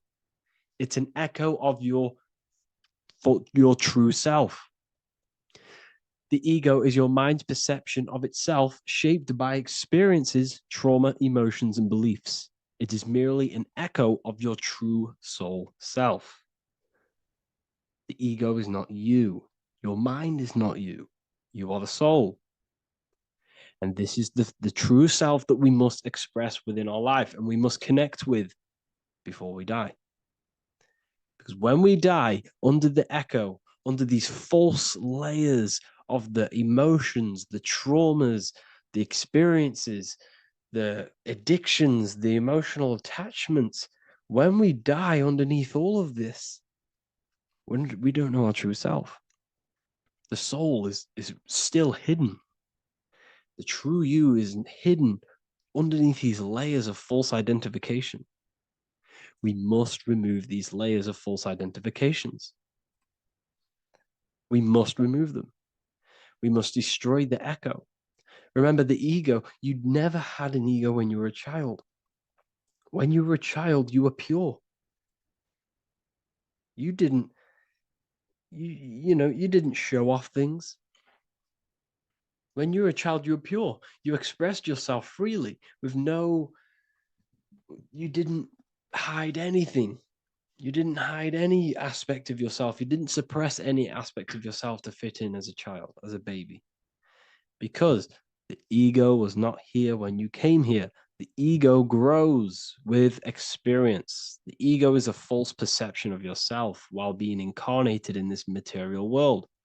It's your mind's perception of itself and it's created through your experience. Remember, you are unconditioned consciousness, and your experiences, thoughts, traumas, emotions, and beliefs have conditioned your consciousness. into believing you're only a physical body, but you are the soul. We have to remove these layers. How do we remove these layers? Like I said, the best thing, meditation. Meditation. There is a great meditation that you can do every single morning and every single night time. You can sit there and repeat over and over before you meditate. You can repeat that you are not this, you are not that, you are not this. You can label them one by one. Start with, I am not my body, I am not my job, I am not my name, and then detach from absolutely everything until you are left with nothingness. And when you start to meditate, detach from everything. Nothing matters. I am here right now. And what will be left? The only thing that will be left is the language that your mind is using. Now, this is very deep. Not many people will tell you this, but I've lingered in meditation many times. And I can tell you from experience that the only thing left once you detach from everything is the language that your mind is attached to. So whether that's English, Italian, French. Once you detach the language of the mind that that little voice in your head's using, you're left with the soul. Once the mind is switched off, you're left with the soul, and you have detached from all of these external things. You're left with the soul. That's you. That's the power. That's the source of all creation, where everything you've ever done has come from. Every thought, every idea has come from your soul. Number two, that's meant to say number two. Sorry about that. Mental addictions and emotional addictions. Okay. These two are very important. Mental addictions, this could be thought patterns, this could be the labels that we've just been talking about. Then you have emotional attachments, which is maybe you're too attached to an external thing. Maybe you're too attached to your phone. Maybe you're too attached to family. Maybe you're too attached to loved ones. Yes, I'm not saying don't love them, but what I'm saying is do not rely on anything in this world to make you happy, to fulfill your emotional needs. Everything is found within you. You must look within, and if you're looking without, if you're trying to find yourself in the outer world, you'll never find yourself. You'll constantly be looking around in loops. Because nothing, you cannot find yourself in the outer world. Nothing will give you long-term validation. Seeking validation in the outer world will leave you soulless, leave you feeling empty inside and sad and depressed. You have to find yourself within. You have to detach from everything you are relying on to give you emotional stableness. You have to detach from all. Yes, love your children. Yes, love these people, but do not rely on them. Because everything in this world is temporary. Do not conform to this world. The Bible tells you this. Everything in modern society nurtures the body, but neglects the soul. They keep you addicted to as many things as possible. Smoking, you have to detach. Drugs, you have to detach. Alcohol, detach. You cannot rely on anything. This is why this path is very, very difficult to walk. But I'm showing you the way. These are the things you must do before death. You have to detach from absolutely everything. If you die and your mind and soul is still addicted to these worldly things, then guess what? You're going to reincarnate. You're going to reincarnate because your mind is still thinking about these material earthly things. And if you are operating in that vibration, you're going to project that vibration and come back here. You have to detach. You have to master the soul and master the mind. Like I said, the matrix is designed to keep you addicted to as many things as possible. Your phone, food, smoking, drugs, alcohol, clubbing, all of these things. Everything in society is made to trap your soul and reincarnate in this world. That's why it's very, very, very difficult to walk this path. Very difficult. Matrix, matter, tricks.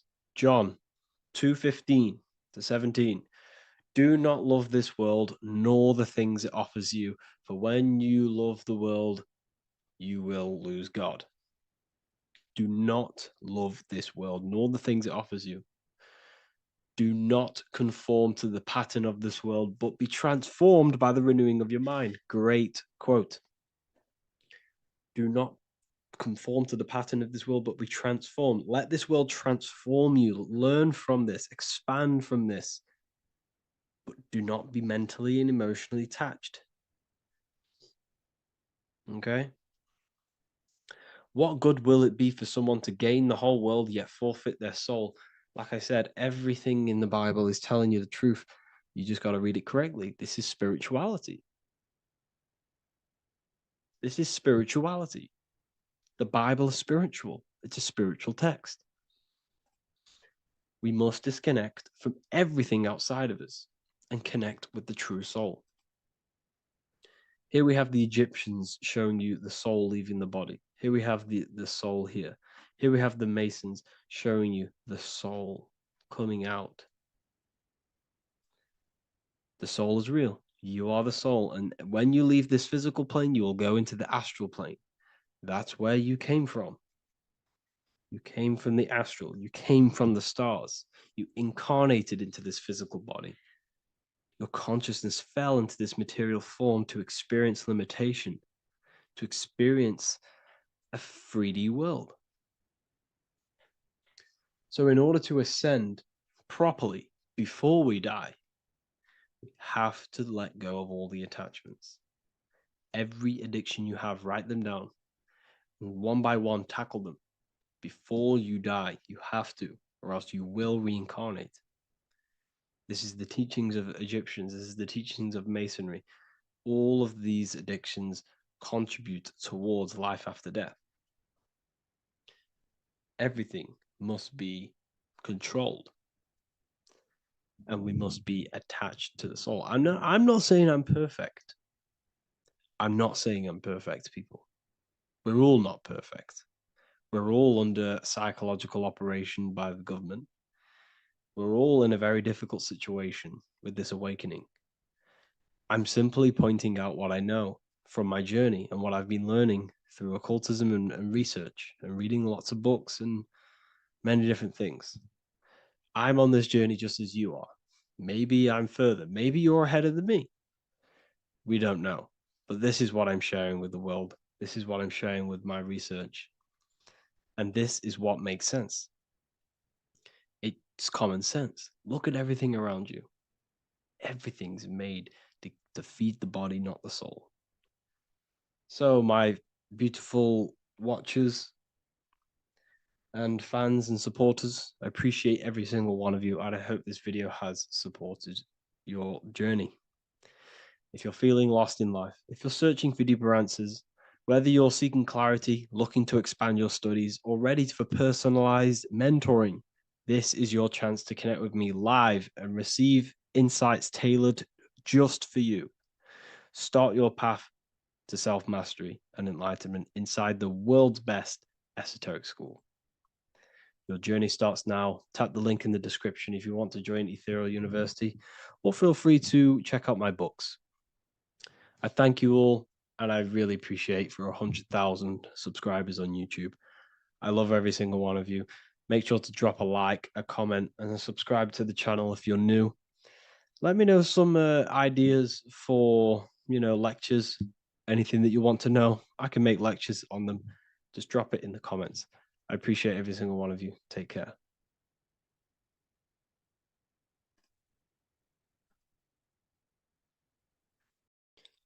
What if I told you you don't have one body? You in fact have four. There's a secret hidden right in front of you, and most of you overlook it.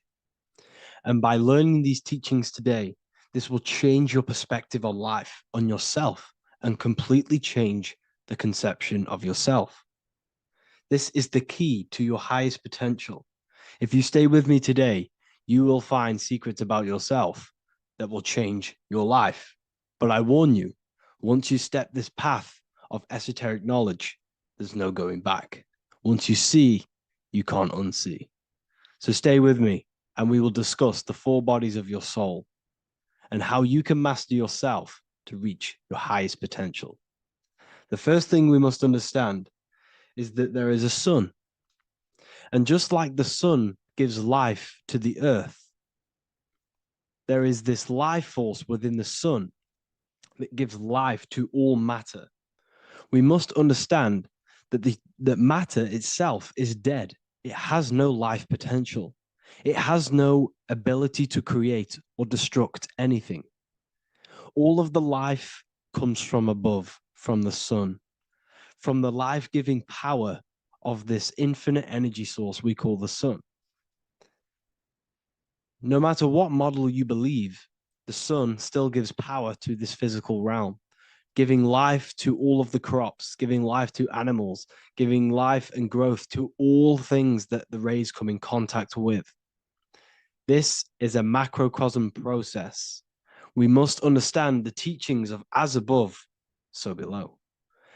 This means that the macrocosm repeats itself in a microcosm form. Now, what do I mean? Humans are made in the image and likeness of God. You are a miniature version of God, a spark of the divine consciousness made in human form, in physical form.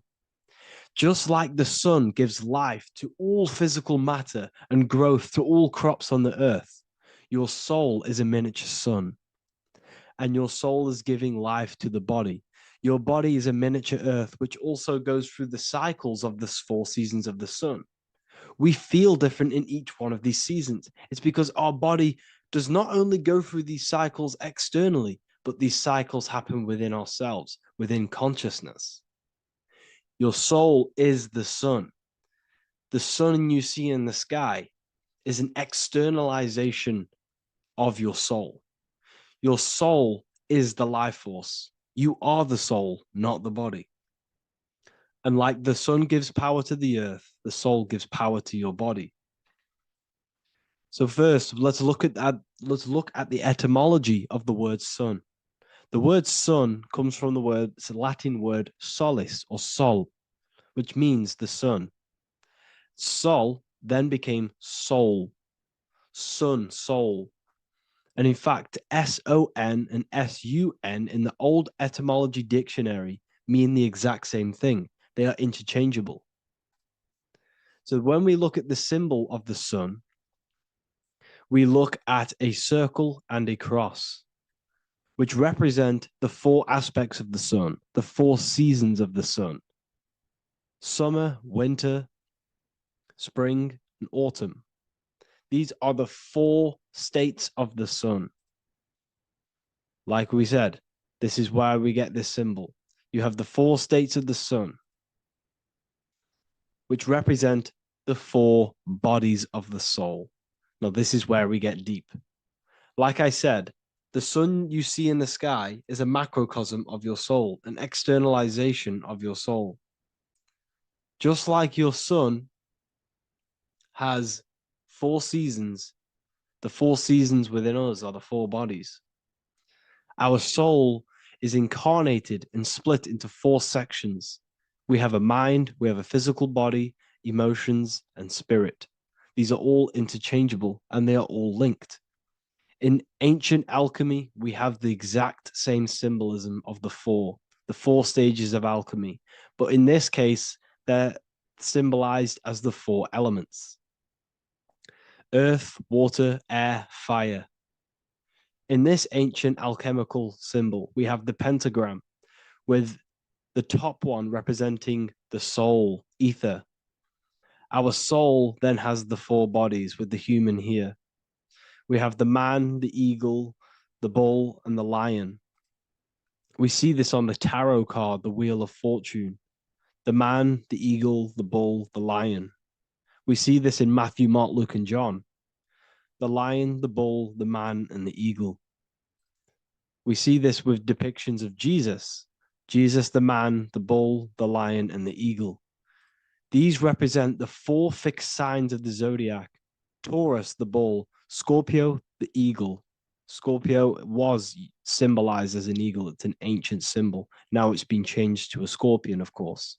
Leo, the lion; Aquarius, the man. These represent the 4 fixed signs, which are 4 different elements. Taurus is an earth sign, Scorpio, a water sign, Leo, a fire sign, Aquarius, an air sign. Taurus is the earth, as above, so below. The earth is the physical body. Leo is fire, fire is the spirit. Scorpio is water, which is the emotions. Aquarius is the mind, which is an air symbol. Air is the mind. That's why we call people airheads. Okay. So, what we're actually looking at here are the four aspects of our soul. We have the sun in the middle and the four bodies of the soul. This is what Jesus is symbolizing. Jesus represents you. God made flesh with the four aspects of the soul. The four gospels are all depicting Jesus in four different ways according to the different body of consciousness. The wheel of fortune are representing the four bodies of the soul. This represents the four bodies. Now, how are they four bodies? They are four dimensions of consciousness. The mind is not made of the same substance of the emotion. The emotion is not made of the same substance of the physical body. The spirit is not made of the same substance as the physical body also. They exist in four dimensions of consciousness. They are four bodies of our soul. And the most important teaching here is what I'm actually getting to, is the powerful one. This is what gives you power. Most of us live in chaos. Our mind is thinking of doing something. Our emotions are feeling something else. Our body is lusting and wanting to do something else. And our spirit's energy is completely off. Most people live in unbalance. None of these four bodies are working together. This is why we produce chaos in our lives. When these bodies are in balance, are not working together. So in alchemy, they symbolize the four elements, which are the four bodies of consciousness. These are the furnaces with the fire. They represent transmutation of each body. We have to sync these bodies. We have to sync the mind with our emotions, and our emotions with our actions, the physical body, and with our spirit. These four key bodies need to be in line in order for us to create consciously in our life. Because each one of us is a creator, a miniature version of God, creating our own earth, creating our own material reality. And in order for us to create consciously and with effect and power, we must have these bodies unified so that we can create consciously and not create chaos. So this is very, very important. And this is a secret teaching found in all ancient societies. But this is what the hidden symbolism of astrology actually is.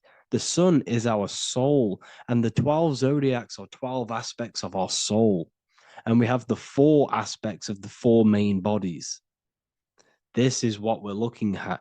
We're not looking at the sky. We're actually looking at aspects of ourselves, aspects of our soul that we must master and transmute in order to become our highest potential. So I hope this makes sense. And it may take a while for you to fully understand this, but the key knowledge in order for you to understand any of these teachings that I've gone through today is the major, major teaching of as above, so below. What is above is below. What is within is without. Your inner reality projects the outer reality. What is inside of you is outside of you in some form or way. Whatever trees, whatever roots that go down will always shoot up. When you throw a bouncing ball, you shoot it down, it will go up. As above, so below. As within, so without. God did not make a creation separate from himself. We are all extensions of the divine made in physical form. And we are incarnated into four sections. Our soul is separated into four sections. These are the four corners of reality. These are the four pillars of reality that we must control. So, in order to access our soul in meditation, we must turn off these four things: turn off the mind, the emotion, the spirit, and the body. And then we access the soul. So I hope this video helps today. And you can learn all about this in the Book of Wisdom, Volume 2. This book is a revolution in consciousness. I do not recommend everyone reads this book. This book is only for people who are serious and want to transform their lives. This book is a book that will change the scope you see reality. It will change your perspective on yourself because you will resonate with this. This book does not just give you information. It gives you a sense of well-being. It gives you truth, and you will find your power from this information. This information is not just information, it's a key to your path of enlightenment and transformation.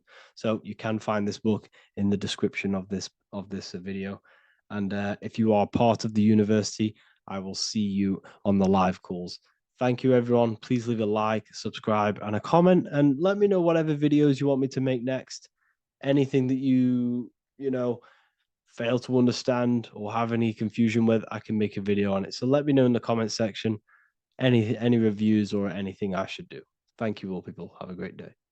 In this video, we're going to be decoding the symbol of the double-faced eagle, which is found on the Rothschild's family coat of arms. We see it in the Roman Empire, and we also see it in the 33rd degree of Scottish Rite Freemasonry. So let's get straight into this symbol and decode what this means. Freemasonry is considered a craft, and this craft is about reconstructing yourself. In fact, the word mason means builder, because every day we are building our mind's prison or our mind's freedom. Plus, you are a creator of reality. You are contributing towards the building project on the earth. You are a builder of yourself and reality, a creator. In Freemasonry, they use the allegory to teach the initiate a process of self-mastery. In Freemasonry, the allegory is that the Temple of Solomon is broken, and this broken Temple of Solomon needs to be reconstructed. But this is symbolic. The Temple of Solomon is yourself. You as an individual are the broken temple, as you have forgotten who you are, why you are here on this earth, and your mind has many limiting belief systems and restrictions on it. Therefore, we are the broken temple that needs to be rebuilt and reconstructed. The 33rd degree is the highest degree in the Scottish Rite system of Freemasonry. Therefore, this logo represents the state of consciousness the 33rd degree Mason is operating at. It is symbolic of their level of mind, their level of self-mastery, their level of awareness. This symbol is a very powerful symbol that you can use to also find your personal power. Now, of course, this is my interpretation based off my years of studying symbolism and connecting the dots. If you feel like I miss anything, please leave a comment in the comment section to maybe add to my points. The first of all thing that I see in this symbol that reveals a great power of mind is the eagle.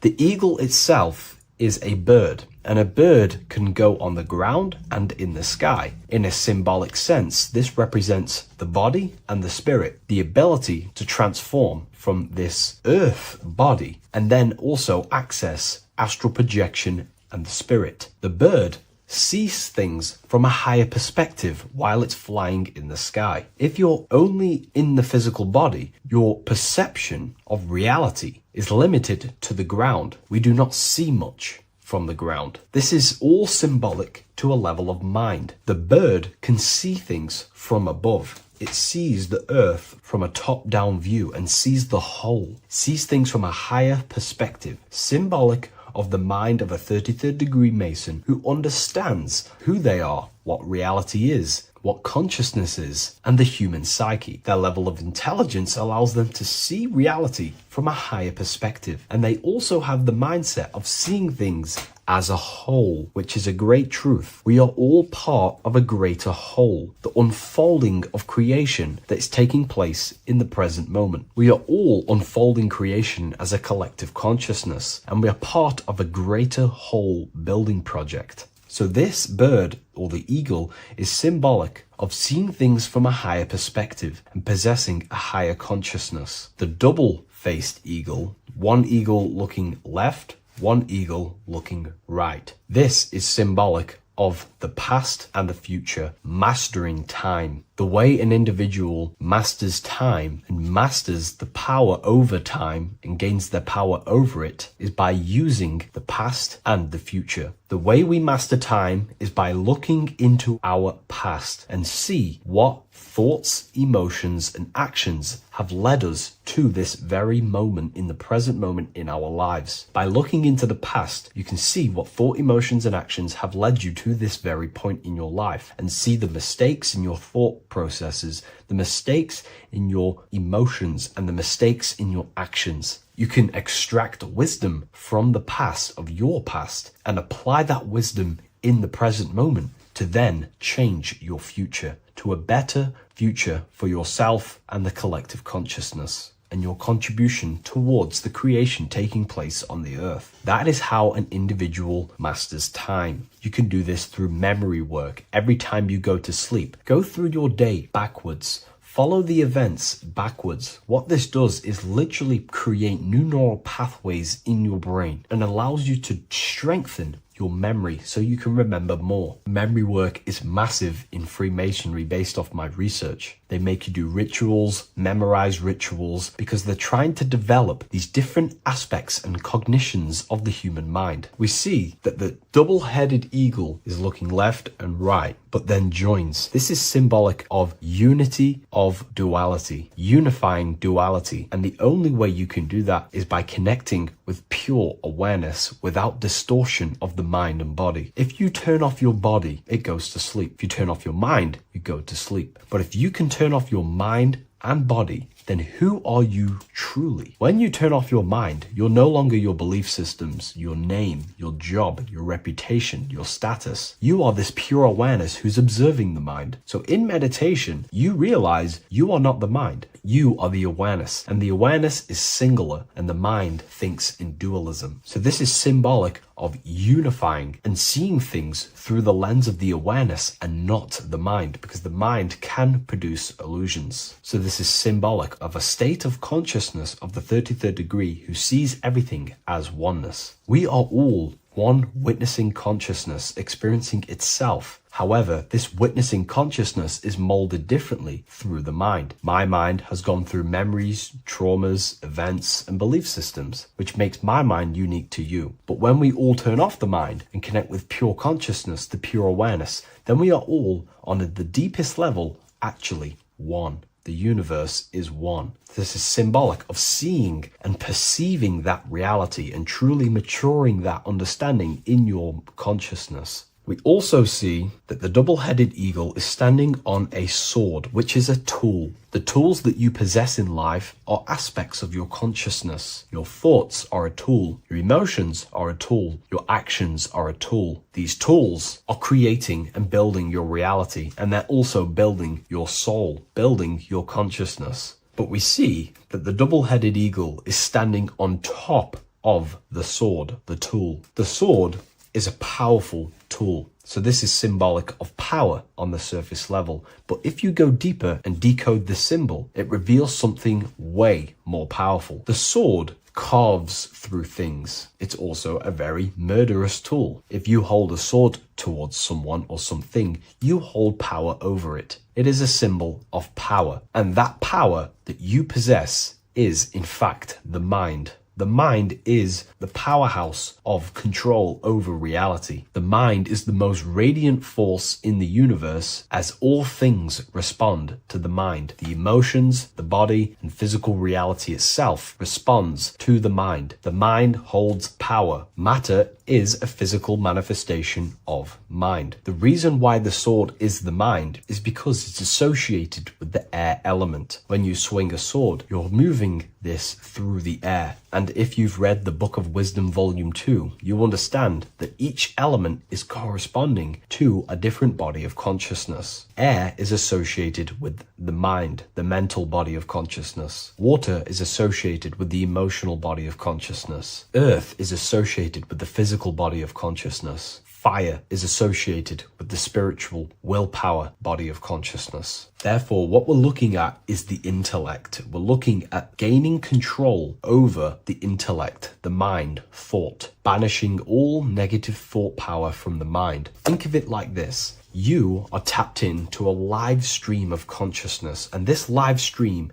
is flowing into you in the present moment. Your mind directs this creational force, this flow of consciousness and power. You can use that mind to think about negative things, anxiety, depression, or you can use that power that's flowing into you for the positive only. The universe does not create what you want. It creates what you are. What you put in is what you get out. Your reality is a reflection of your mind. So it's about using this tool for the good. For example, no negativity even has any space in my consciousness. There is no negative thought that pulls me down. And if there is, I banish it instantly and remove it. So this is about gaining power over the mind and using the mind as a tool to carve your reality with the sword. This is your power. This is your sword. Below we see a banner that says Ordo ab Chaos. Most people see this and understand it as order out of chaos. And yes, it is linked to, obviously, molding society, manipulation. However, on an internal understanding of order out of chaos, it's something much more powerful to the individual. Most people see order out of chaos and see the manipulation that takes place on human consciousness, which is very true. The ruling powers create chaos or a problem in society, then they produce an order and a solution to mold society towards their agenda. That's order out of chaos. However, to the individual, this represents something much more powerful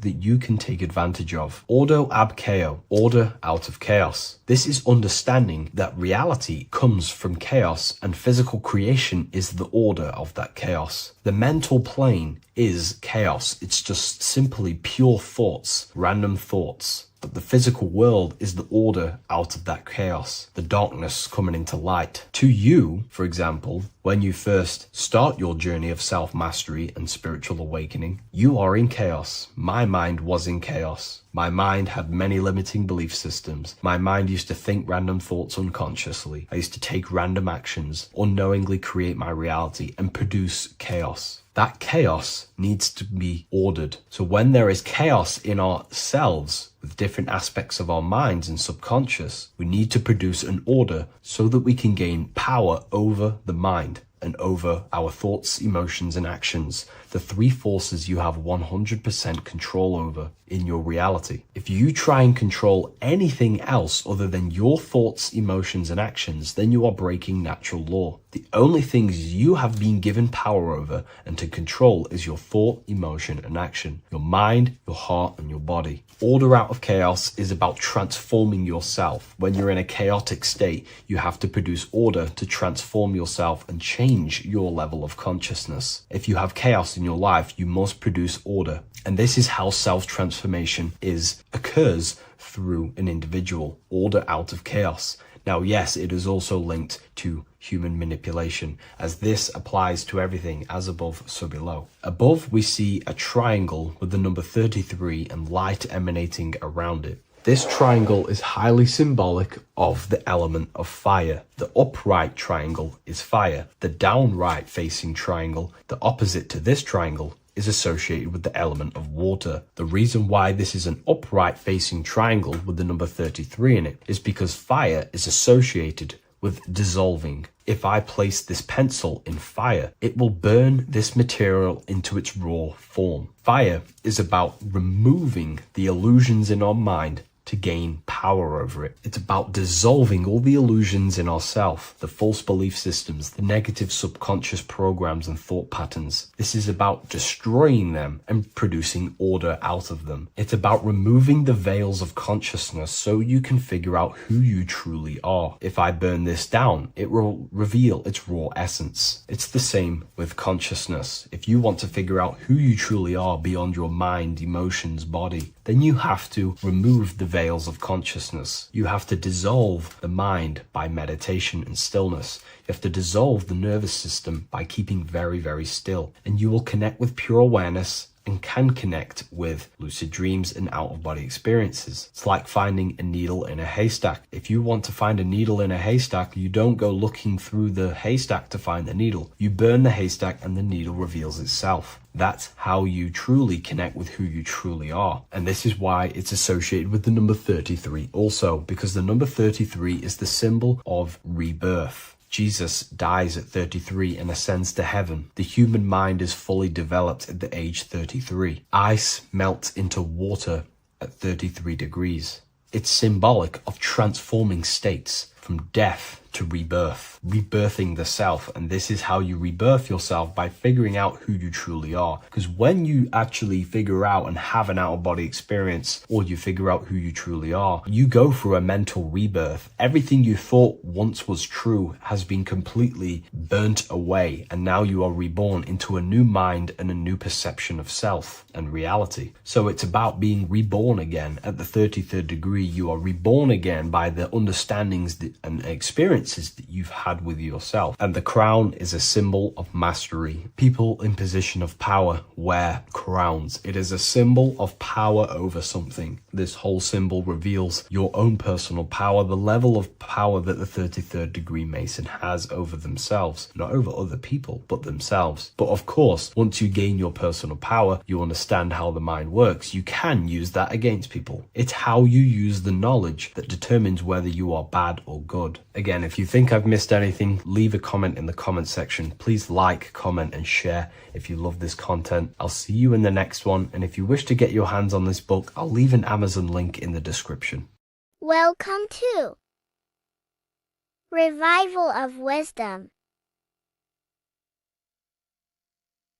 Today we're going to be breaking down Saturn worship and how the occult are linked in with Saturn. Okay, so first of all, let's start with the celebrities. All these celebrities are doing 666. Okay, covering the one eye, which also symbolizes the all-seeing eye, which is another occult symbol. But we're focusing on the 666, the 6 with the 3 fingers. Also, we have CERN with the 666 within their logo. Also Disney, okay, as you can see here, 666 within their logo. Pepsi, Coca-Cola, and even Cadbury's. Monster Energy with the 666 in Hebrew numerals.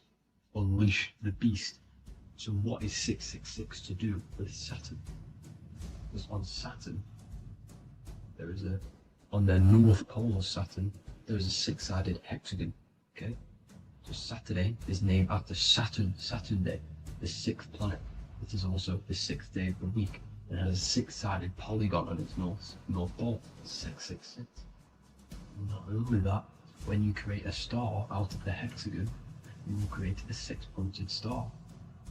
Okay, with 6 triangles within the star and a 6-sided hexagon, which all adds up to 666.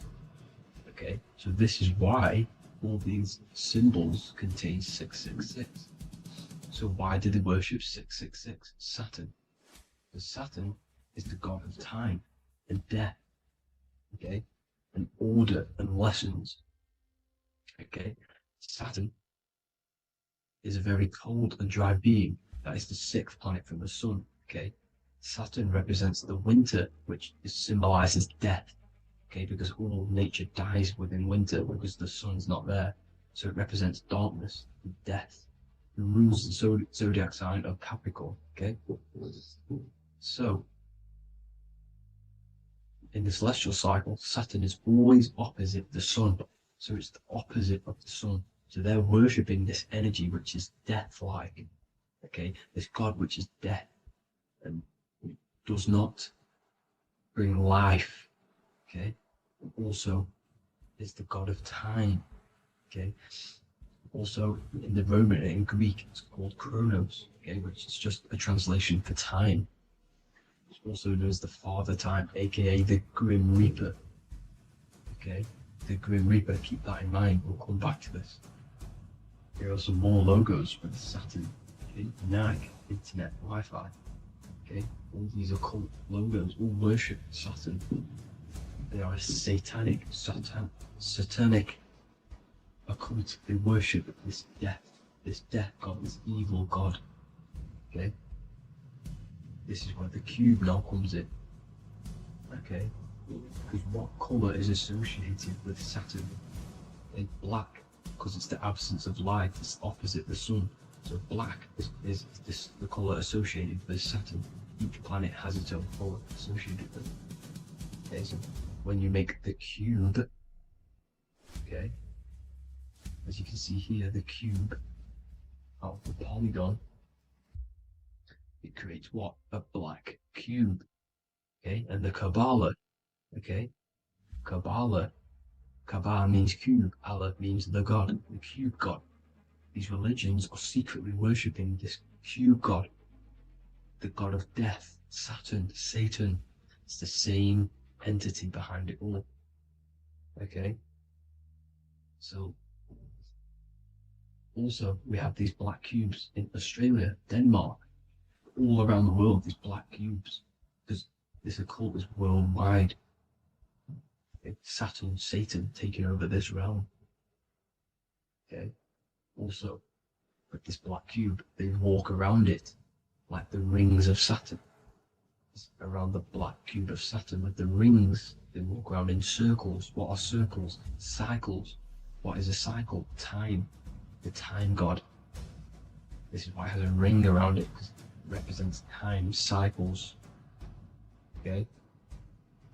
And this is another depiction of Saturn, always depicted with this Reaper staff. Okay, keep in mind this staff, just like we associated with aka the Grim Reaper. The Grim Reaper also wears a black robe, representing Saturn with the same staff.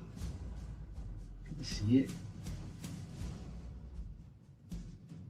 This is where it comes in. Okay, it's the same thing, look, the same staff. With the black robe, black representing Saturn, the god of death. Okay, the Grim Reaper, Satan. Okay. Also, when you graduate from university, what do? You wear a cube on your head, a black cube with a black robe. This is Saturn worship. See, this is how Saturn, Satan, has tricked the world into worshipping him, not God, the sun, which represents God. So what is a corona? Because a corona is a crown, a circle, okay? A set of concentric circles of light seen around a luminous body. So Saturn, so this is why they used to worship Saturn by wearing crowns in ancient days. And we still do to this day. The king or queen has a crown, a corona. Also, corona, the drink. Corona adds up to 666, just like Saturn is 666. But like you see in the corona, you see the staff. You see this staff, just like the staff of Saturn, the Saturn god, like the Grim Reaper, with the black robe and the staff, just like the Saturn god. What is the Grim Reaper? It's a killer, it represents death, just like Saturn, the god of death and time. So all these occults and secret societies all worship the 666 god, which is Saturn, Satan. All of our energy is being put into Saturn. Okay, and Saturn, Satan, is harnessing all of this energy. So gradually, this is what the mark of the beast is. Like it says in the Bible, the mark of the beast, or the name of the beast. Here is wisdom, let it know that you have to understand and count the number of the beast, for it is 6. It is the number 6 of a man, and is 6. 600, 3 score is 6, 666. So this is what the mark of the beast is. They are going to eventually put green chips, just like Neuralink, which is what Elon Musk is pushing. Okay, so this chip is the mark of the beast, and it's going to be implanted to our our hands or brains, okay? And they will manipulate our consciousness, and it will manipulate our DNA, and it will directly connect us to AI. And AI is linked in with Saturn, Satan, as the demons and the people who rule this world are in love with AI. They want to connect humans to AI. And this will control our consciousness completely and give all of our energy back to Saturn, Satan, this deity that they all worship. Just like when you get married, you wear a wedding ring, the rings of Saturn, over the finger, which represents the sun. So you're basically seeing Saturn over the sun. The sun is the son of God. It represents the sun, represents God. So you are putting Saturn over the sun. So thank you guys all for tuning in. I'm going to leave you guys here. Please leave a like, comment some topics that you want me to talk about. And please subscribe for more amazing content. God bless.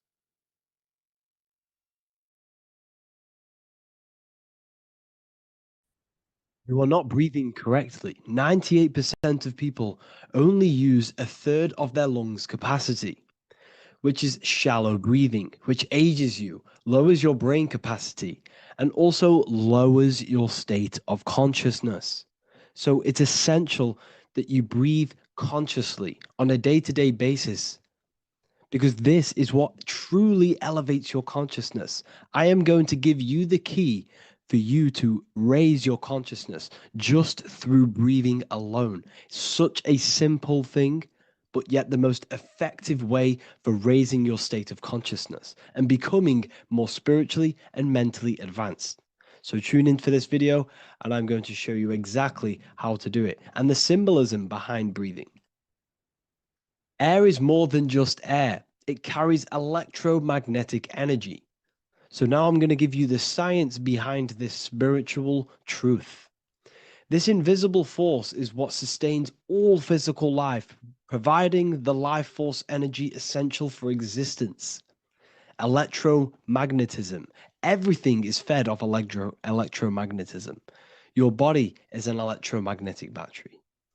Now, we can prove that air carries electromagnetism just by doing a simple test, a simple scientific experiment, by getting liquid oxygen and pouring it between a north and south magnetic pole, two polar opposite magnets. We see that the liquid does not fall straight through it.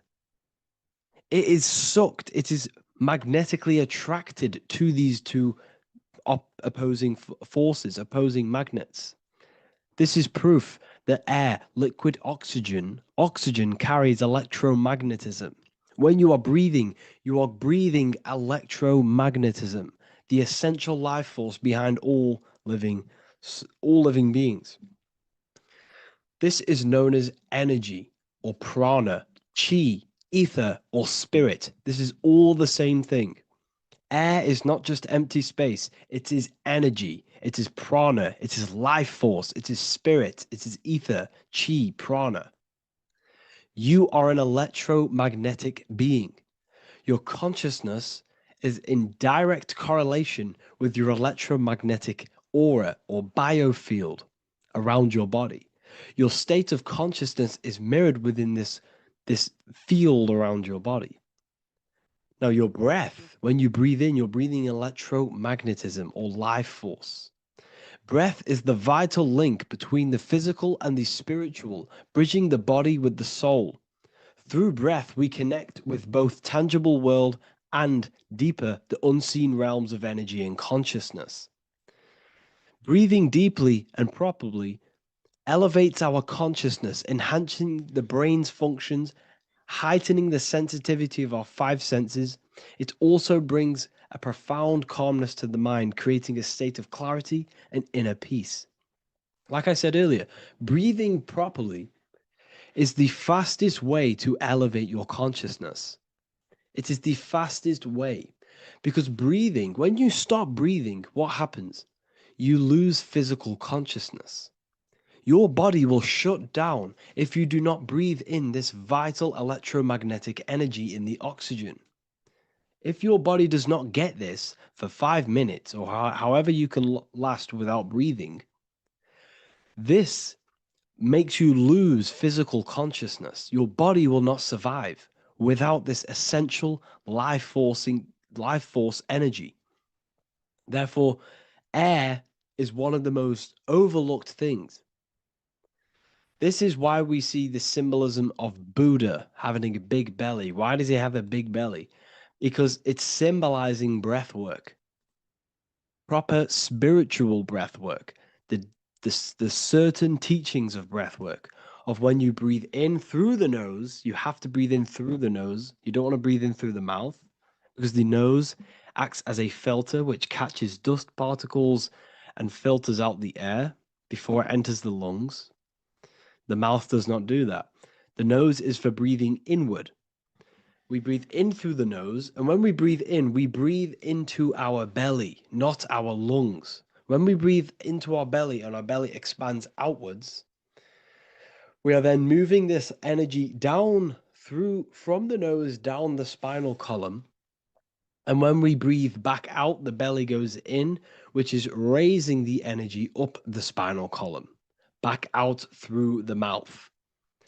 This is the true way of breathing, because when we breathe, we are moving energy. We are moving electromagnetic energy. When we breathe in through the nose, the energy travels down the spinal column. And when we breathe out, we are raising this energy back up the spine, some of it going out the mouth, and some of it reaching the brain, activating dormant brain cells in the brain. But when we breathe, we need to make sure we are using 100% of our lungs' capacity, because the lungs is what transforms this special energy into consciousness, physical consciousness. So this is why Buddha has a big belly. It's not because he was fat. It's not because he was overweight. It's symbolism. It's symbolism of breath work. So try this. Do this for 2 minutes while you watch this video. Breathe in through the mouth as hard as you can until you no longer can fill any more air into your lungs and belly. Breathe it into your belly, not your lungs. And breathe out through the mouth.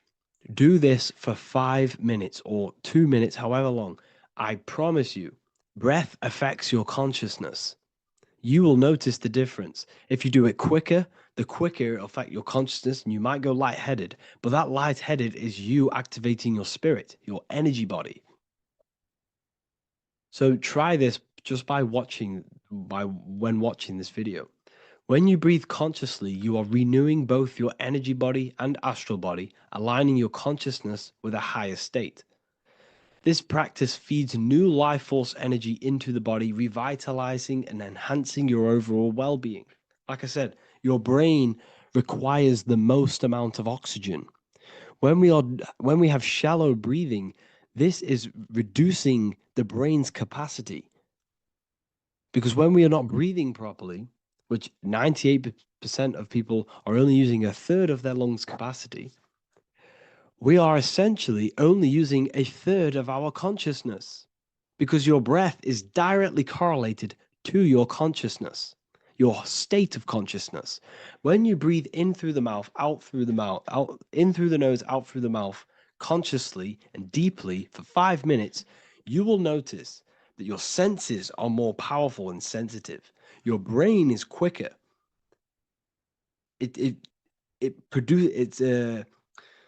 What's the word? It processes information quicker. You become quicker. You become a superhuman, and you feel more spiritual because it activates your spirit, your astral and energy body. So when we meditate, it's definitely important to breathe in through the nose and out through the mouth as deeply as possible to align with a higher state of consciousness. And this is the easiest way to separate your consciousness from the body. When you breathe in deeply for long periods of time, while meditating, while taking no thought, when no thought is present and you you gain a rhythm of deep breathing. This is the gateway. This is the gateway to opening your consciousness. Because when you stop thinking, other aspects of your consciousness can open up. All of our lives we've been thinking, which has blocked off the higher states of consciousness. So breathing is very, very important. It affects our overall well-being. And this is Yahweh, the in and the out of breathing. When we breathe in, this is Yah. You can hear it. It sounds like Yah. And when we breathe out, that is Way. This is the name of God, apparently. But God is within you. You can connect with God. You can connect with source consciousness within you by breathing, by raising your state of consciousness through breathing and meditation. This is why the Bible tells you the Spirit of God has made me, and the breath of the Almighty gives me life. You are consciousness. You are God. You're an extension of God's consciousness. Job 27:3. As long as my breath is in me and the Spirit of God is in my nostrils. The Spirit of God is through breath. John 20:22. And when he said this, he breathed on them and said to them, receive the Holy Spirit. The word spirit means breath. In Greek, Hebrew, Latin, it all means breath or wind or air. The Holy Spirit is a certain way of breathing, a breathing technique that elevates your consciousness, that syncs you up to a holy consciousness, an elevated state. That is the Holy Spirit. That's why it tells you in the Bible, when he said this, he breathed onto them. He breathed onto them and said, receive the Holy Spirit. You must breathe to receive the Holy Spirit. When you breathe, you are renewing the body's energy. You're taking in new life force, which is regenerating your cells, regenerating your brain, nervous system, and also connecting with consciousness, pure consciousness. This is not something that we should be doing during meditation. Yes, it is. We should be doing it during meditation, but this is something that we need to apply all of the time. This is the fastest way you can raise your consciousness. I just want to say, all of this knowledge is inside of the Book of Wisdom, Volume 2. Make sure to give a like and a comment on this video to help the algorithm. And let me know what you think about the last book or this book if you have read them, to let the new people know what they're looking at with this book. This is truly life-changing, the Volume 2 and Volume 1 is truly life-changing. You can get them in a bundle also. Learn hidden knowledge inside of the Ethereal University. This is where truth seekers belong. I'm not here to try sell you this, but this is the place for truth seekers. And if you are serious about your spiritual journey and serious about gaining knowledge, which gives you the advantage over life, join Ethereal University. This will definitely help you. Thank you for watching this video. Please leave a like and comment. Make sure to give me any suggestions on videos you want me to make in the future. Thank you all. Neo is plugged in on the back of the neck, which is the reptilian brain stem. The reptilian brain is all to do with survival mode, survival state. It's always scanning the environment for safety, whether that's physically, emotionally, or mentally. It does not think. It is instant. For example, do I smack the guy or run off? If something happens to you, like a car's coming really quick to you, you do not think about this. The reptilian brain is the animal instinct that will instantly move your body on the instant reactions. Hence why it's the closest brain to the rest of the body.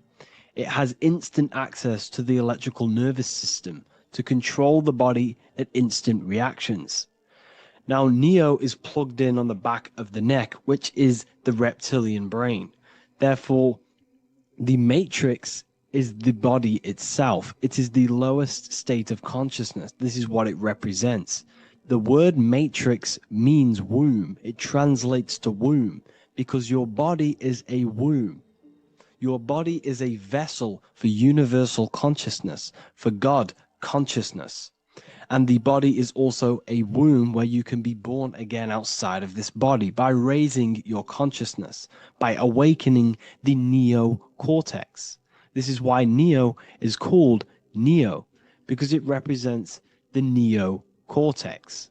This is the higher aspect of our brain. This is all to do with new things, higher reasoning, higher thinking, new learning. You see, the brain is a receiver for universal consciousness. Now, what do I mean? It is a radio receiver. Think of it like this. You have a radio tower which emits frequencies, and each little frequency, 00.1, 00.2, 00.3, each 00 point is a different person. We are all the same universal consciousness encapsulated inside of a different vessel. This is why our body is the temple of God inside of the Bible.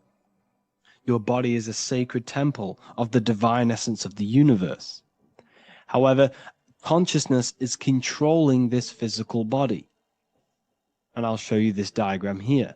Consciousness consists of imagination, emotions, thought, and memory. All of these things are not physical. They're not made out of atoms. You cannot think with atoms. If I split open your brain while you are thinking of a cheesecake, I would not see a cheesecake. It's because these things exist metaphysically within consciousness. They are not physical. The body is physical. It's part of matter. It's part of time.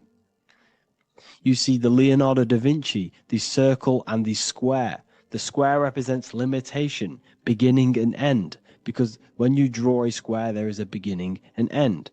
It represents the body, the mortal self, the ego, the echo. Then you have the spirit raised above, which represents spirit over matter, mind over matter. Invisible forces create physical forces. Everything physical exists in non-physical.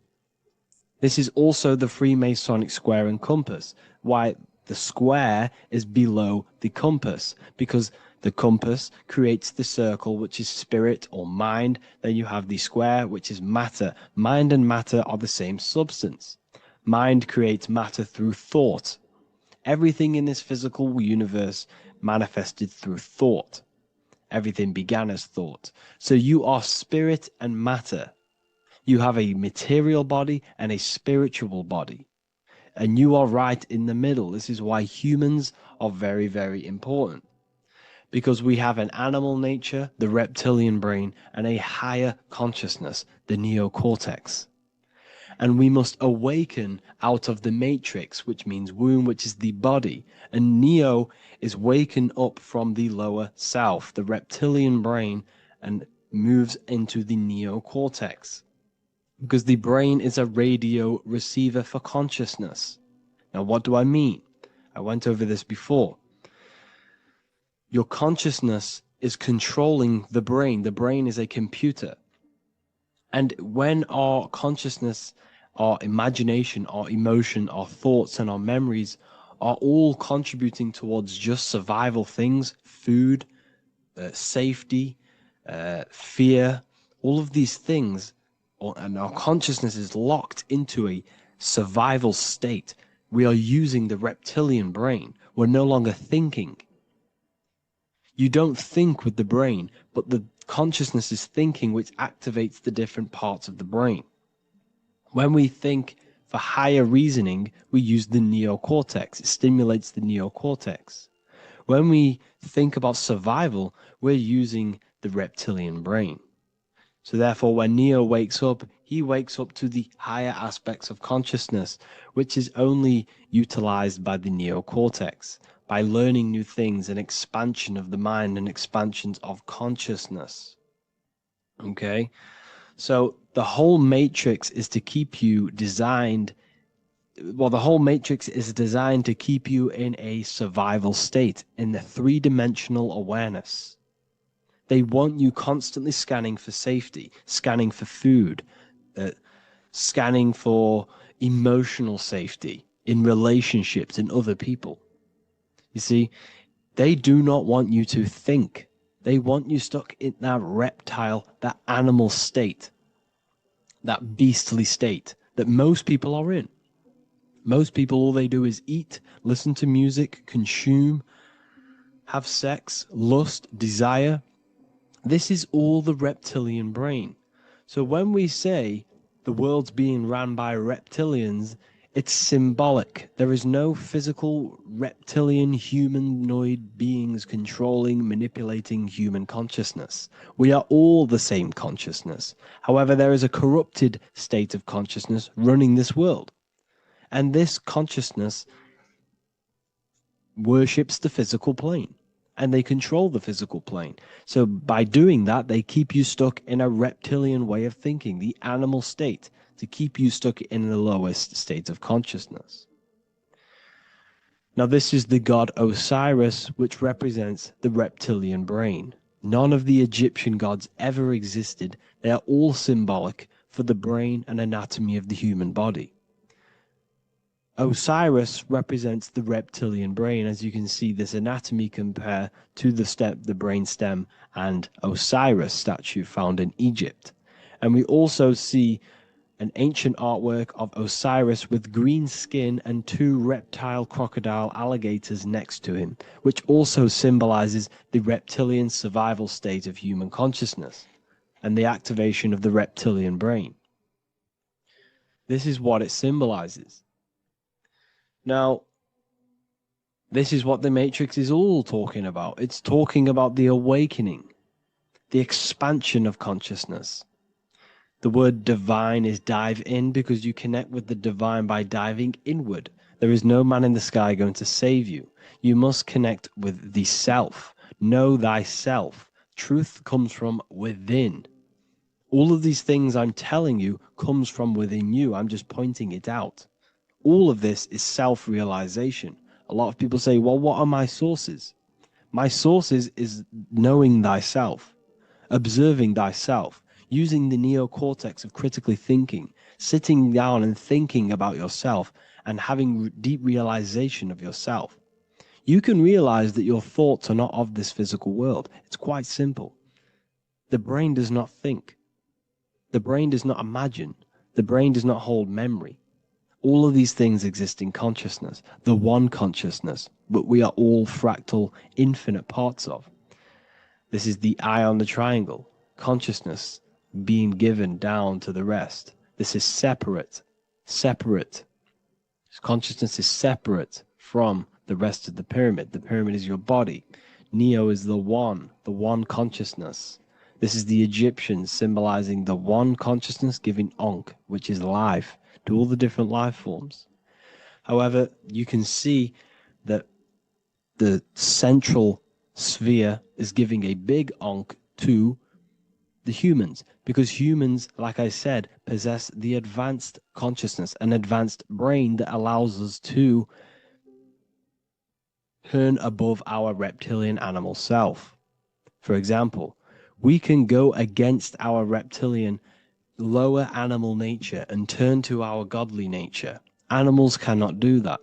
They are stuck in instinct. They are stuck in a reptilian animal way of thinking and operating. Everything they create is to survive. We can turn against our lower nature and create for amazing things like buildings, architecture, technology.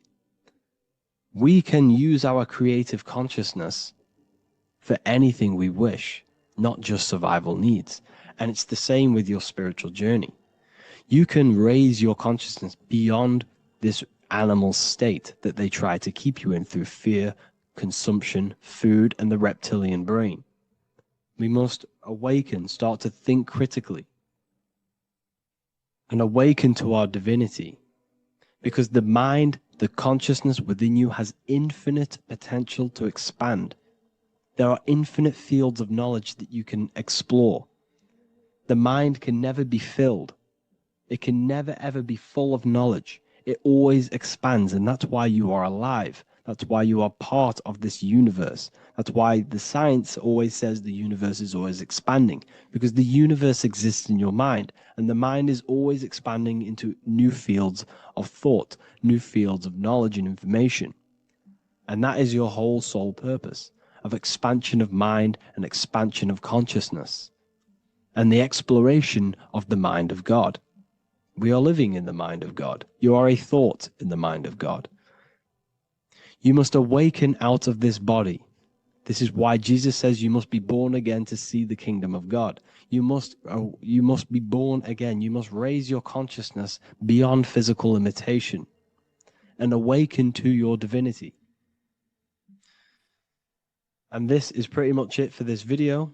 I hope you all understand this, that this is all symbolic for consciousness.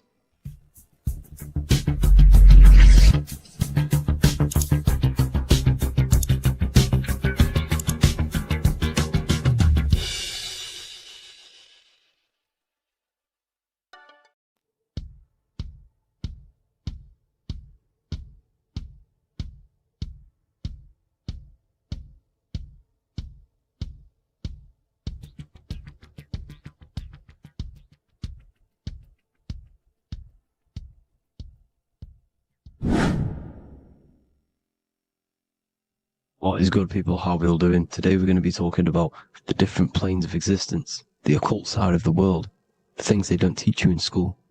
And of course, you can only find that on this channel, so welcome. So you need to understand is that your consciousness moves through these different planes of existence, these different states of consciousness, which make up all of you. Okay? They are all interlocked planes. They are all interpenetrated into each other. They are all one. They melt into the plane above and below. You see, each plane is a product of each plane. As above, so below. Now, the higher you go, the more fluid, the more dreamy, the less dense it becomes. The lower you go, the more denser it becomes, the more solid it becomes. The lowest plane is the physical plane, which you are obviously aware of. You are inside of the physical plane now. But while you are in this inside of this physical plane, you are indeed inside of all these other bodies which you have not awakened yet. You have to awaken these different bodies. You have these bodies. Okay? It's like a ripple effect. And the center is the most dense, the most solid. This is earth, heart, the heart of the ripple. And the further you go out from the center, the more dreamy, the less fluid, the more fluid, the more less dense it gets until you're one with the all. You see? And this is what it's like. This is what this system is. It's like a ripple effect. Now, let's jump straight into the planes. First, you have the physical plane, made out of 4 elements. 5 elements. The ether is the mother of the elements. It's the womb of the elements. It's the 5th element. And it gives birth to the 4 other elements. 4 is stability.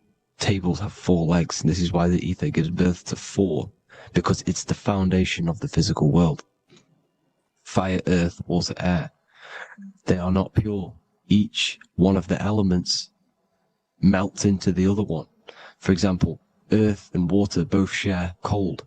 Water and air both share wet. You see? They compose of each other. They melt, they mold into each other based off the vibrational state of the ether. That's what it is. The 4 elements are the vibrational states of the ether. Okay?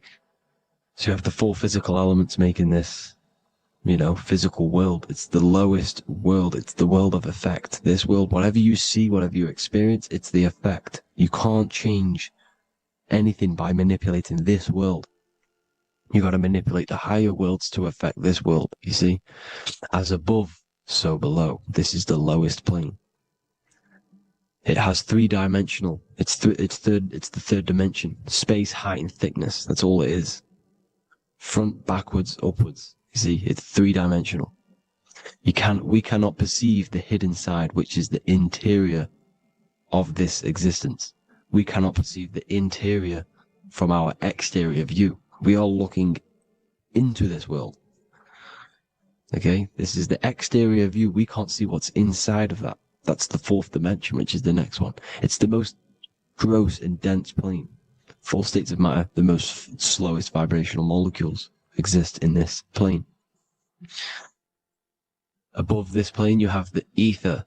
Okay, the word ether and either are the same thing, because either connects two scenarios in languages. I either support Manchester United or Liverpool. Either is connecting them two scenarios. The ether is doing the exact same, as you can see here on the planes of existence. It connects the astral world, which is very important, to the physical world. It's connecting these two worlds. So it's the ether. It's the ether. The ether is pure potential. Energy flows through the ether. It is pure energy, pure potential. Okay? The physical body is an exact copy of the etheric counterpart body. So every physical object has an etheric energy double. It's like a blueprint of that object. Every single object has an energy double, and that's the etheric double. Okay? The etheric body determines the shape of our physical body through its lines of force. All through life, it rebuilds and restores the physical body. Physical problems show up first in the etheric body, because as above, so below. You manipulate the higher planes, it will manipulate this plane. And this is why sorcery works. You know, contact with astral plane entities. We'll get into that a bit later.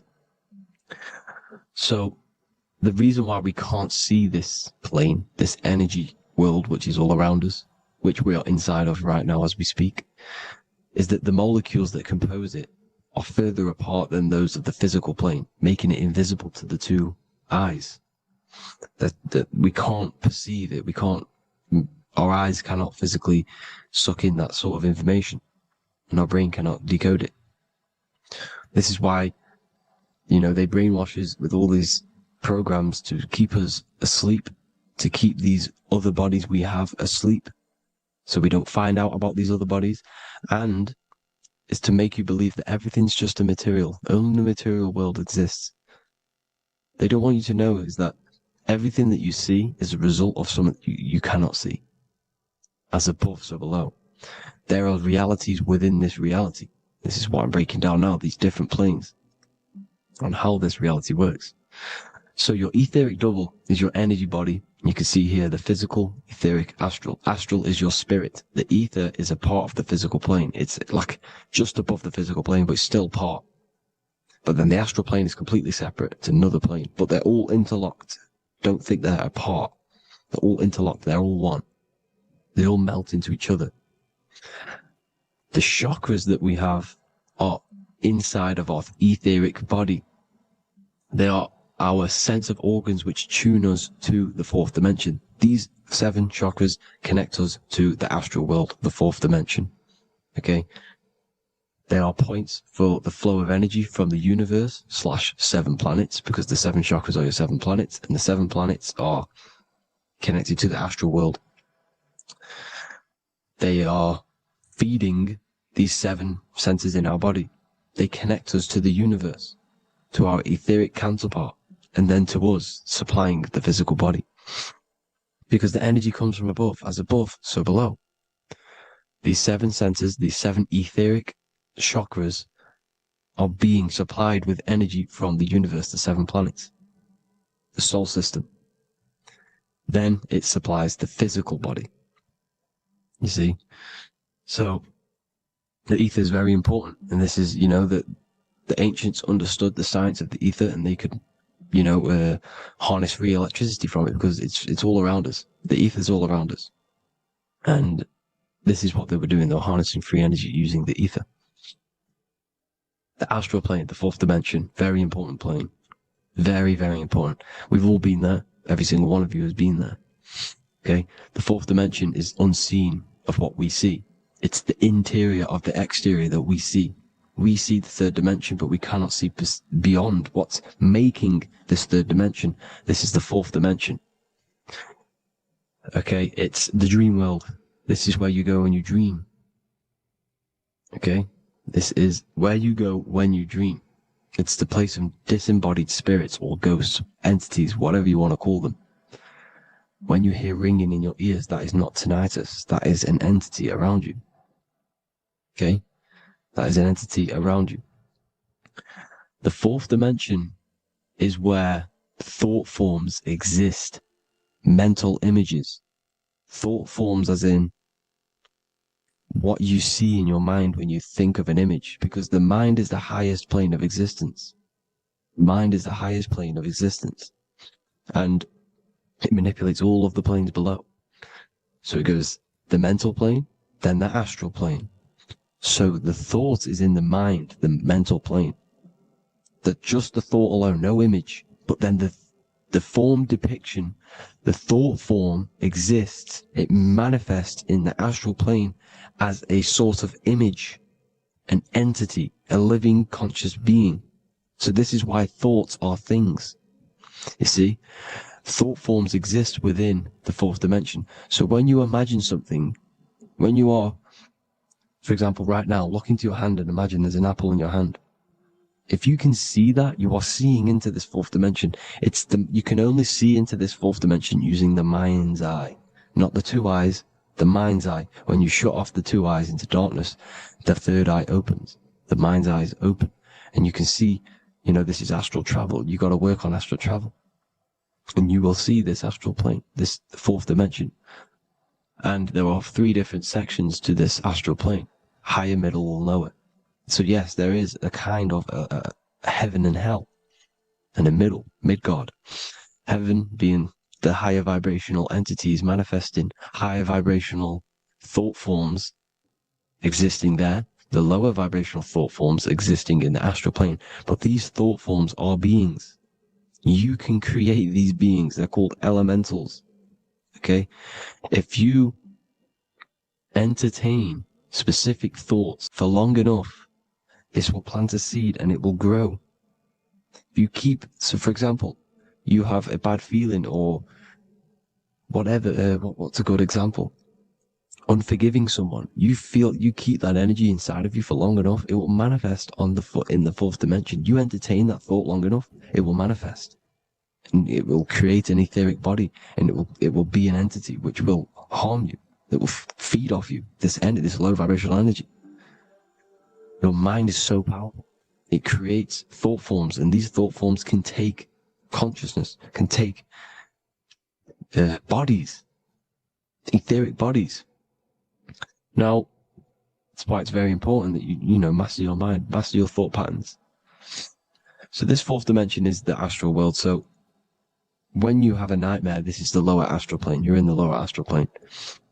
Whilst this physical body rests at night, your consciousness, you awaken this other body, your consciousness goes inside of this other body, whilst the physical body lays asleep. You see? So it's all inside of you. This is what you need to understand. You just haven't awakened these bodies yet. You can awaken them. You just got to awaken them. Okay? The next is the mental plane. This is the mind, the source, pure cause, pure motion. The most less dense, the most fluid. No form. There's no form to the mind. Astral plane is the first plane where a form takes existence, pretty much. The mental world has no form. It's pure mind, pure intelligence. Thoughts alone exist here without any images or manifestation. The most fluid, the most dreamy, the most causal plane. All of the rest take the effects of this plane. That's why it's mind over matter. Your thoughts they create vibrations. Each vibration is vibrating on a specific frequency, which creates mental images, creates effects down here on this physical plane. This is why it's so important to master your mind. Master what you think. Master your mind. It's the hardest thing to master. You could conquer the world, but it's probably harder to conquer your own mind than to conquer the whole world. I can promise you that, because the mind can play tricks on you. You got to listen to that inner guide within you that will constantly manifest the good things. So anyways, people, hope you learned a lot from this. Please work on trying to activate these other bodies. I will maybe do another video on trying to activate these bodies if you wish. Please comment down below if you would like to see that. And have an amazing day. Please like, subscribe, comment down below any video ideas you want me to do, any information you want me to spit. Thank you all. Have an amazing day.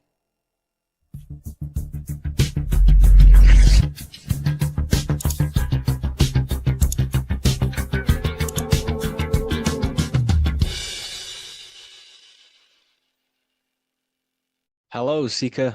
Welcome to Revival of Symbolism, a channel devoted to the language of esoteric symbolism, helping you discover yourself and expand your consciousness into new realms of thought. I'm Harry B. Joseph, also known as Revival of Wisdom. In this video, we're going to be breaking down the occult and esoteric meaning of the tarot card, the Magician. This contains many layers of symbolism. Let's get straight into this. So if we look at the card of the Magician, the first thing we notice is this gesture, his hands. We have one hand up, one hand down. This corresponds to the teaching and the principle of the universe called the law of correspondence, also known as above, so below. As above, so below pretty much corresponds with everything in the whole world and life. Everything functions underneath this law. It teaches that everything below in the material plane does not exist on its own. Physical life does not create itself. It is not independent. It cannot sustain itself. Everything below in the material plane has its spiritual counterpart within the heavenly realms of higher consciousness dimensions. Everything above manifests that which is below. It's simply representing how reality is dual and you are dual. You have a self outside the mind, which is the physical body, and a self inside the mind, the spiritual self. While most people are fixated on the external self, the physical body, they never give attention to their internal self, the self inside the mind. The self inside the mind is limitless, has infinite potential, and is not bound to any true form or identity. The internal self is the immortal self, the higher self. It is the self that can turn anything, any thought, into a form within the realm of imagination. This is what we call the astral plane. The astral plane being a plane or a dimension that sits just above the physical plane, and it's the realm of imagination, emotion, and desire. Because in order for us to imagine something, we have some sort of emotion or desire to create it. Therefore, it is the astral energy, the desire and the imagination of something above in the higher realms and dimensions of consciousness that make it possible and physically created within the material realm. It is the astral forces of desire manifesting the actions of the physical body, because the physical body only moves to what we care about or we have a passion or desire. These forces, what we call passion and desire, are not just chemical reactions in your body. They are astral forces directly coming from your astral body. We think with thought. This is the beginning of all creation. We think, we imagine, we desire, then we act. It is the higher realms first, then the external realm, the material. Higher dimensions over the lower dimensions. This fits in perfect with the magician, because a magician is not someone, like Harry Potter shows you with wands casting spells. This is fantasy. The real magic is about changing consciousness at will, because consciousness above creates that which is below, the material, as within, so without. Reality is created from the inside out. So the magician understands that by changing consciousness, we change our external circumstances. You see this reflected in your life, and I've seen this reflected in my life. When you change your consciousness, for example, you start to spiritually awaken. You start to think differently, see the world differently. What happens to your external reality? Notice your friends start to say you've changed. You may not fit in with your current friendship circle. Your friends will change and you will outgrow them, and you will have to seek to find new friends that fit with your new internal state of consciousness. This is teaching that the internal world rearranges the external world. While most people stay in a cycle of trying to change the external world, not realizing that they must first change the internal. This is what magic is about. Magic is about changing consciousness at will. Because when a magician holds the ability to direct all forces of their consciousness to a specific reality within them, to create that form and reality within the internal self, they can actually start to produce change in the external reality. We have masculine forces of consciousness, feminine forces of consciousness. The feminine forces of consciousness are imagination, intuition, emotion. The active masculine forces of consciousness are willpower, actions, and intellect, thinking. When we combine the imagination, seeing the reality within our mind, forming the reality within our spiritual vision, the internal vision of the soul, because imagination is the expression of the soul.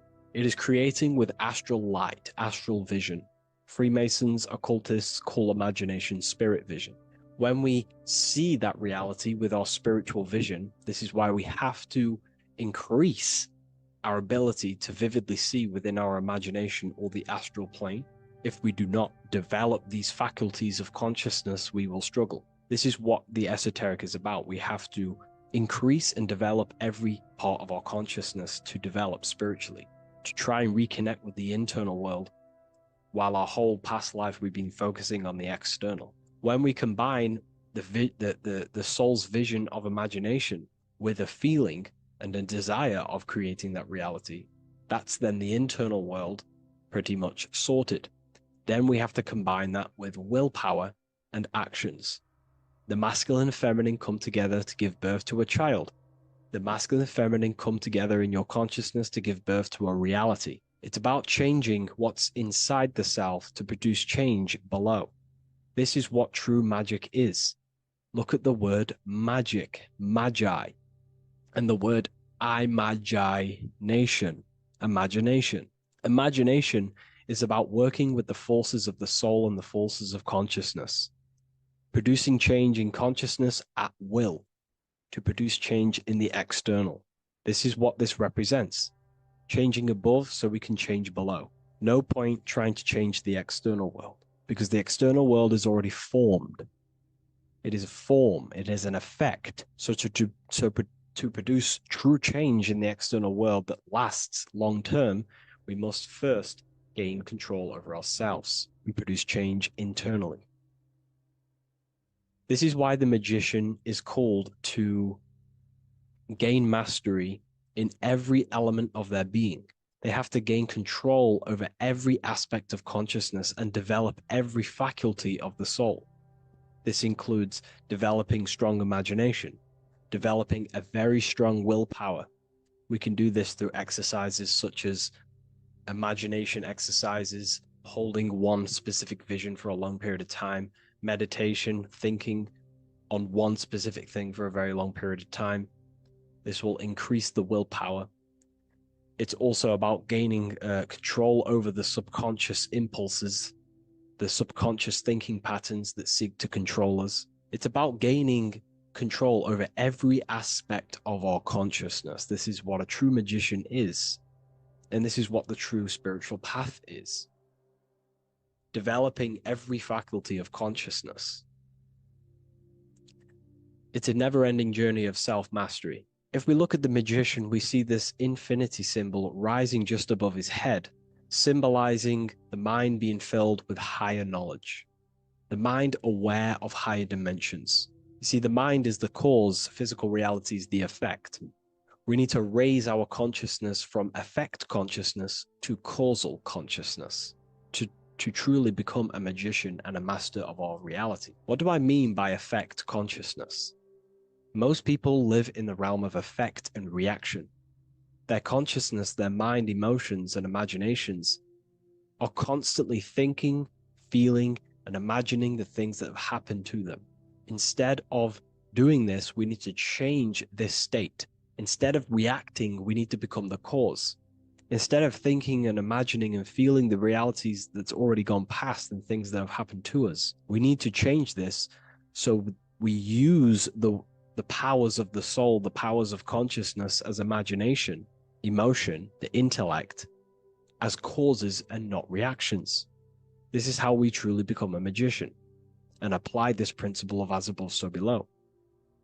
We need to think, feel, act, imagine, and use all the faculties of consciousness and the creative powers of the soul to cause things, to create a better future, to imagine a better outcome, instead of dwelling in reactivity, because reactivity will create a constant cycle of negative manifestations.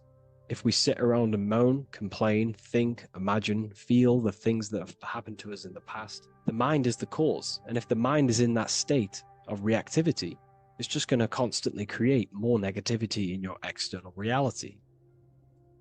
This is what it's all about, as above, so below. You can see the sword here. The sword cuts through the air.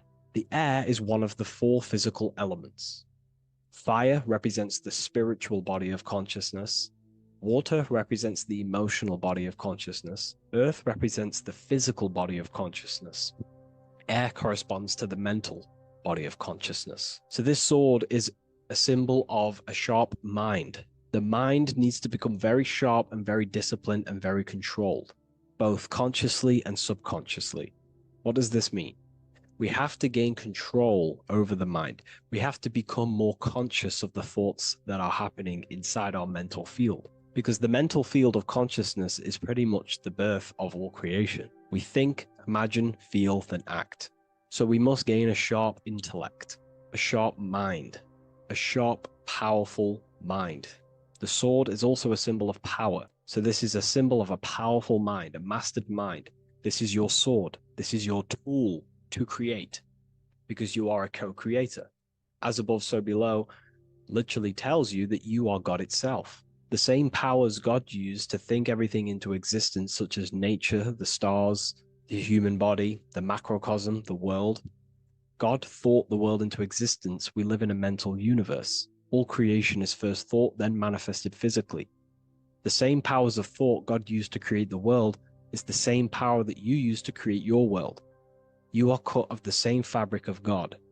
You are a microcosm, as above, so below.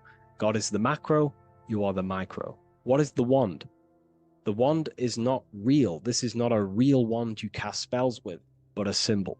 The symbol of the wand represents direction of consciousness, willpower, and attention. We have 2 spiritual currencies which pretty much create our experience and reality: time and attention. That's why we say we spend time and I pay attention. These are your currencies. These are how you create and generate reality. Moving on to Jesus and Satan, we see there's an exact same symbolism within the ancient paintings. Jesus pointing up, Satan pointing down. Satan is the egoic force within one's consciousness. He is a symbol. Satan is not a real identity or being or entity. He is a symbol of a personality and a force within one's consciousness. Satan represents the negative forces of the ego that tells you to do things that is wrong. In your heart, you know what is morally right and wrong. Let's say you're thinking, you get a random thought of stealing an old lady's purse. You, in your heart, know that is wrong. But Satan is the force inside of you that says, do it anyway. Don't listen to the heart. Get the personal gain. I want the money. That's Satan. Jesus is the higher mind, the aspect of our consciousness that dwells above the ego. It's the part of our heart that desires the spiritual. Our heart is the generator of our reality. And whatever we desire is what we generate. You only take action and generate your life on what you care about or what you feel. If someone's talking about something you don't care about, you say, oh, I don't care about that. But if you care, you will listen. If you care about something, you take action towards it. If your heart desires the material, you have been taken over by the egoic force of Satan. Not a real entity, a part of your consciousness, a part of your nature, the dark side of yourself. Jesus represents a heart that desires the spiritual wisdom, the things that cannot be seen. The heart must desire the things that can't be seen, because this is what gives true satisfaction to ourselves. We feel void when we chase material things, because nothing material can satisfy our hearts. So this is as above, so below. Jesus is the higher mind. Satan is the lower mind. We must place our hearts on the higher things and give our hearts and desires to knowledge, the things that we cannot see, because this is what gives us true fulfillment. We also see this symbolism in the Baphomet. As above, so below. The material realm below And the fire up here, the fire symbolizes spirit. The spiritual made manifest in the physical. This is all the same symbolism. It corresponds to everything. You can use as above, so below to determine truth. If someone tells you something, tries to make you believe it, and it does not correspond with the law of correspondence, then you know it's a lie. You can use as above, so below to manifest things. You can use as above, so below to see the world as a reflection of God. We are in God's kingdom. This is God's world, and you are creating in the world through the same powers of God, thought. You are a small version of God, co-creating a world and reality in earth. You yourself are an earth. Your body's the earth. Your consciousness is God and heaven. So I hope this video helps. The occult goes deeper than you could possibly imagine. If you wish to go even deeper, join our community, Ethereal University. Please leave a like, share, comment on this video for more. Creation demands destruction. Every time you release your sexual fluids, you're destroying a part of yourself to create an extension of yourself. For example, if you want to create a business, you have to destroy your time, attention, and energy in order to create the effect of the business. All creation demands some sort of sacrifice or destruction. This falls under the law of polarity in the universe. It's the same with your sexual fluids. Your sexual fluids, especially as a man, contains minerals, all the minerals in your body. It contains your vitality. It contains your DNA. It contains the blueprint of you, and it can create a whole new human being. You are literally playing with the power of creation if you are releasing your sexual fluids too much. Sexual fluids also extend beyond the physical plane. They contain astral forces because all physical creation is a mental creation. We live in a mental universe. Everything begins as a thought in the mind, then the thought takes the form and the body of imagination, which is an astral force. Imagination turns into etheric emotional energy. Then the etheric emotional energy turns into the physical action and the physical manifestation. We live in a mental universe. Therefore, these dimensions do not exist separately. They are permeating and mixing in with all. Your physical body has an astral body. Everything physical has astral forces behind it. Semen is known as the astral fluid of the soul. It feeds nerves, the channels of life force and consciousness within the body. And every time you release it, you're destroying a part of your vitality, your brain, your nerves, your energy levels, your creativity, and your DNA to create an extension of you. Therefore, it is a sacred fluid within your body and not something to be played with and to be released too much. Think about it. This is a very creative energy, your sexual fluids. It can create a whole new human being. This is how powerful it actually is. It is the power of creation, and the misuse of this power can destroy your own vitality and your life of your body, because that life you are giving in order to create an extension or a child is the same life you could keep inside of you and not waste to recycle and regenerate the body. Sexual energy has been for thousands of years associated with regenerating the body, longevity of life, and maintaining youth.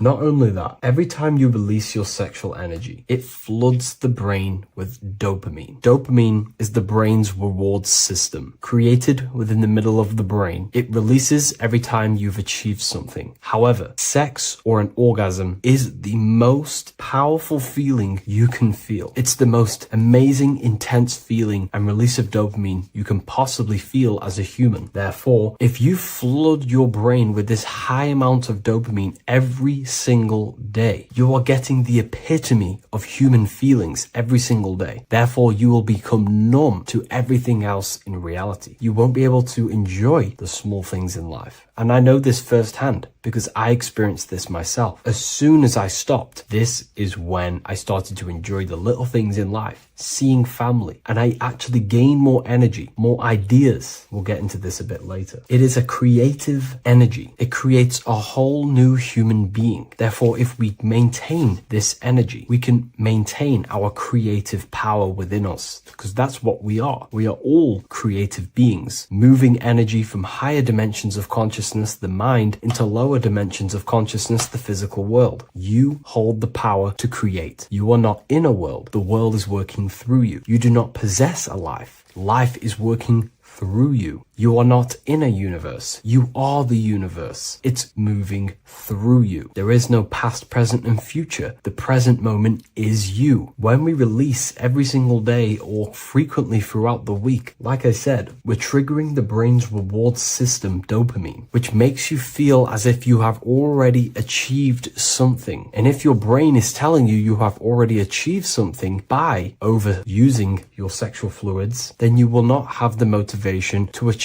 other things in your life. I know this firsthand. I became very lazy. I didn't want to work. I didn't want to do anything because subconsciously my brain felt as if I've already achieved. If we look at the symbol of the Baphomet, we notice the Baphomet has horns and a goat head. Now we look at the word horny. When you become sexually aroused, it's known as horny, which is the horns, representing the lower mind. The lower mind is the mind we use for our animal instincts. We have two parts of our mind. A higher mind, which is contained of higher thought, which chases spiritual things such as love, wisdom, knowledge, and God. Then we have a lower mind, which chases the things of the material world closely associated with the ego, chases validation, material gain, status, and physical sensation, physical pleasures. It is these physical pleasures that can keep you in an endless loop, making you feeling empty inside, because nothing material can ever satisfy our internal world. Nothing. You can achieve millions of dollars. You can achieve your dream house, your dream car, your dream watch. And if that is the only thing you are chasing, you will feel empty inside when you achieve it, because nothing of this material plane can satisfy you. Nothing of the lower mind can ever satisfy you. This is why we must sacrifice the lower mind and overcome the lower mind and the lower instincts. One thing I found amazing when I mastered my sexual urges and my lust is that my mind became a lot more clear. The thoughts and the time and the attention that I used in my mind to go towards lust, sex, and chasing these things was taking up a lot of mental space, time, and energy. But as soon as I removed it and mastered it, my mind became an open vessel for higher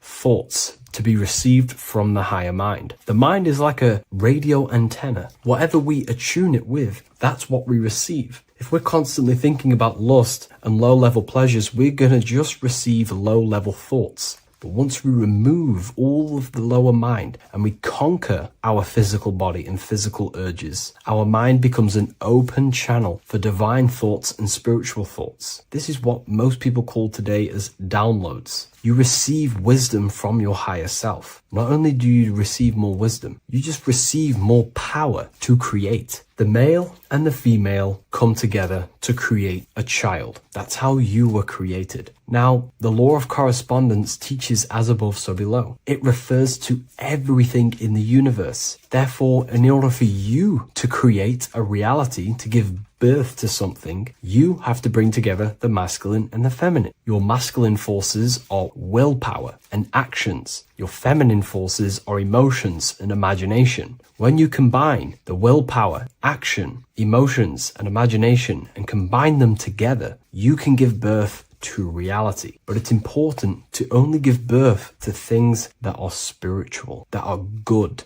that are for the benefit of yourself and humanity, and not for the ego and the lower mind. Killing our lower mind is essential for spiritual ascension when we die. The thoughts that we give the most attention and energy to when we die are pretty much the same thoughts that we're going to think when we die. When you die, your physical body and external world is stripped and you're left with your internal world of consciousness. More than likely be resonating within the lower astral plane before you move on to any higher dimensions of the astral. It's important that we kill any addictions such as sex, food, attachments, emotional attachments to people, any desire for material things before we physically die. The Hindus taught this, Buddhism taught this, the ancient Egyptians taught this. We have to remove the desires in our heart for material and things before we physically die, because when we die, we cannot fulfill physical pleasure. Therefore, we will create our own suffering within the astral dimension. So sex is the biggest part of this. We have to remove the desire for sex or releasing any of our sexual fluids before we physically die to master ourselves. And not only that, it's going to benefit the way you feel, the way you think, the way you act towards people once you have mastered this.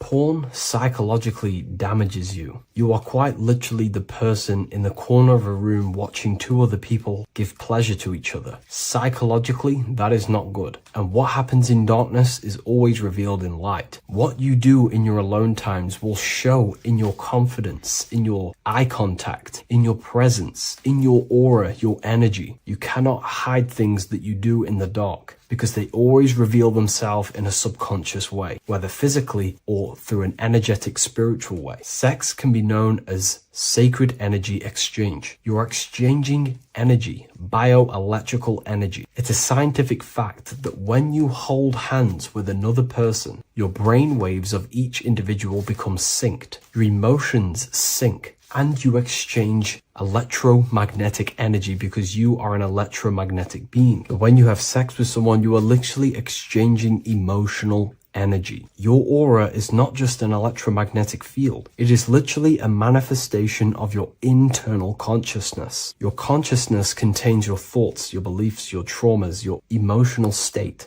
And this manifests externally through the vortex of your heart into an energy presence around your body. This is why you can feel sad when someone else is sad next to you, because their energy is merging with yours. When you have sex with someone, you are quite literally exchanging consciousness, beliefs, traumas, emotions, feelings, vibrations, and your consciousness merges with their consciousness. So be careful with just having casual sex. Now, I'm not here trying to say never release, never have sex with your partner. I'm not saying that. I'm saying take caution with these things. Take my teachings with a pinch of salt. If it benefits you, that's great. I'm not here to tell you how to live. I'm simply giving you my research and the things that have helped me in my life on my esoteric research, awakening, or spiritual path. I don't like calling it a spiritual path, because it's not spiritual. It's simply just life, the knowledge of consciousness and the self. So I hope this video helps. If you'd love to read this book, I'll leave a link in the description. This book I wrote myself called The Book of Wisdom, Volume 2. The Freemasonic square and compass is not just a symbol that represents Freemasonry, a lodge, or a secret society. It is a symbol of gaining your own personal power. Now, in this video, I'm going to be breaking down this symbol in the most detail I can possibly go into. Most people live in a state of illusion. They live their life impulsively, acting based on their five senses, tasting. They want to feel a certain thing like an orgasm, or they're basically just slaves to external things and their five senses, which leads to a very dark path where you'll never actually become a conscious creator and you'll never actually be internally happy. The Freemasonic square and compass reveals some deep wisdom about this. Now let me break this down. If you want to gain your personal power, listen up. The Freemasonic square and compass is a compass which is used to create circles. Now, if you notice something about the circle, they have no beginning, no end. You can't tell where it begins and ends. It's eternal, which means this represents consciousness. Now, if you don't know what consciousness is, if you close your eyes, you have an internal world. You have thoughts, emotion, visualization. This is all consciousness, spiritual. Then we have the square. The square creates squares or lines, which represents matter. It has a beginning and an end. You can quite see where the beginning of the end is, right? So we can even link this to Leonardo da Vinci, the Vitruvian Man. We see the man in the square with the circle. The circle is the eternal consciousness, and the man is the square, limited to the physical world. But consciousness is not limited. That's why it's outside the square. This is eternal. The body is mortal. The body will die. Consciousness will never die. If we look even closer at the symbol, we notice in this particular symbol, we have the compass overlapping the square. This is very, very symbolic. This represents spirit over matter, also known as mind over matter, consciousness over matter, the circle over the square. Like I mentioned earlier, most people are slaves to their senses. They go through their day and all they do is chase validation and feelings. They eat all day to feel good, which means they're a slave to their taste, They're slaves to their feeling. They masturbate, which means they're a slave to orgasms and external things. They're literally being governed by the external world controlling their internal world. They're literally living life on autopilot. And don't get me wrong, I was guilty of this too. We're all guilty of this when we join this world because we're not taught this sacred knowledge. Until you actually stop and recognize this, you'll be living life on autopilot, literally not even living. You'll be running off subconscious programs, seeking external validation and being ruled by these 5 senses. The square underneath the compass represents consciousness on top of matter, which means the internal world is controlling the external world. It is the mind controlling matter and not matter manipulating the mind. In the occult and esoteric world, it's very important that you are conscious of every action that you are taking in your day-to-day life. Never act subconsciously. Always be conscious. What are you thinking? What are you acting? What are you giving your attention? All of this is contributing towards creating because you are a creator. Consciousness is a creative force. You need to make sure that the compass is on top of the square, that your inner world is controlling the outer world and not the outer world controlling the inner. As I've mentioned in many videos before, the internal world of consciousness is what's producing the external world. Your life is just a result of every thought and emotion that you felt in the past. Everything you own, everything you possess, your friends are all reflections of your consciousness. They're all reflections of what you are thinking about. When you change your thinking, your external world starts to rearrange itself. On a basic level, this symbol represents the combination of spirit and matter. You are a spiritual being and a material being. You are heaven, the sky, and earth, the ground. You are heaven and earth, spirit and matter infused into one. You are a bridge between the divine and the earthly worlds. And you can bring down these higher realms of consciousness, thought, imagination, and emotions into a physical, tangible reality. To do this consciously, we need to make sure the external world is not manipulating the inner world. Because if your internal world is being controlled by external circumstances, for example, you have a circumstance happen in your reality, an emotion triggers inside of you, and that emotion is a command to create more of that. And the thoughts that you think are creating more of that negativity. So it's a constant cycle of negative manifestation if you let the external world control your internal world of consciousness. So we need to make sure the compass is on top of the square, that the internal world are commands and not reactions to create your external reality. And not only just to create, but to actually enjoy life. If we let the external world bother our internal world, this means that we have some sort of mental or emotional attachment to the external world. We need to detach from the external world. Why do I say that? Because it's temporary. It's an illusion. We are going to die one day, and none of this will matter. You need to understand that everything in this world is temporary. You have to be okay with losing things, losing family, losing things in this world, because it's guaranteed to be temporary. We need to make sure the internal world is order and not chaos, commands and not reactions. Now, at the back of the Book of Wisdom, Volume 2, the book that I've wrote here, I go over the different meanings of the different arrangements of the square and compass. Sometimes we see the square overlapping the compass, which is the opposite of what we've just broken down. Or sometimes we see one leg of the compass on top of the square and one leg of the square on top of the compass. These are all highly symbolic. When we see the square overlapping the compass, this pretty much represents the beginning of the Freemasons' journey, when their internal world is being controlled by the external. They have a lot of spiritual growth and a lot of learning and inner work to do. Now, when we see half and half, one leg of the square on top and one leg of the compass on top, this represents the Masons' gradual emergence from the material realm into the spiritual. This interplay of symbols reflects the process of gaining greater light and knowledge as the Masons ascend from material concerns towards spiritual enlightenment. And of course, we've just broken down what this means. This represents spirit over matter. They're not chasing external physical things anymore. They're actually chasing and gaining validation and happiness from spiritual growth, more knowledge, and deeper understanding of consciousness and themselves. Most people chase external material things, which actually don't make you happy in the long run. You could be given £1 million today, in a week's time you would be back to the same original state of consciousness and actually chasing more and more millions of pounds. It's because nothing physical in this tangible world will ever satisfy your internal world of consciousness. So through spiritual growth, we can actually become happy and seek higher understanding, higher consciousness, which actually satisfies us eternally. So when we see the compass on top of the square, it symbolizes the triumph of spirit over matter. This arrangement not only signifies the mastery of spirit over the material realm, but also represents the resurrection, ascent, and dominion of spiritual principles over all earthly conditions. It's all about gaining personal power and spiritual growth. It's all about spiritual evolution, going from matter to spirit.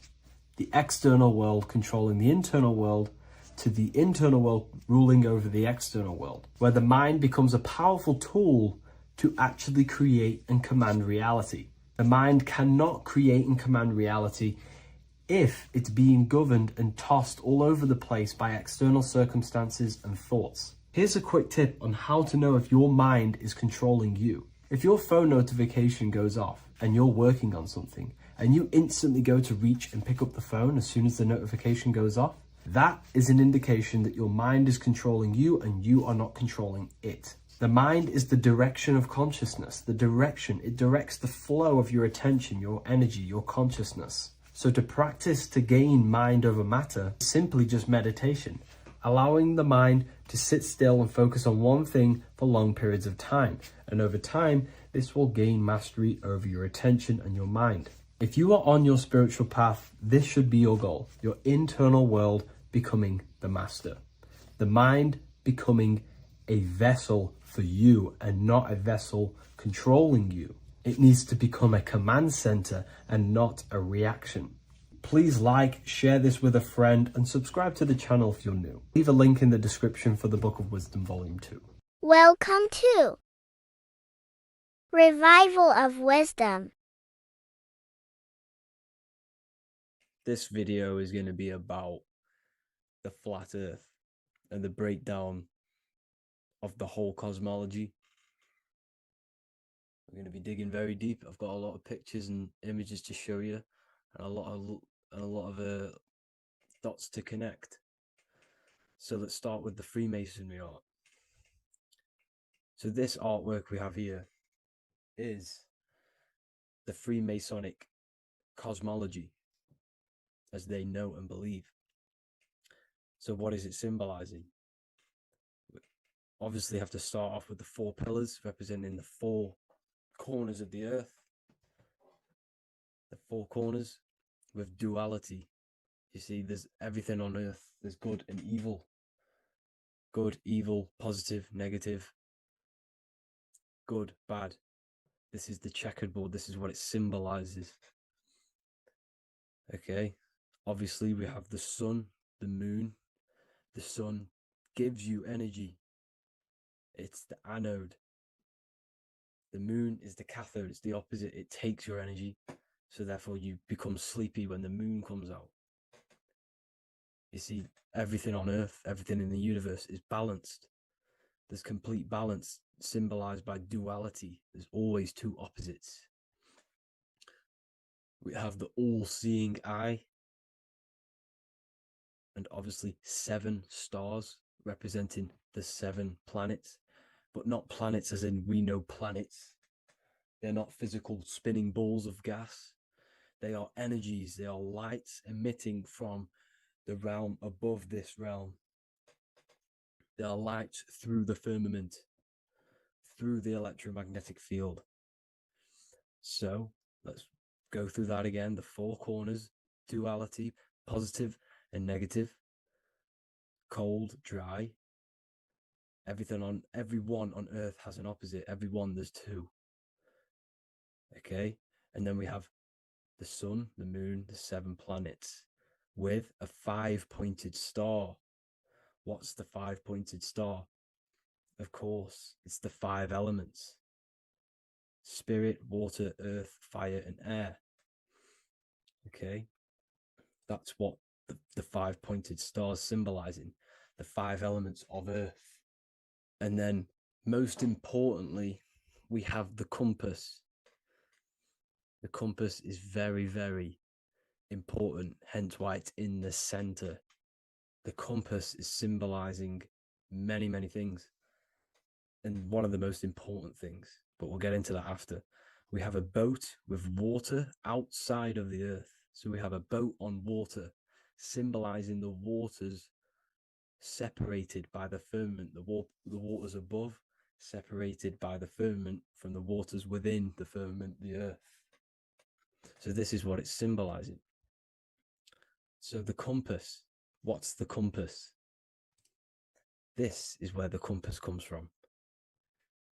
The Polaris, the most important star there is, because it's in the center of Earth, the sun, the moon, and the black hole, black sun. Because all creation comes from center, the seed center. Okay, but we'll get into this after. But also, this is a very important Masonic symbol because they use this symbol a lot. This is one of their main symbols, hence why Neil Armstrong has the Masonic ring with the compass on it. The people who supposedly went to the moon, which obviously they faked to push this globe model, because the globe model is based upon fear. Because the globe model, if they can sell you the globe model, they can sell you anything then. You don't know where you actually are. The globe model is to push fear upon the masses, because the globe model means there's not enough resources. There's also risks of asteroids hitting the planet. There's also risks of space extraterrestrial invasions, global warming, asteroids. You see, this is all the fear that they can gain of selling you the globe model. Okay, because they don't want you to know that this is an intelligent design. And also, they're hiding God, the creator, the source. This is why they are satanic. They are opposites. They are lefty, Lucifer, right, righteous, godly. Hence why they do the symbolism on their eyes. 666. This is another famous, famous astrologer, astronaut. This is another famous astronaut doing 666, showing that he's in the alliance of the occult. But even look at their 10th anniversary stamps. They have a Masonic compass on there. Also, the Order Out of Chaos. Order Out of Chaos, double-headed eagle. Okay, the Order Out of Chaos ring, which they wear. So all of these astronauts are in the occult. They are lying to you. They are in with this order, this Masonic New World Order, whatever you want to call it. So let's break this compass down a lot more. Because as I showed you here, the center, okay, this is what the compass is symbolizing.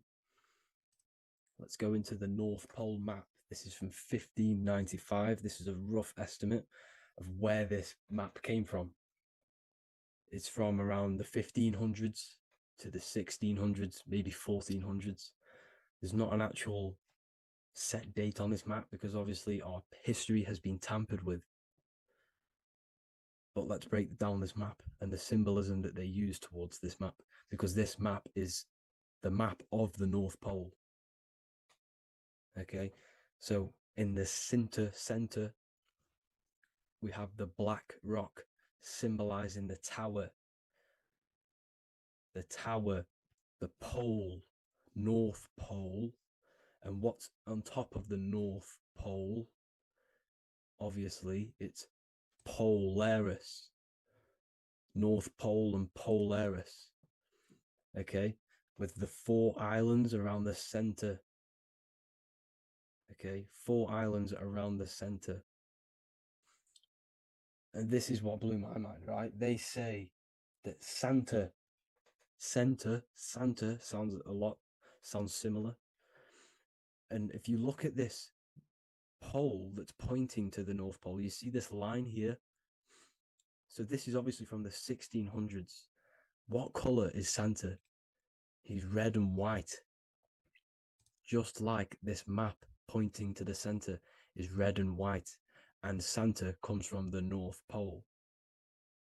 So it's not a coincidence that they use red and white. They're mocking this map because obviously they took over after the 1500s, 1600s. They took over around the 17, 1800s. So they're mocking this map with Santa coming from the North Pole with this red and white line to the North Pole. Notice the 4 islands. Okay.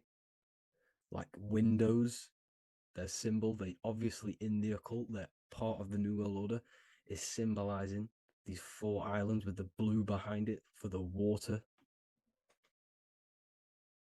Okay, so this is another occult logo. They're symbolizing this center because the center is so important.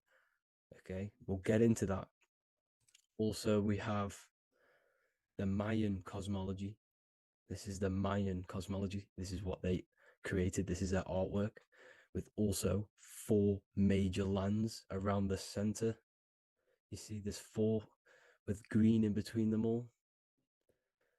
4 major lands with the underworld. You see this underworld is also symbolized by the Masons with the coffin of the skull and bones, the deceased, the dead. Okay, so this is also mentioned in the book of Enoch. Okay, and it's called Sheol. Sheol, the underworld. Okay, and in the book of Enoch, it says all spirits of the dead go to these hollow places, that they all wait until their appointed time of judgment. And it also says in the book of Enoch, there are 4 hollow places underneath. 4 as above, so below, representing the 4 islands. As above, so below. That's where that could link in. Okay. The book of Enoch is very important because it was found in a cave thousands of years ago. And has a lot of truths about this realm and about this world we live in. So let's go back to the Mayan cosmology. So the ancient cosmology, they all must have had some sort of communication. They must all be at peace with each other, because all of their cosmologies link together. See the Greek, Babylonian, Indian, Celtic. Okay, they're all linked in together. They all knew that they were in an enclosed system with an underworld and obviously a firmament. Okay, so this is what they all knew. They all must have had some sort of communication. They were a lot more advanced than us. They knew the center of the realm. Okay, and obviously the United Nations flag also symbolizes their center. You see how it has like a grid with a circle around the center. It's symbolizing that center of the realm, because that center of Earth is so important. The United Nations flag, all have it. See, some different ones all have that circle around the center. Because the center is the seed. All things come from a center. So the torus field is so important because it is the spark of life. It's the building blocks of the universe, this creation. Because all things have a torus field. Just like an apple with what's in the center of an apple, a seed. because the center is where the energies hold, is where the energies meet, and it creates that spark of life, just like your heart is the center of your body, and it has an electromagnetic field. Because the center, all things come from the center. So this is why the North Pole is so important, because this is why it's so important, because this is where the creation sparked from, the center. This is where the most electromagnetic energy is stored. So this is why the northern lights come from the center. It's electromagnetic energy. This is what the northern lights are. It's being emitted from this black hole in the center. Okay? And obviously, what else is on the center? Polaris. Polaris is the center star. Okay?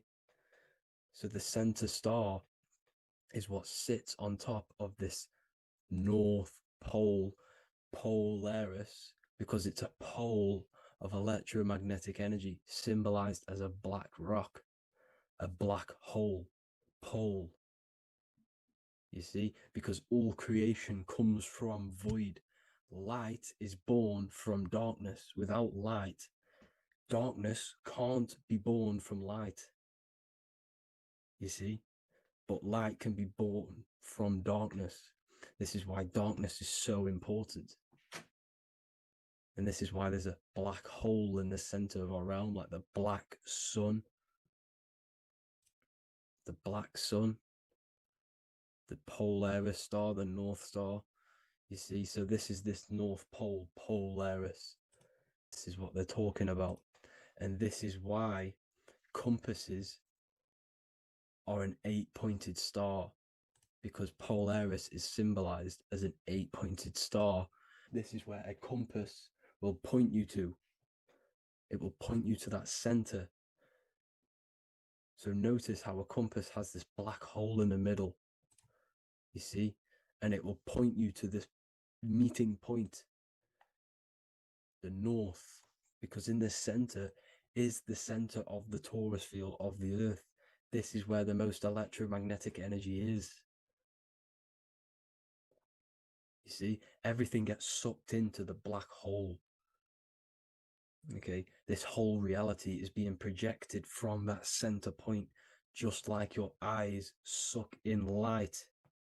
It's a black hole. Your eyes suck in the light of this light being emitted from this center place, this electromagnetic energy at the center, which is the seed of everything, of everyone. You see, just like an apple has the seed in the center in darkness, because in the center of the apple, it's dark. It's black. It's pitch black. But that's where the seeds are. That's where the life is. But Polaris is so important because it's that center star which lines up. It is the pole, it's the top of the pole of the torus field. So Polaris would be here at the very, very top. And this is where the compasses point you to. And this is why the star of Ishtar, the 8-pointed star of the Sumerians, also talked about this 8-pointed star, and it's called the star of Ishtar. Okay, and who is Ishtar? Ishtar is the goddess. Okay, so she's not a male, she's a female, because every creation is brought through a female, a womb. Every single human on earth is brought through the womb, the sacred feminine energy. And the womb is pure darkness. There's no light in a womb, just like the center of our realm. It's a black hole. Okay, and guess what? She's the god of fertility and sexuality. She is responsible for all life. Okay, so the star of Ishtar is the star of Polaris, which is symbolizing the responsibility for all life, the center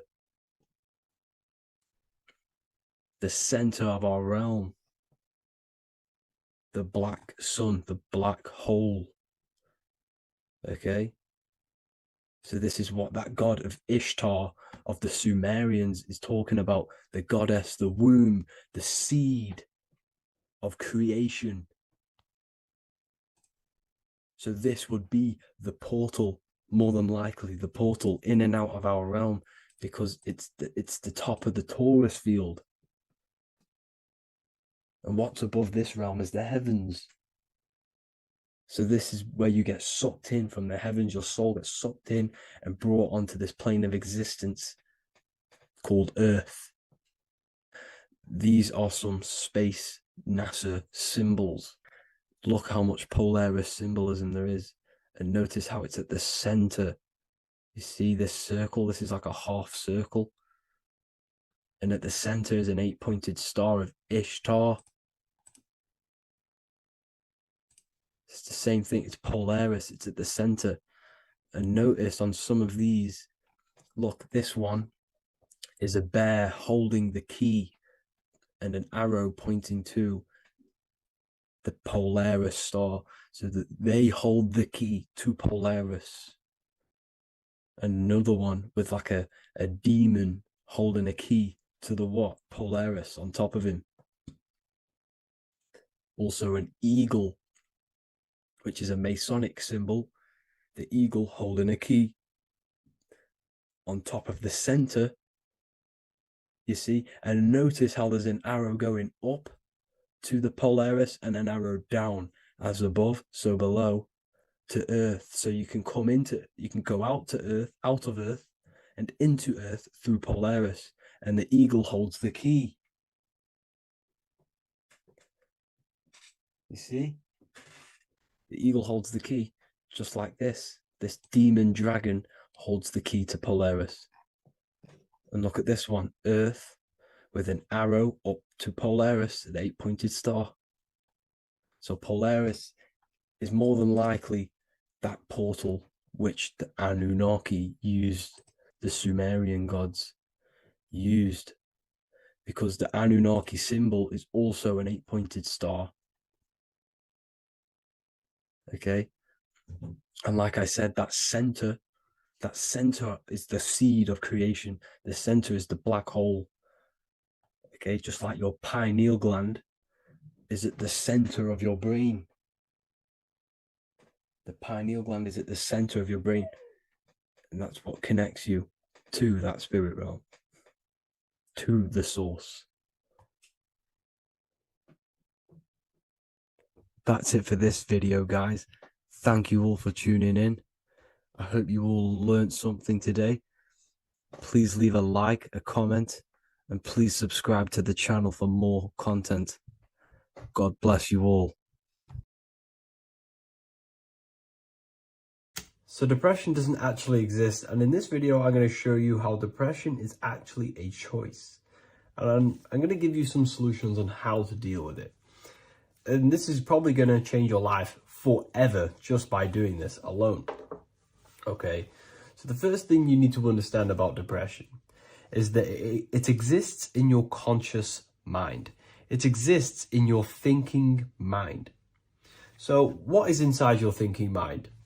You have your body, your name, your reputation, your trauma, your memories, your family, your worries, your interests, your bills, your passion, dislikes, goals, right? Most people identify their lives with this. They identify their lives with their thinking mind. They think they're their name, their job, their reputation, their memories.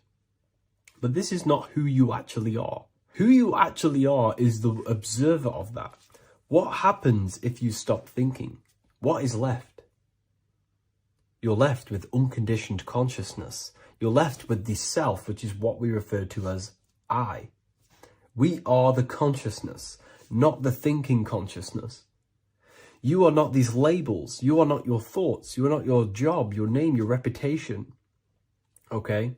And the reason why I'm telling you this is because it's very important, is that we are something beyond this body, beyond this name, beyond our thoughts.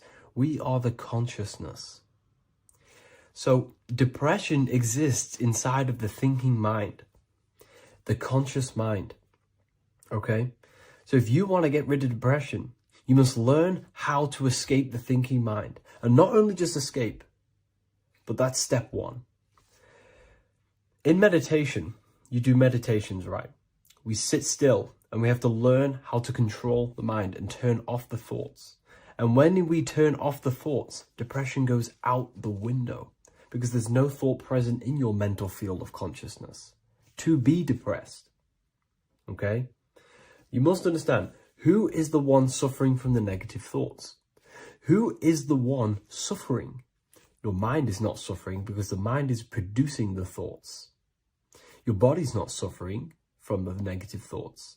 You are suffering. And who is you? You are a soul. You are that feeling. You are that person beyond the thoughts, beyond the feelings, beyond that. You are the one experiencing. You are that. Meditation gives us the ability to turn off the thinking mind. This allows us to escape our thoughts. Okay? And it gives us, over a long period of time after meditation, you'll be able to turn this switch. And this switch will be able to turn off your thoughts. And by doing this, we will be able to control our conscious mind directly by the hand. So when you notice yourself gaining them negative thoughts, we can then turn off the switch of turning off the conscious mind and rising to our authentic self and knowing the thoughts are just illusions. Now, let me tell you something that's very powerful. Most of your thoughts are coming from beliefs. Most of your feelings are coming from beliefs. So if you have a feeling of lack, this is coming from a belief that you don't have much. If you are feeling alone, this is coming from a belief that you are alone. So what we must do is restructure ourselves. We must restructure the subconscious mind, and we do this in many different ways. We can do this with meditation. We can do this with visualization, visualizing our desired reality as if we are living it. We can do this with affirmation. Now, a lot of people think, oh, I'm trying to speak something into existence with affirmation. No, you're not using vibration to try and change reality with what a lot of these new age people will teach you. Vibration, your words will not have much an impact on reality. That's the truth. But what they do have an impact on is reprogramming and recrafting and refining your mind. If you repeat, I am wealthy all day long, your subconscious mind, that word will be lingering inside your subconscious, and you will start to mold that into your conscious. You'll start to be consciously thinking about this. Most of your thoughts are coming from your subconscious. So if you want to get rid of depression, you got to figure out the trigger. What are you depressed about? What are you feeling? What are the beliefs that are making you feeling and thinking this way? And that's what you must restructure. You must restructure your subconscious mind through visualization, meditation, and affirmation. You do these all the time. You do these every single day, and you will slowly, if not surely, restructure your subconscious mind. While by doing the practice of meditation, you'll gain the off switch as well. Sometimes depression comes from not living in your authentic self. You're not doing the things that your soul is telling you to do. We all know what we should be doing at all times. I don't care what you have on. We all know we should be doing something. We all know that we have there's a higher aspect of our mind that tells us, oh, we need to be doing this, but I'm actually sat here on my phone. Oh, I shouldn't be eating this, but I'm doing it anyway. There's always that higher voice. And that is the voice that has to be connected to. And when your body's not acting out the voice of the soul, then the soul becomes sadder, and suffers more and more and more. There has to be a connection between the soul, the mind, and the body. They have to work in unison. Okay? So I hope this video helps with depression, with whatever you're going through mentally. What if the word Yahweh is proof that God is embedded in our very own being. Stay with me because what I'm about to show you might change the way you see yourself forever. Today's topic is decoding the mystery name of Yahweh, the sacred name of God from the Hebrews. By the end of this video, you'll uncover the true meaning of the word Yahweh and how your connection to it unlocks your own personal power. When we look at the word Yahweh in Hebrew, we flip it on its side. We're actually looking at the human body. These are the legs, this is the torso, here are the arms, and here's the head. So if we actually switch this on its side, we see the human body. The Hebrew name Yahweh often translates to I am. The I am. Now, what is the I am? The I am, when you say I, you're referring to your highest self. Everything with the letter I in the beginning, most of them words are referring to our inner self, inside, intelligence, internal, in. The I represents the inside self, the invisible self. You cannot see the I am because this is the spirit, this is our consciousness. It's the intelligence controlling the human body. When you say I, you're not referring to your name, your job, your reputation, your ego, or your thoughts. You're referring to the observer who is beyond the thoughts, the one who's observing the thoughts. That's the soul. Look at the word Yahweh, Yahweh, the sacred name of God. Yahweh can be observed in the natural rhythm of the human breath. When inhaling, we subtly hear Yah. When exhaling, we hear Way. Do this yourself. Breathe in through your nose, you'll hear Yah. Breathe out, you'll hear Way. And in fact, the letter H, H, when it's pronounced, it carries the soft sound of wind or breath, a gentle exhale that mirrors the very essence of life, giving air. Breath is the spirit of life. It's what connects us with consciousness. If we stop breathing, we lose consciousness. The body shuts down. We're breathing the spirit of breath. We're breathing in the spirit of life. It's the very essence that gives us physical existence, and we're constantly staying connected to this breath at all times. Now let's look at Yahweh. 1, 2, 3, 4. There are 4 letters. The tetragrammaton is the 4-letter Hebrew name for God. Okay? Tetra meaning 4. We have 4 gospels of Jesus. Jesus is depicted with a cross with 4 sections. Jesus has the 4 sacred animals around the side of him, always depicted with these 4. A bull or an ox, an eagle, a man, and a lion. These are the 4 fixed signs of the zodiac. Aquarius, the man, Scorpio, the eagle, Leo, the lion, Taurus, the bull or the ox, which are related to the elements. Leo is a fire sign, Aquarius is an air sign, Taurus is an earth sign, Scorpio is a water sign. These are the 4 elements. And the 4 elements correspond to the 4 bodies of consciousness, as we see here. This is fire, this is air, this is water, this is earth. So we are made out of the 4 elements, which represent the 4 bodies of consciousness: mind, emotion, spirit, and body. The soul is incarnated into 4 sections. Hence why Jesus has 4 gospels. Hence why Yahweh is a 4-named word, because we are tetraform. We have 4 bodies of consciousness. There are 4 pillars to reality: the mind, emotion, spirit, and the body. So what we're actually looking at here is the name of the very essence of the self. Yahweh represents the universal consciousness that we're all tapped into, because the body is like a radio. The body is basically a radio antenna, which is picking up the stream of consciousness, and we're all the same consciousness, just experiencing it in a different body.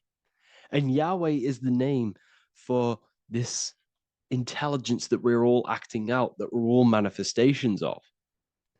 So now let's look at the word Yahweh, where we read it this way in Hebrew, which is 10, 5, 6, 5. 10565 in the Hebrew letters and the numerical values. And the DNA is made up of 4 bases. These 4 things which create the DNA. This basis is the genetic code for all living things. Each DNA strand is held together by sulfur bridges that appear in a repeating pattern of 10565. This pattern matches the numerical value of the Hebrew letters of Yahweh, Yod, He, Va, He, which are 10565. This means the structure of DNA, the code of life, follows the same number sequence as the sacred name of God, Yahweh. This is a factual observation.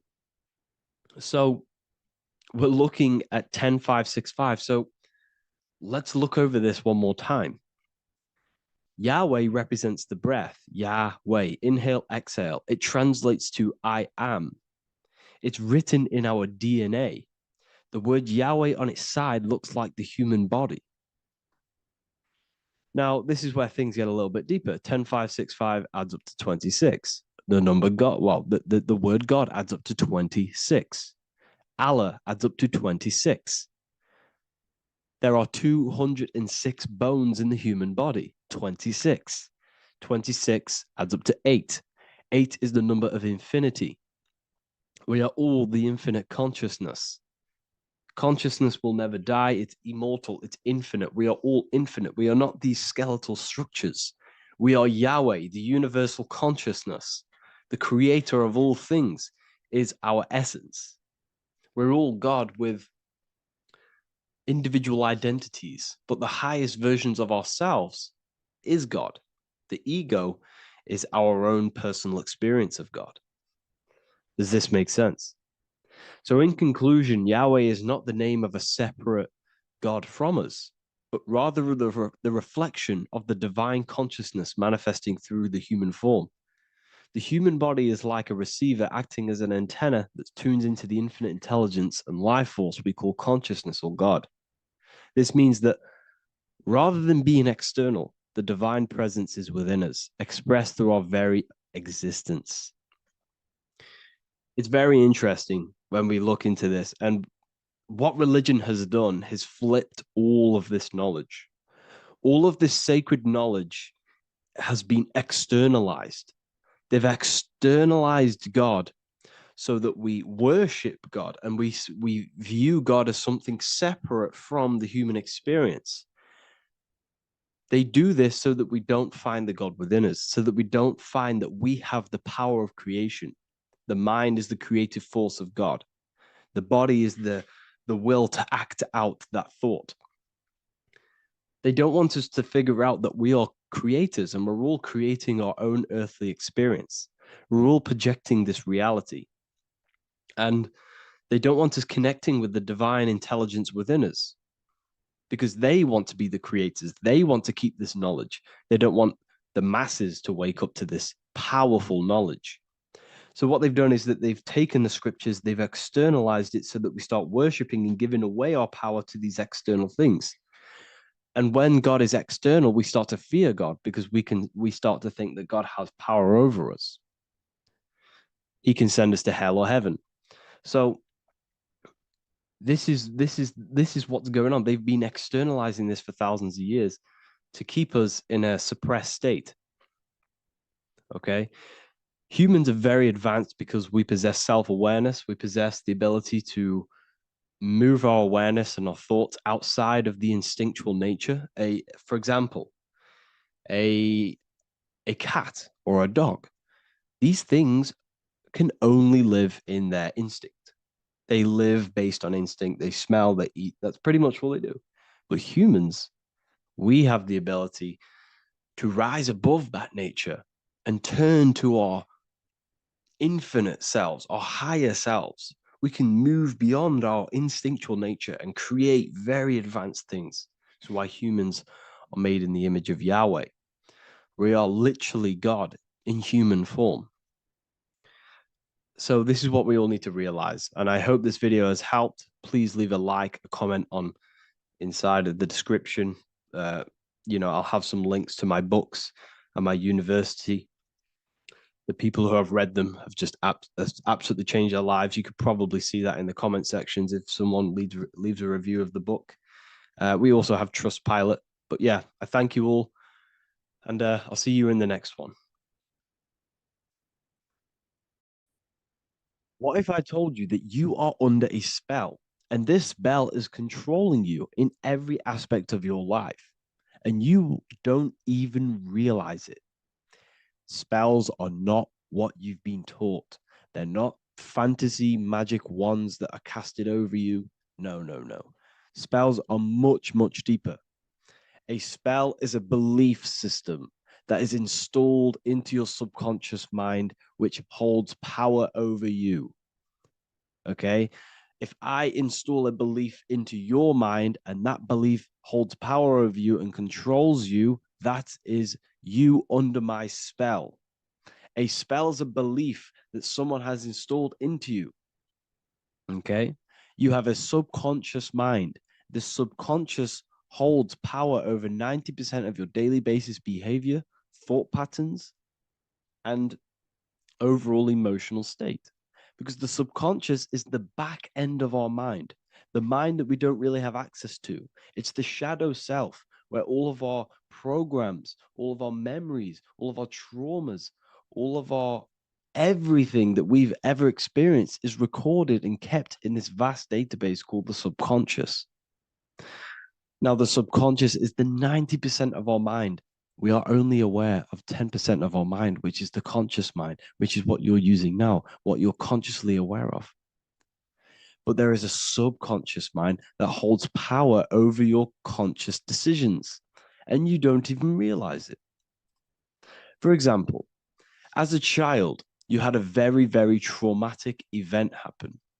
Let's say as a child, you were not loved enough by your parents. And this feeling of you not being enough for your parents and feeling alone as a child implanted this seed. And this seed was planted by your emotions, a strong emotion. And over time, as you grew older into an adult, this seed grew and grew and grew. And what this seed grew into is you being very needy, you always seeking validation from others. Okay. But you taking this conscious decision 10 years down the line actually stems from this hidden cause within your subconscious mind, within this little feeling, this seed inside your subconscious where you don't feel like you are worthy. So this results in a conscious decision of you seeking validation from others, being very needy from others. Okay. This is what the subconscious is. The subconscious holds power over us. For example, posting on social media.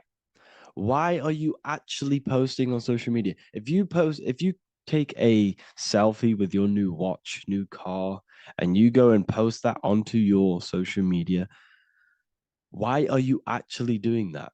On the deepest root cause, it's not because you just want to post a picture. No, it's much deeper. It comes from a subconscious belief or a subconscious emotion of you seeking external validation, whether you believe that or not.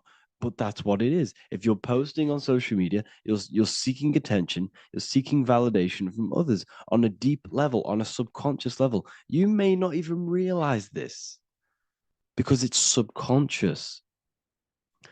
Now, this is what a spell is. Money is a type of spell.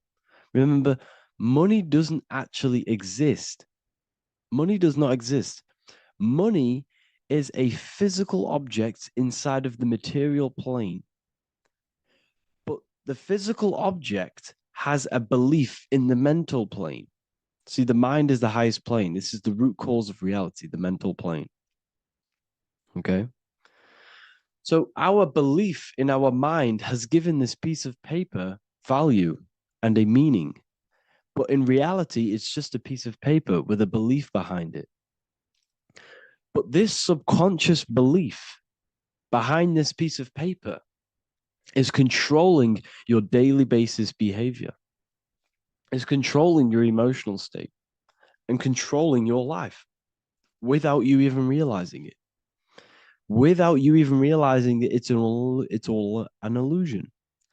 Money does not exist. It's the belief that gives the piece of paper a power.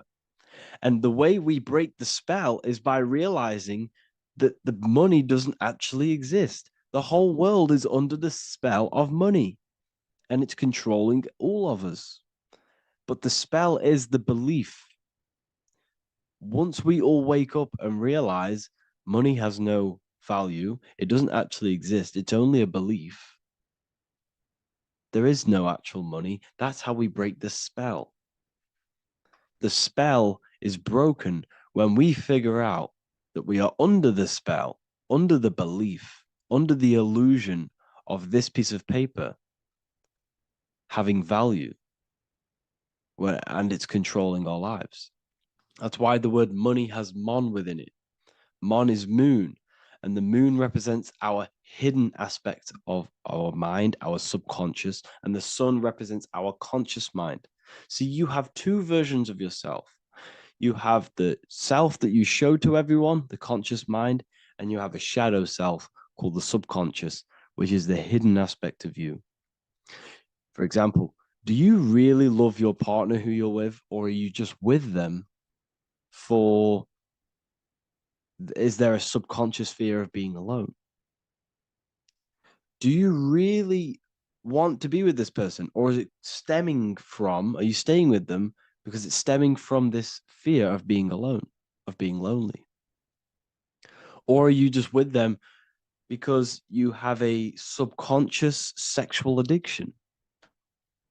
And all of your conscious decisions are actually coming from this little seed of wanting sex or not being alone. You have two versions of yourself, the conscious mind and the subconscious, the shadow self and the self that you show to everyone else. Okay? And the subconscious is what's holding power over you. When you drive your car, you don't consciously have to think about changing gear. You've done it that many times. It's on autopilot. That's the subconscious doing it. You can be walking down the street. Your conscious mind can be thinking about what you're going to cook for tea later, but your subconscious mind is controlling your body and walking your body. You don't have to think about moving the body. You just do it because you've done it that many times. It's a program. It's a belief in the subconscious that's giving this movement power. You see, the subconscious holds a lot of power over you. Our beliefs hold power over our daily basis behaviors and actions. Okay, like I said, posting on social media, this is seeking external validation. There's a subconscious stem, there's a subconscious urge bringing this desire into conscious reality. So we must break the spell of our emotions controlling us, our traumas from a child controlling us. For example, another example of this, let's say you were in a car crash years ago, and this car crash led you to having a very traumatic event, very traumatic emotion you felt in that car crash. You felt a lot of pain. That was impressed into your subconscious. And even to this day, you're probably scared of going into trains, going onto cars, going inside of vehicles. And you might not even be aware that it's actually stemming from this event that happened 10 years ago. That's the spell. That's the spell that's holding power over you. And you don't even realize it. You realize the spell when you realize you're being controlled by this old belief, this old trauma. That's what a spell is. A spell is not something I cast over you with a wand like Harry Potter. Spell's much deeper. It's the hidden aspects of our mind that hold power over us, that control us. Okay? So how do we get rid of the spell? How do we break the spell? By installing new belief systems, by installing new programs into our subconscious. The subconscious is impressed by repetition and emotion. everything you do on repeat, for example, tying your shoelaces, you can be looking up into the sky, closing your eyes, thinking about what you're going to create for tea while doing your shoelaces. You've done it that many times, you don't have to think about it. That's the subconscious taking over. Okay. That's the repetition aspect of the subconscious. For example, you could probably run down your stairs. You know exactly how to run down the stairs. If I tried to run down your stairs, every staircase is different. I'd probably fall over. But you've done it that many times, you know exactly how to do it. It's what we call ritual. When you have an evening ritual, when you tidy the house, you do your skincare routine, you wash your teeth, that's a ritual. This is what the ancients called ritual. When we do rituals, we're trying to implant something into our subconscious to either remove an old program, an old seed that is controlling us, for a new one that's going to grow into new light, into a new reality. So you can implant messages, implant new programs into our subconscious, which will then grow into a new reality. Okay?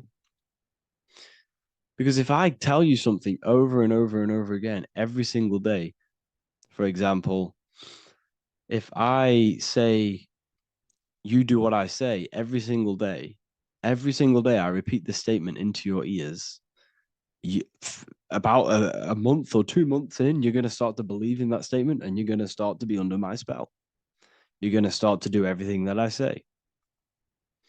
So this is what spells are. Spells are subconscious beliefs that hold power over you, and you don't even realize it. So we need to remove these old programs we have that are controlling us for new programs. And we do that through ritual, affirmation, and imagination. Repetition and emotion is key to impressing the subconscious. They are the two ways that spells are created, that programs are created. The subconscious only knows the now, and it only knows you. So every word you say is a spell. So when you call someone else a name, you're calling yourself a name, because your subconscious takes everything you say as truth, because it only knows you. It doesn't know anyone else. So every night we can do affirmation. We affirm the reality we want. This is what we call a ritual. We sit down or we stand up, whatever it is, you affirm the reality you are, I am statements. And then you imagine that reality. And you do this over and over again, every day, twice a day, 3 times a day, however many times. And this will cause repetition. This will install a new belief system into your subconscious, which will then start to show in your external reality. It will start to put you under a spell of the new program. For example, if I install into my subconscious that I believe that I am rich, every single night I affirmate that I am rich, I am wealthy, I am free. And then I do a ritual. I start to imagine this reality. Every single night, I do these two things on repetition, and I start to feel the reality and imagine the reality. Over time, I'm going to start to believe that I am rich, that I am free, and I am wealthy without having the physical reality. And what this will do is that it'll implant a message deep within your subconscious mind. It will plant the seed of this belief. And this belief over time will grow into 90% of my thoughts, 90% of my actions, 90% of my words. My words, my thinking will change due to this new belief. I may not even realize it, but I'm looking for more opportunities to make money. I'm speaking to more people because of this belief that I've installed. This belief has triggered new ways of thinking. My mind, my conscious mind, is now only operating to fulfill this belief. And my conscious mind might not even be aware of it. You won't even realize that you're manifesting this belief of being rich. And that's how it happens. You implant the belief within your subconscious. You implant the spell into your subconscious, which will then gain control over you. So we need to make sure we're removing the negative spells, the negative programs that are controlling us for new regenerated ones, for new ones that are going to create new realities, a better life. Okay? You don't want negative traumas, negative seeds controlling you and growing into your life. If you don't cut them off, they will continue to grow and grow and grow. Your anxiety will get bigger and bigger and bigger. Your depression will get bigger and bigger and bigger. But it's all actually stemming from one belief system or one trauma. Okay? So this is important. Everything in this physical plane is an effect of the higher planes. It's a shadow of the mind. Everything we think, all physical objects began as a thought, then an imagination, then energy, then a physical reality. So we must change the mental plane. We must plant seeds into our mind to change down into our physical material life. It's about manipulating this higher plane so we can create change and effect in the physical external material plane. That's what magic is. This is what spellcasting is. This is all what it is. It's not fantasy. This is the manipulation of the higher planes of consciousness, which your mind has access to. You have access to these higher planes. Okay? This is exactly what I teach in my university. I teach different rituals. I teach specific rituals to get rid of certain things, certain belief systems. I teach all different rituals, all different ways for you to create your own reality and live the best reality you want. We also have all of these different courses. We have activating the inner eye. This will teach you exactly how to lucid dream and activate your inner vision of imagination. We have the sexual alchemy course. This will give you the power of transmuting your sexual energy into creativity. We have electromagnetism studies. We have esoteric exchange and an exclusive live call that we do every single week. And I connect with all of the students. They can ask me questions, can speak with me one-on-one inside of these live calls. We have the real numerology section. We have the health section. We have a lecture section. Look at all of these lectures we have on occultism, symbolism.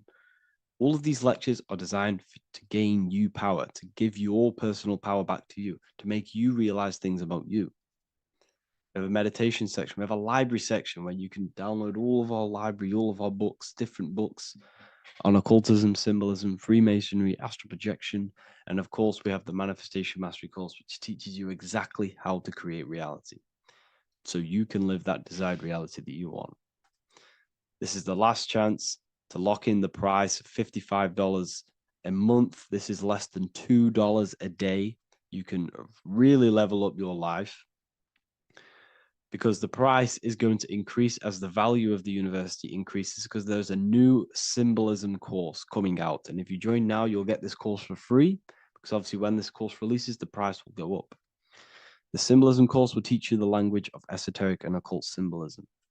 I'll leave the links in the description. Make sure to leave a like, comment, subscribe to the channel if you want to see more content. Thank you all, people. Have an amazing day.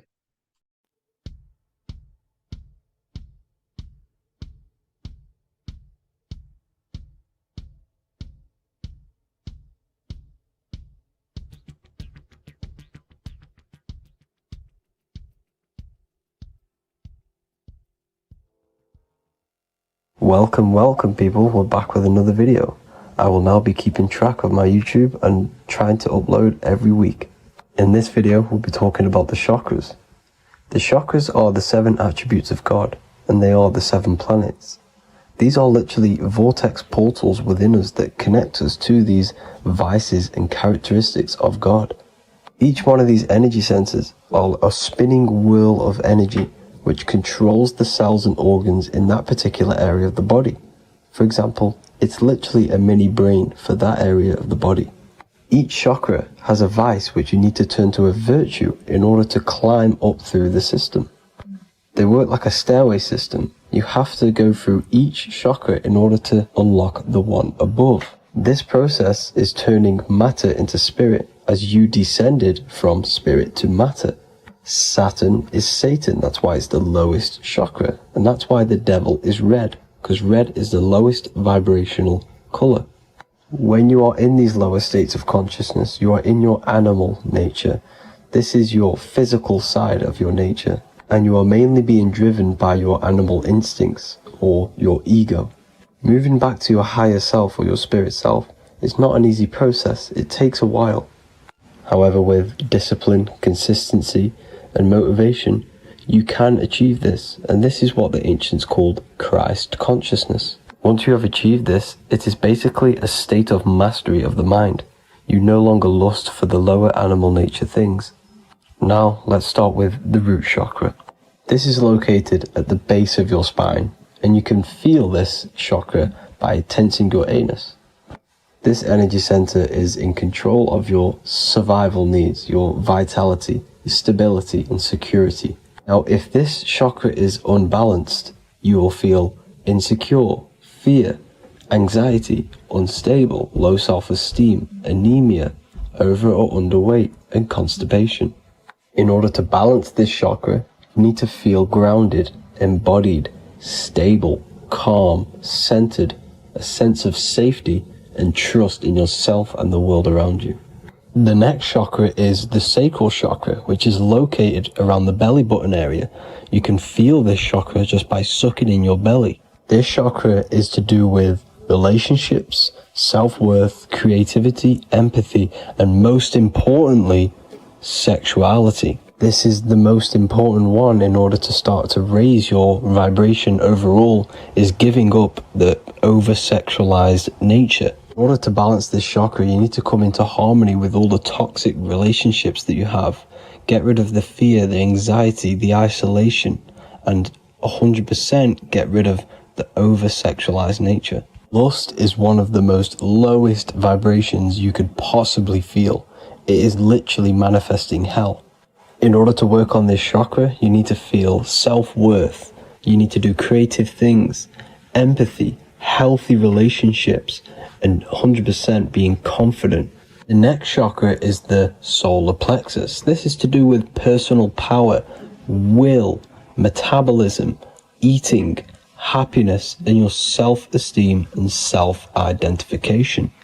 You can feel this chakra just above your belly, below your ribs, and you can suck in this area.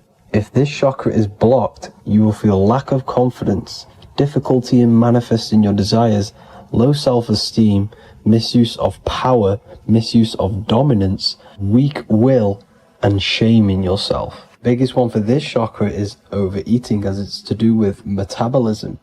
If you are overeating, you are literally unbalancing a lot of your lower chakras, not just the solar plexus. In order to work on this chakra and balance it, you want to have a positive self-identification. You want to feel happy, a happy self-esteem, effectiveness to people, not overeating, and a strong willpower. Now for the heart chakra, one of the most important chakras. Chakra is to do with love, understanding, trust, hope, openness, compassion, balance, and forgiveness. The most important because your heart is the tree of life in the body. It is the center of the toroidal field. It is the most powerful chakra. Your heart is 5,000 times stronger magnetically than your brain. Once you have hit the heart chakra and you start surpassing the heart chakra, you are now turning matter into spirit, as the lower three chakras are dense and physical, and the above the heart chakra are turning to spirit. As you can see already, this is a hard and long process of working on yourself physically and internally. The symptoms of a blocked heart chakra would be lack of love or too much love, difficulty to accepting or giving love, lack of compassion, loneliness, and lack of emotional fulfillment. Finally, a lack of connection with a divine or to nature. In order to balance this chakra, the most important thing and the most powerful thing you can do is loving people, accepting and giving lots of love. Second most important thing to balance the heart chakra is balance. You need a balanced life. You need balance in all aspects of your life. Now for the throat chakra. This is a very important chakra as it's to do with communication. A symptom of this being unbalanced is a lack of self-expression and putting on a front all the time, acting with the ego.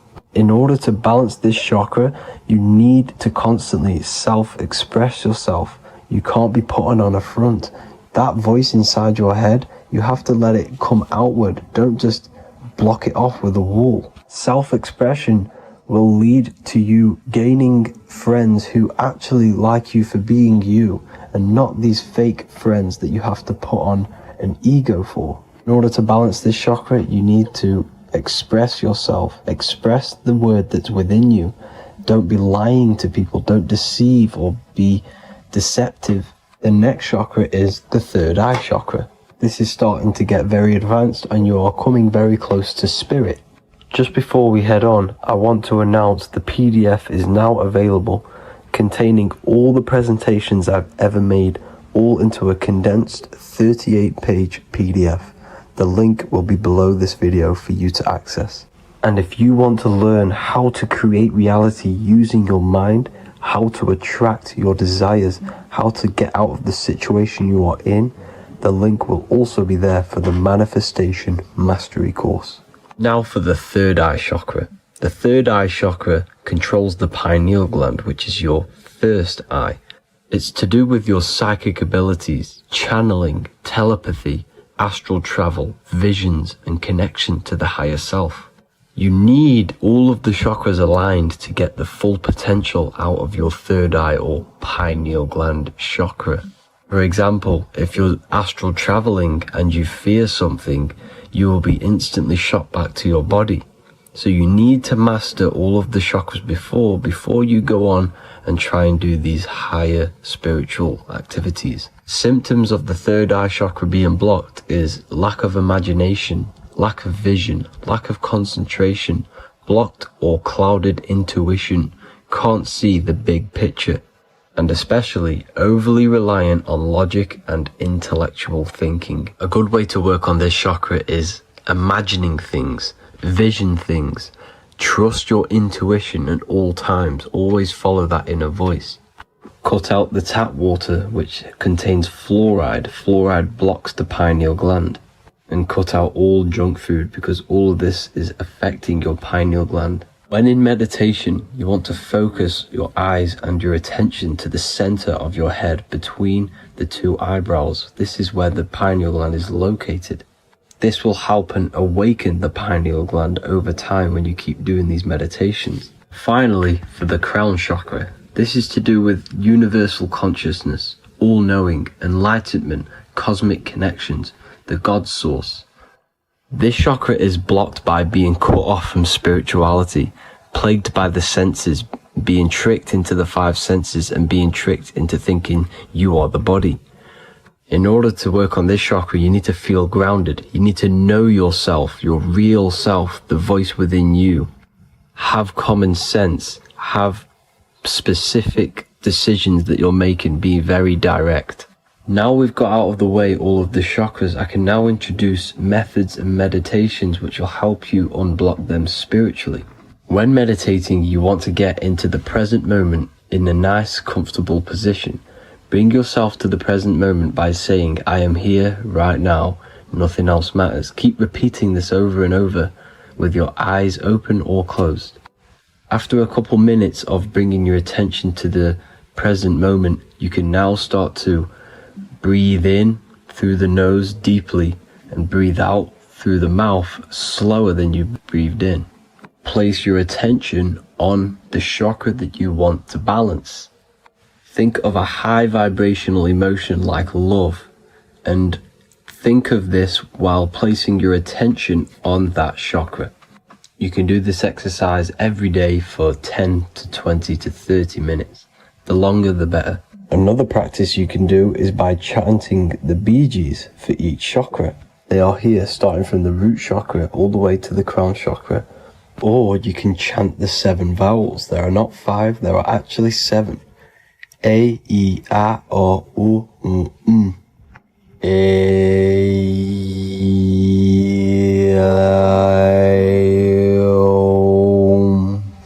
This is the proper way of pronouncing the 7 vowels. These are so powerful because these are the only things that exist. It is literally the sound of God. By pronouncing them right, you can actually create a lot of power within you and align your chakras. That's it for this video, people. I'd appreciate a comment and a like to help the algorithm. I appreciate you all. Love and light.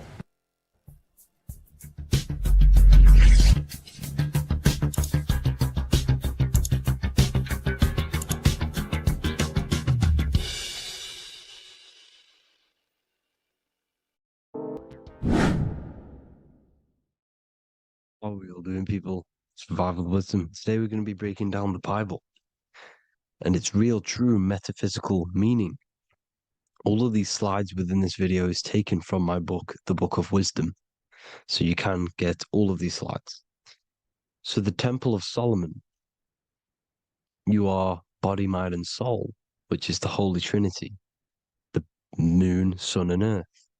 The sun is your soul because the sun is its infinite source of energy. It is its own source of energy. And that is what your soul is. It's its own source of energy. The moon is mind. This is why you call people a lunatic. You're a lunatic. Luna means the moon. And inside of your mind, you have a specific mood. Mood is moon. And mind in German is Mond. And the word Mon means moon. And earth is your physical body because your body contains of the four elements, the four physical elements. Well, the Temple of Solomon is the temple of the soul and the mon, the soul and the mon, the soul and the mind. And it's the temple of the Holy Spirit in the Bible. Everything leads back to one singular point in the center of the brain. The brain is not the mind. It's mind over matter. Okay? The brain is the physical manifestation of the mind. The brain is the electrical computer which decodes the light waves given to it by the mind. This is why everything in the body leads back to one singular point. And we'll go over this in a minute. But this is controlling the physical body. This is the within. If you rearrange within, it spells high twin because within you is your twin, your true self. And it's just an entity in the center of the mind. And if you shut your eyes, you can feel it. Your awareness is in the center of the brain. So there's just an empty chamber in the center of the two cherubs, the two brains. They are two separate brains. They're two hemispheres. And the empty chamber, when scientists chop it up and see it's just an empty chamber, well, because you can't see in that plane of reality. You cannot see the mind. You cannot see thoughts. It is invisible to the human eyes, to the visible light spectrum, to the two eyes. The reason why we call it the third eye in the center of the brain, it's not the third eye, it's your true self. It's the mind and soul. It's an eye because it does see. It's the all-seeing eye that you always see here. There's some Masonic artwork showing the two pillars, the two cherubs, the two hemispheres of the brain, and the inner eye. This is the eye that sees all things. What do I mean by seeing all things? Not physically. It sees the mind. It's what, because your soul is watching the mind. You can observe the mind. You are not the mind. And if you meditate deeply enough, you can go beyond the mind. It's the all-seeing eye. It sees the mind. It sees what emotions you're feeling. It sees what you're thinking. It sees what you're seeing with the two eyes. It's the all-seeing eye. It sees all things. It's omnipresent. It's everywhere. Because the mind can be anywhere. The mind can switch itself into any place it wants. There is no limitations with the mind. So there is two hemispheres in the brain. And in the Bible, there is a quote saying the most holy place between the two cherubs. The two cherubs is the two hemispheres of the brain, and the most holy place is between them, which is what the Masonic artwork is showing. This is the all-seeing eye, the soul and the mind in the center of the brain. And you will not see this with the two eyes. So when scientists come to seeing the empty chamber in the center of the brain, they wonder because they do not understand the occult side of the world. They do not understand the layers of reality. How the two eyes, everything physical comes from the unseen. Everything seen comes from the unseen. Now, the two hemispheres of the brain play a major role in our lives. The right hemisphere is the artist. The left hemisphere is the scientist. The right hemisphere controls the left side of the body. The left hemisphere controls the right side. So there's a crossover. Now, the right hemisphere is to do with your feminine energy, creativity, unification, metaphors, visualization, intuition. The left hemisphere is to do with sequencing, facts, materialistic details, language, and logic. So they keep us normally trapped within the male aspect of our mind, which is the left hemisphere. You know, if you listen to Spotify, Apple Music, and radio, they're all tuned to 440 hertz, which shuts down the right side of the brain, makes you left brain dominant. And we learn, well, 90% of people learn to write with their right hand. They're taught to learn with their right hand, which is to do with the left brain. You see, so we are being trapped within this left side of the brain, which is all to do with logic, thinking logical, not creative. You know, very analytic. But the right side of the brain is to do with your creativity. So the right side of the brain is perceiving reality as a holistic perception. Now, what do I mean? If you're riding through a woods, for example, if you're riding through a woods, your right hemisphere is seeing the whole woods as one unified woods. The left hemisphere's job is to break down the perception given to it by the right hemisphere and break it down into individual trees. So what am I saying? The right hemisphere is seeing humans and everything in creation as one unified consciousness. The left hemisphere is seeing individual egos. This is why the left hemisphere is the place of the ego, the right hemisphere is to do with the higher self. They're both needed, though. I'm not saying one's better than the other. It's balance. Now, they don't want you to see the unified picture, perception of creation. They want you to think everything is individual, everything doesn't come from the one, because all things come from the one. And we experience the two in this reality, dualism. In order to understand the one, we have to experience the two to advance. So, anyways, let's get away from the two hemispheres. The right hemisphere, like I said, is to do with the higher self. And this is why in John 21:6, it says, cast the net onto the right-hand side of the boat and you will find fish. Meaning, cast your energy, cast your perception into the right hemisphere of the brain, and you will find God, unification, and higher self. You will see things from a unified perspective. How we are all one, because we are all the same consciousness.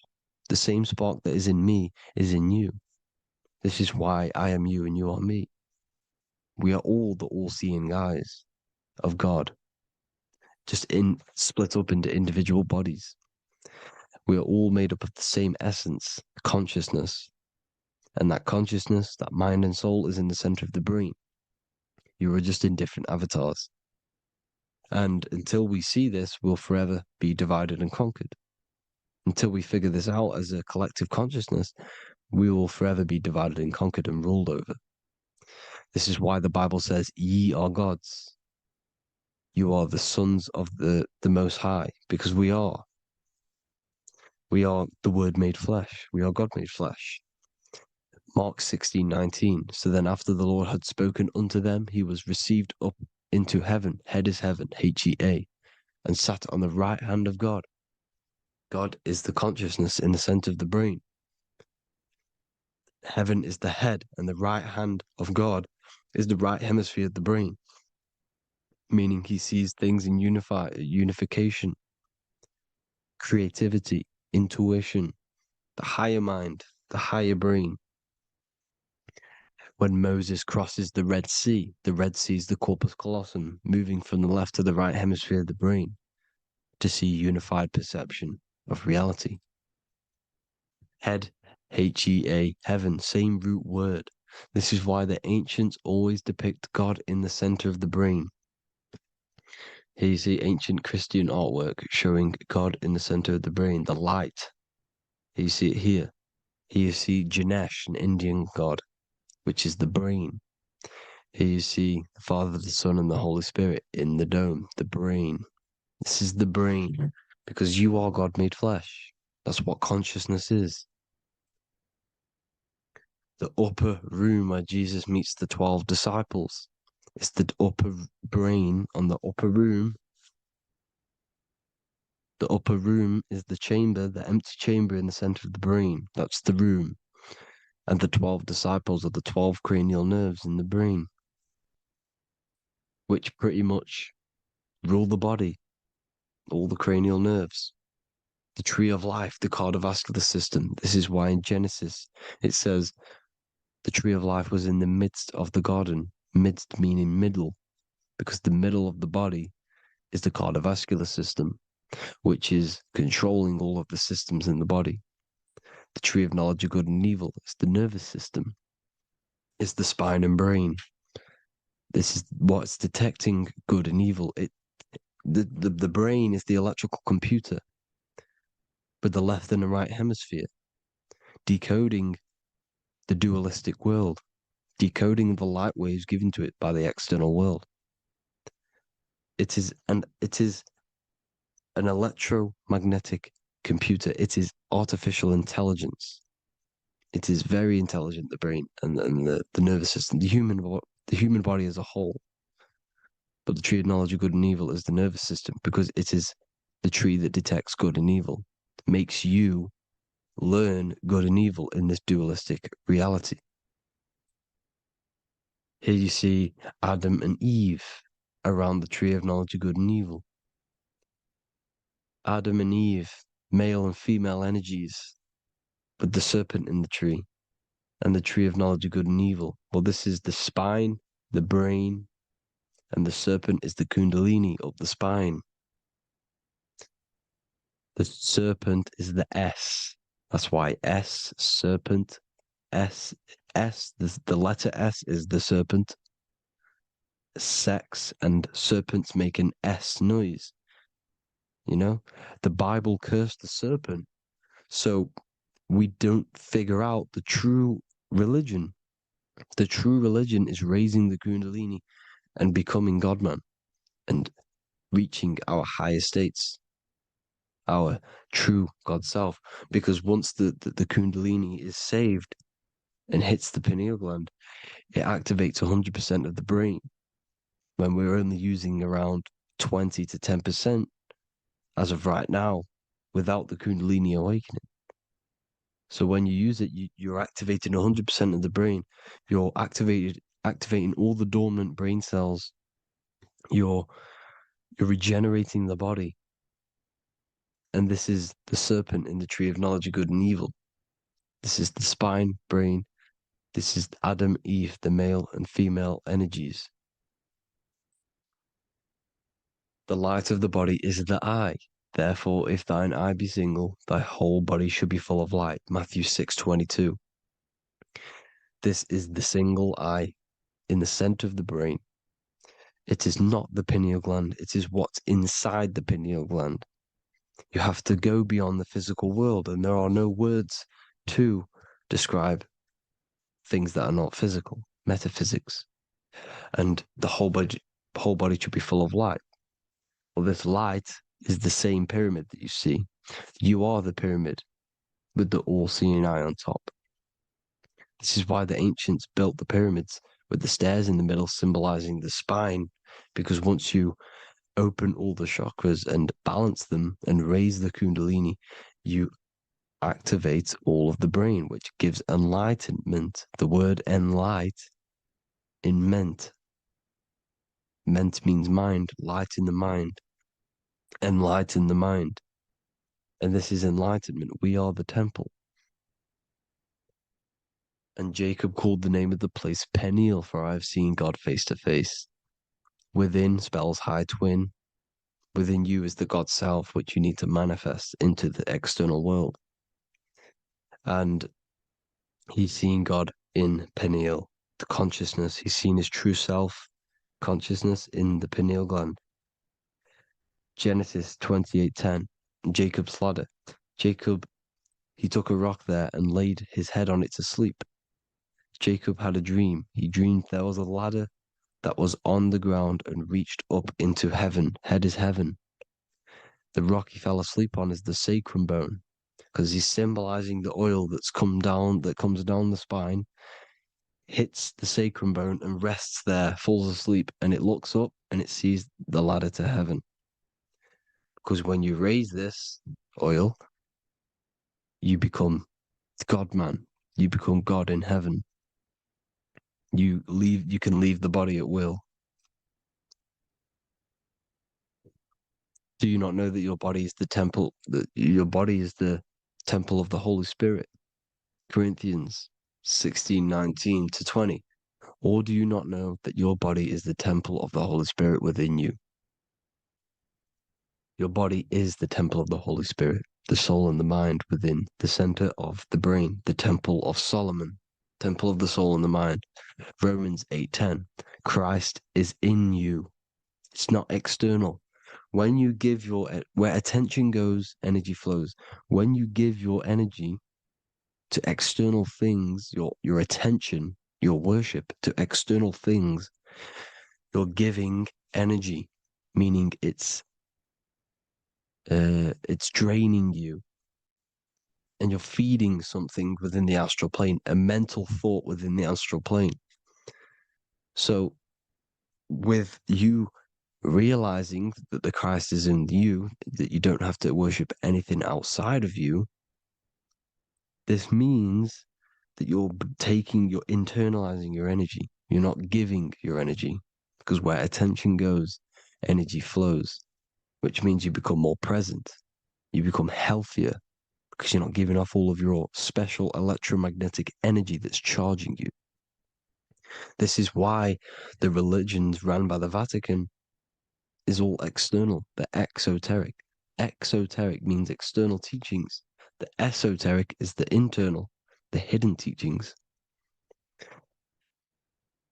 In Psalms 82,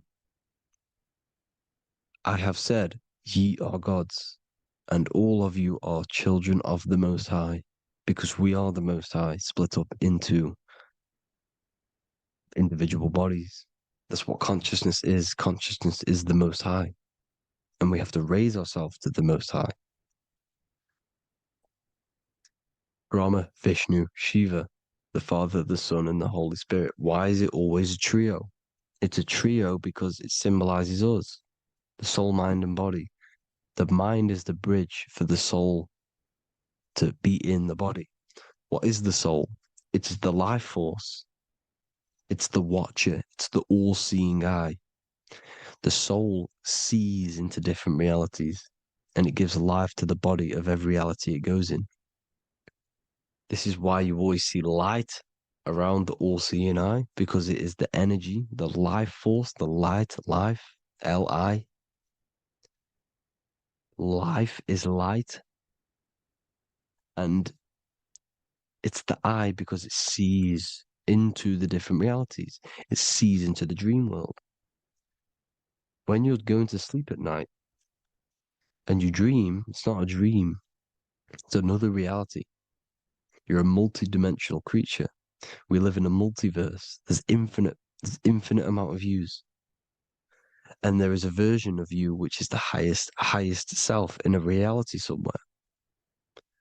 And this eye has the ability to switch realities, which is exactly what astral travel is. Astral travel is the ability to switch reality beyond the 3D construct of this world. The Father, the Son, and the Holy Spirit, Brahma, Vishnu, Shiva. Brahma, the soul, inhabits different bodies. This is why they have different heads. Vishnu, the mind, symbolizing gnosis, meaning knowledge. This is the serpent. The serpent symbolized knowledge. Shiva, the body. Father, the Son, and the Holy Spirit. The bird, the soul, because the bird symbolizes the soul. This is why you have here the Egyptians showing you the soul leaving the body. Here you see here with the twin head, the same head, and it's a bird. This is the soul self. This is the ego self. The Egyptians knew this. They knew all of this. Of course they did. Now, the whole story of Jesus is all metaphorical for the process which goes on within your body. Your neck and head is the Holy Grail, which the sun and the moon creates. Sorry, the sun and the moon creates the fluid within the Holy Grail, the brain, the skull. And the moon creates the milk. Sorry, the moon makes the milk. The sun makes the honey, the land flowing with milk and honey in the Bible. The land flowing with milk and honey is the center of the brain in the Holy Grail. Here you see the Masonic artwork showing you the sun and the moon creating the fluid in the spine. Here's the serpent. Serpent symbolizing the two Kundalini channels, the Ida Pingala up the spine. Here's the furnace raising the Kundalini, raising the oil, heating it up and rising it to the crown. You see? So here you see more Masonic art, seeing the sun and the moon creating the holy fluid in the brain, in the cup, filling the cup. This is why it's a cup, because it's the Holy Grail. This is the holy oil in the center of the brain that gets released down the spine, which is Jesus coming down from heaven. It comes down the spine, down the River Jordan in the Bible. This is when Jesus goes from Nazareth to Jerusalem. He comes down the River Jordan, and Joseph and Mary are in Nazareth waiting for Jesus' return. Joseph and Mary symbolize the pineal and pituitary gland, which produce the two oils created by the sun and the moon. And he returns. When he returns, he gets crucified at 33, because there's 33 vertebrae at the back of the spine, and it crosses the vagus nerve. The crucifixion of the oil past 33 vertebrae creates God-man, and it creates your higher self, and it activates 100% of the brain. And you turn into spirit, you turn to your spirit self. This is why Jesus dies. He didn't physically die, it metaphorically dies, and becomes his higher self. The ego self is left behind. It's the same with the whole story of Jesus. Jesus comes down from heaven, which is the oil. He dies in a cave for 3 days, which is the oil hitting the cave. Here's the cave, and resurrects after 3 days. If you resurrect the oil, comes up and gets crucified at 33 in Golgotha. Golgotha translates to a place in the skull. The three wise men from the east. Well, if you look at the Masonic artwork, they'll always show you a ladder up to the east. Okay? Here you see north, south, west. This would be east. Here you see east here. East here. The ladder up to the east. The east is the top, up. Three wise men from the east. The thalamus, pituitary, and pineal gland in the center of the brain. The most important glands in the body. Here you see the Egyptians with the spine, the sun, and the two hemispheres of the brain. What did I say at the beginning? The sun is the soul. The sun is its own source of energy. It's the life force, which gives life to anything it inhabits. The soul is the same thing. That's why sun and soul mean the same thing. So, what I'm saying is consciousness is God. And this is why when it refers to as God in the Bible, it means your higher self, pretty much. And returning back to this higher self, because God is something that you need to manifest. Consciousness is God, and your body is a reflection of the creation by God. This is why everything in the body corresponds with the stars. The stars rule the body. We are an image of the stars. This body is an image of the whole of creation. Aries rules the head. This is the cerebrum, the ram in the brain. Is the ram, Aries. And we have something called the cerebrum, Aries, the ram. This is the Lamb of God moving to the higher mind.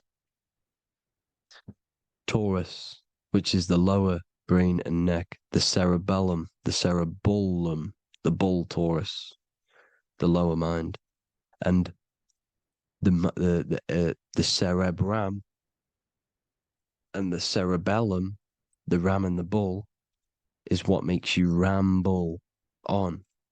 Ramble meaning walking. The higher mind and the lower mind working together makes the body ramble. Ramble is what makes you walk along. Thank you to Santos Bonacci. Gemini, the two twins, rules the two arms, the hands, and the lungs. These are the two twins of the body. Sagittarius, the horse, which rules the hips. Hips means hippo. Hippo means horse. Hippopotamus means water horse. Hippo means horse, and this is why we call them hips, because horses have massive hips. Capricorn, the kneecaps. Pisces, the two fish, the 2 feet. Then they make us swim. We are an image of the stars, people. Well, the body is anyway. Consciousness is God, and the body is the image of the whole of creation. It's a reflection of the whole creation, as above, so below. 12 systems in the body, 12 cranial nerves for the 12 constellations, 12 cell salts. The body's made out of 12 cell salts. So, this is where it gets kind of deep. You know, this is where we get deep. And he said Jesus was known as the fisher of man. And fisher of man, meaning man does not mean man as in the male. Man means mind. He's the fisher of minds. So the Bible is not patriarchal. It's not patriarchal. Man just means mind, pretty much. So the fisher of mind, man, because he was fishing minds out of this reality into the higher realities. He was teaching people how to leave the body when he walks on water. Walking on water is the physical, etheric, astral, and mental. These are the different planes of reality. The ether is the either, because the ether is the substance that's on either side, astral and physical.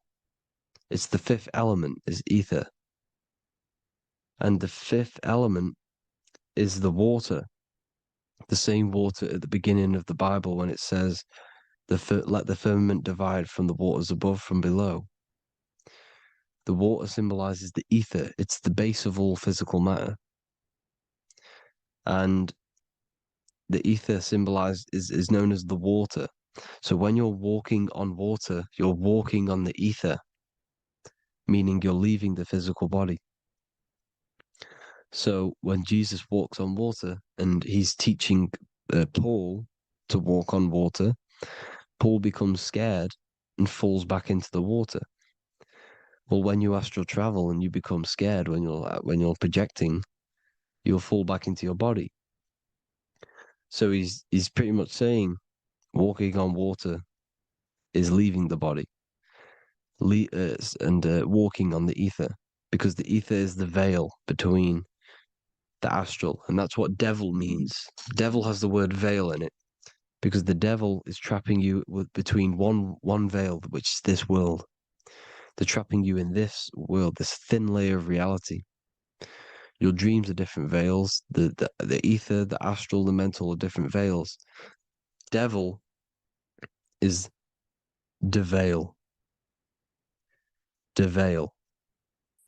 You need to escape being stuck into in one reality and living between realities. And this is when you truly become a multi-dimensional being, because your soul is just the eye. That's what you are. You're just an eye, and you see into different worlds. And it also, when Jesus means the fisher of man, the fisher of minds, he is there are. I truly believe, because of my research, that there is other worlds. It's not just this one. There's higher worlds. There's an infinite amount of you, and you've been in you, in them dreams you call dreams. Them dreams are other realities that you are in. That's why when you're there, you don't feel like you're in a dream. You feel like it's 100% real, because it is real. So this is why the ancients always depicted the many different heads, because there's many different versions of you. And this I, the soul, the watcher, is switching itself into different bodies at all times. Well, when you sleep, when you astral project. And this is what the ancients were doing. They understood the multiverse, and they could switch bodies at will. And this is what the 7 seals are in the Bible, also known as the 7 chakras. These are literally portals within us to these different worlds. We're in the heart at the moment. Earth rearranged spells heart, meaning middle. This is where good and evil exist. It's the middle point, the midpoint of realities. So I hope you all enjoyed the video. All of this knowledge that I've give you in this video is inside of my book, the Book of Wisdom. The Book of Wisdom gets updated every single month with new pages. It's a one-time payment for a lifetime worth of research and knowledge by me. So if you do want to get it, the link will be in the description. But I hope you all gain some amazing insight. Please like, comment, and share to help the algorithm, and drop a subscription. And for more lectures, every 2 days, I drop lectures and knowledge within the Patreon. If you want to support the channel, join the Patreon. Everything's in the description, because we are not monetized on YouTube. Thank you all. Have an amazing day. You don't just have a physical body. You have a physical, mental, spiritual, and emotional body. Each one of these aspects are a body of its own. Body does not just refer to a physical substance. You have a mental body for thinking, an emotional body for your emotions, a spiritual body for your energy in your astral form, and a physical body to encapsulate all of these. Each 4 of these aspects are essential for the human experience and essential to balance. Now, today we're going to be syncing the 4 aspects of your consciousness with the 4 seasons and the 4 elements, and how this ties into the Bible. So we have 4 physical elements. We have 5 elements in total, spirit being the most important, but spirit is pure invisible. We have 4 physical elements. We have air, fire, earth, water. Earth and water are feminine. Air and fire are masculine. Air and fire are active. Water and earth are passive. The air corresponds with the mental body of consciousness. This is where your intellect, this is where your communication, this is where your thoughts, intuition all comes from. This is the mental body of consciousness that allows you to think, allows you to process, figure things out, and have intellect and gain knowledge. This is your intellectual aspect of your consciousness, located in the head region. We have a fire nature, a spiritual nature. This is our astral body. Our astral body is all to do with the subconscious realms, the higher realms of consciousness. This is the body that allows us to be free from the physical body. Our spirit is more of our energy. Water is our emotional body. This is what allows us to feel things, that allows us to gain intuitive feelings of conscience. So emotion allows us to understand what is right and what is wrong. When we feel something bad, we know that this is wrong. When we feel something good, we know that we are doing good. Emotions are a creational force that allows us to feel certain things to bring them into existence. Our emotional body is a creational force and should not be reactive, and they should be controlled. Most actions are stemmed from emotions. Actions bring thought into physical existence. Emotions are the driving power. They are what drives your actions. The thought, then the emotion, then the action. Earth is your physical body. This is your physical state that allows you to take mind and emotion into action, into fruition, into physical matter. This is what your physical body allows your consciousness, your soul, to interact with the physical world and bring things into physical existence. The physical body, the physical world, is an outcome and an effect of the thinking mind. All physical substance comes from the thinking mind. The pen, the phone you're holding, the microphone I'm speaking into, all began as a thought in the thinking mind, then it was brought into physical reality.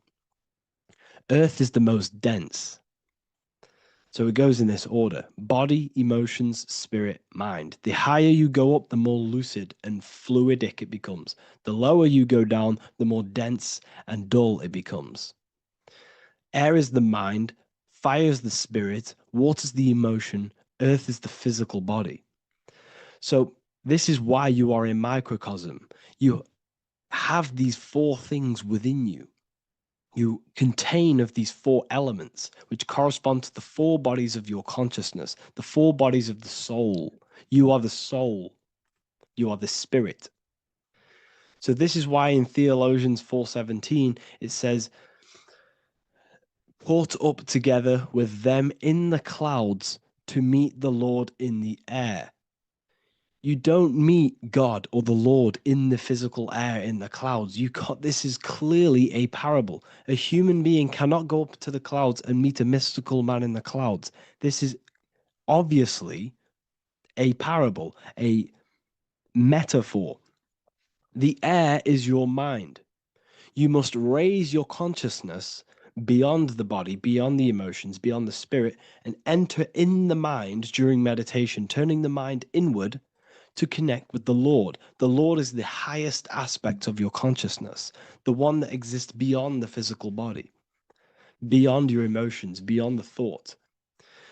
So you meet the Lord in the air, in the mind. The mind represents the air. This is why in America there's a saying called an airhead. You're an airhead. This means that you are stupid, or you don't think, or you have nothing in your mind. You have nothing in your head. When someone's very stupid, you call them an airhead, because air represents the mind. The air is elevated. The air is invisible. The mind is totally invisible to the human eyes. It is a metaphysical substance. In fact, it's not a substance at all. It's so fluidic. It's everywhere. The mind can be everywhere at all times. It can be anything. Nothing is impossible within the mind. Now, this is synced with the four seasons. The four seasons represent the four aspects of human consciousness, the four bodies of your consciousness, the four bodies of your soul. The sun is your soul, okay? And the sun travels around four seasons. Summer, when the sun is the most hottest point. Autumn, when the sun starts to move away from the hottest point. Things start to die. Then it goes to winter. This is when everything dies. This is when things enter in within itself. This is when darkness occurs. Then spring. This is the reignition of the sun. This is when the sun starts to bring back the warmth back to the summer. You have 4 seasons, which correspond to the 4 bodies of consciousness. Fire is the spirit. This is when you are passionate. This is when you are taking action. This is when you are fiery. The sun is blazing. You're taking action. You're very passionate. You're very spirit. You're in the spirit. Autumn is water, emotion. This is when you start to become very reflecting. This is when you start to feel emotional. Because in autumn, there's lots of water. This represents the emotional body of consciousness. Winter is the mind. This is air. Winter, what happens in winter? Everything enters within itself. The leaves die. The trees die. Everything dies and goes within. This is the mind. The mind is the darkness, remember. You close your eyes to enter within the mind. The winter represents meditation. In the winter, what do people do? They stay inside of their house. They research more. They read more books. They become more intellectual. They think more in the winter because we are so we're stuck inside. So we're more reflective. We're thinking more. We're more communicative. We're more intellectual.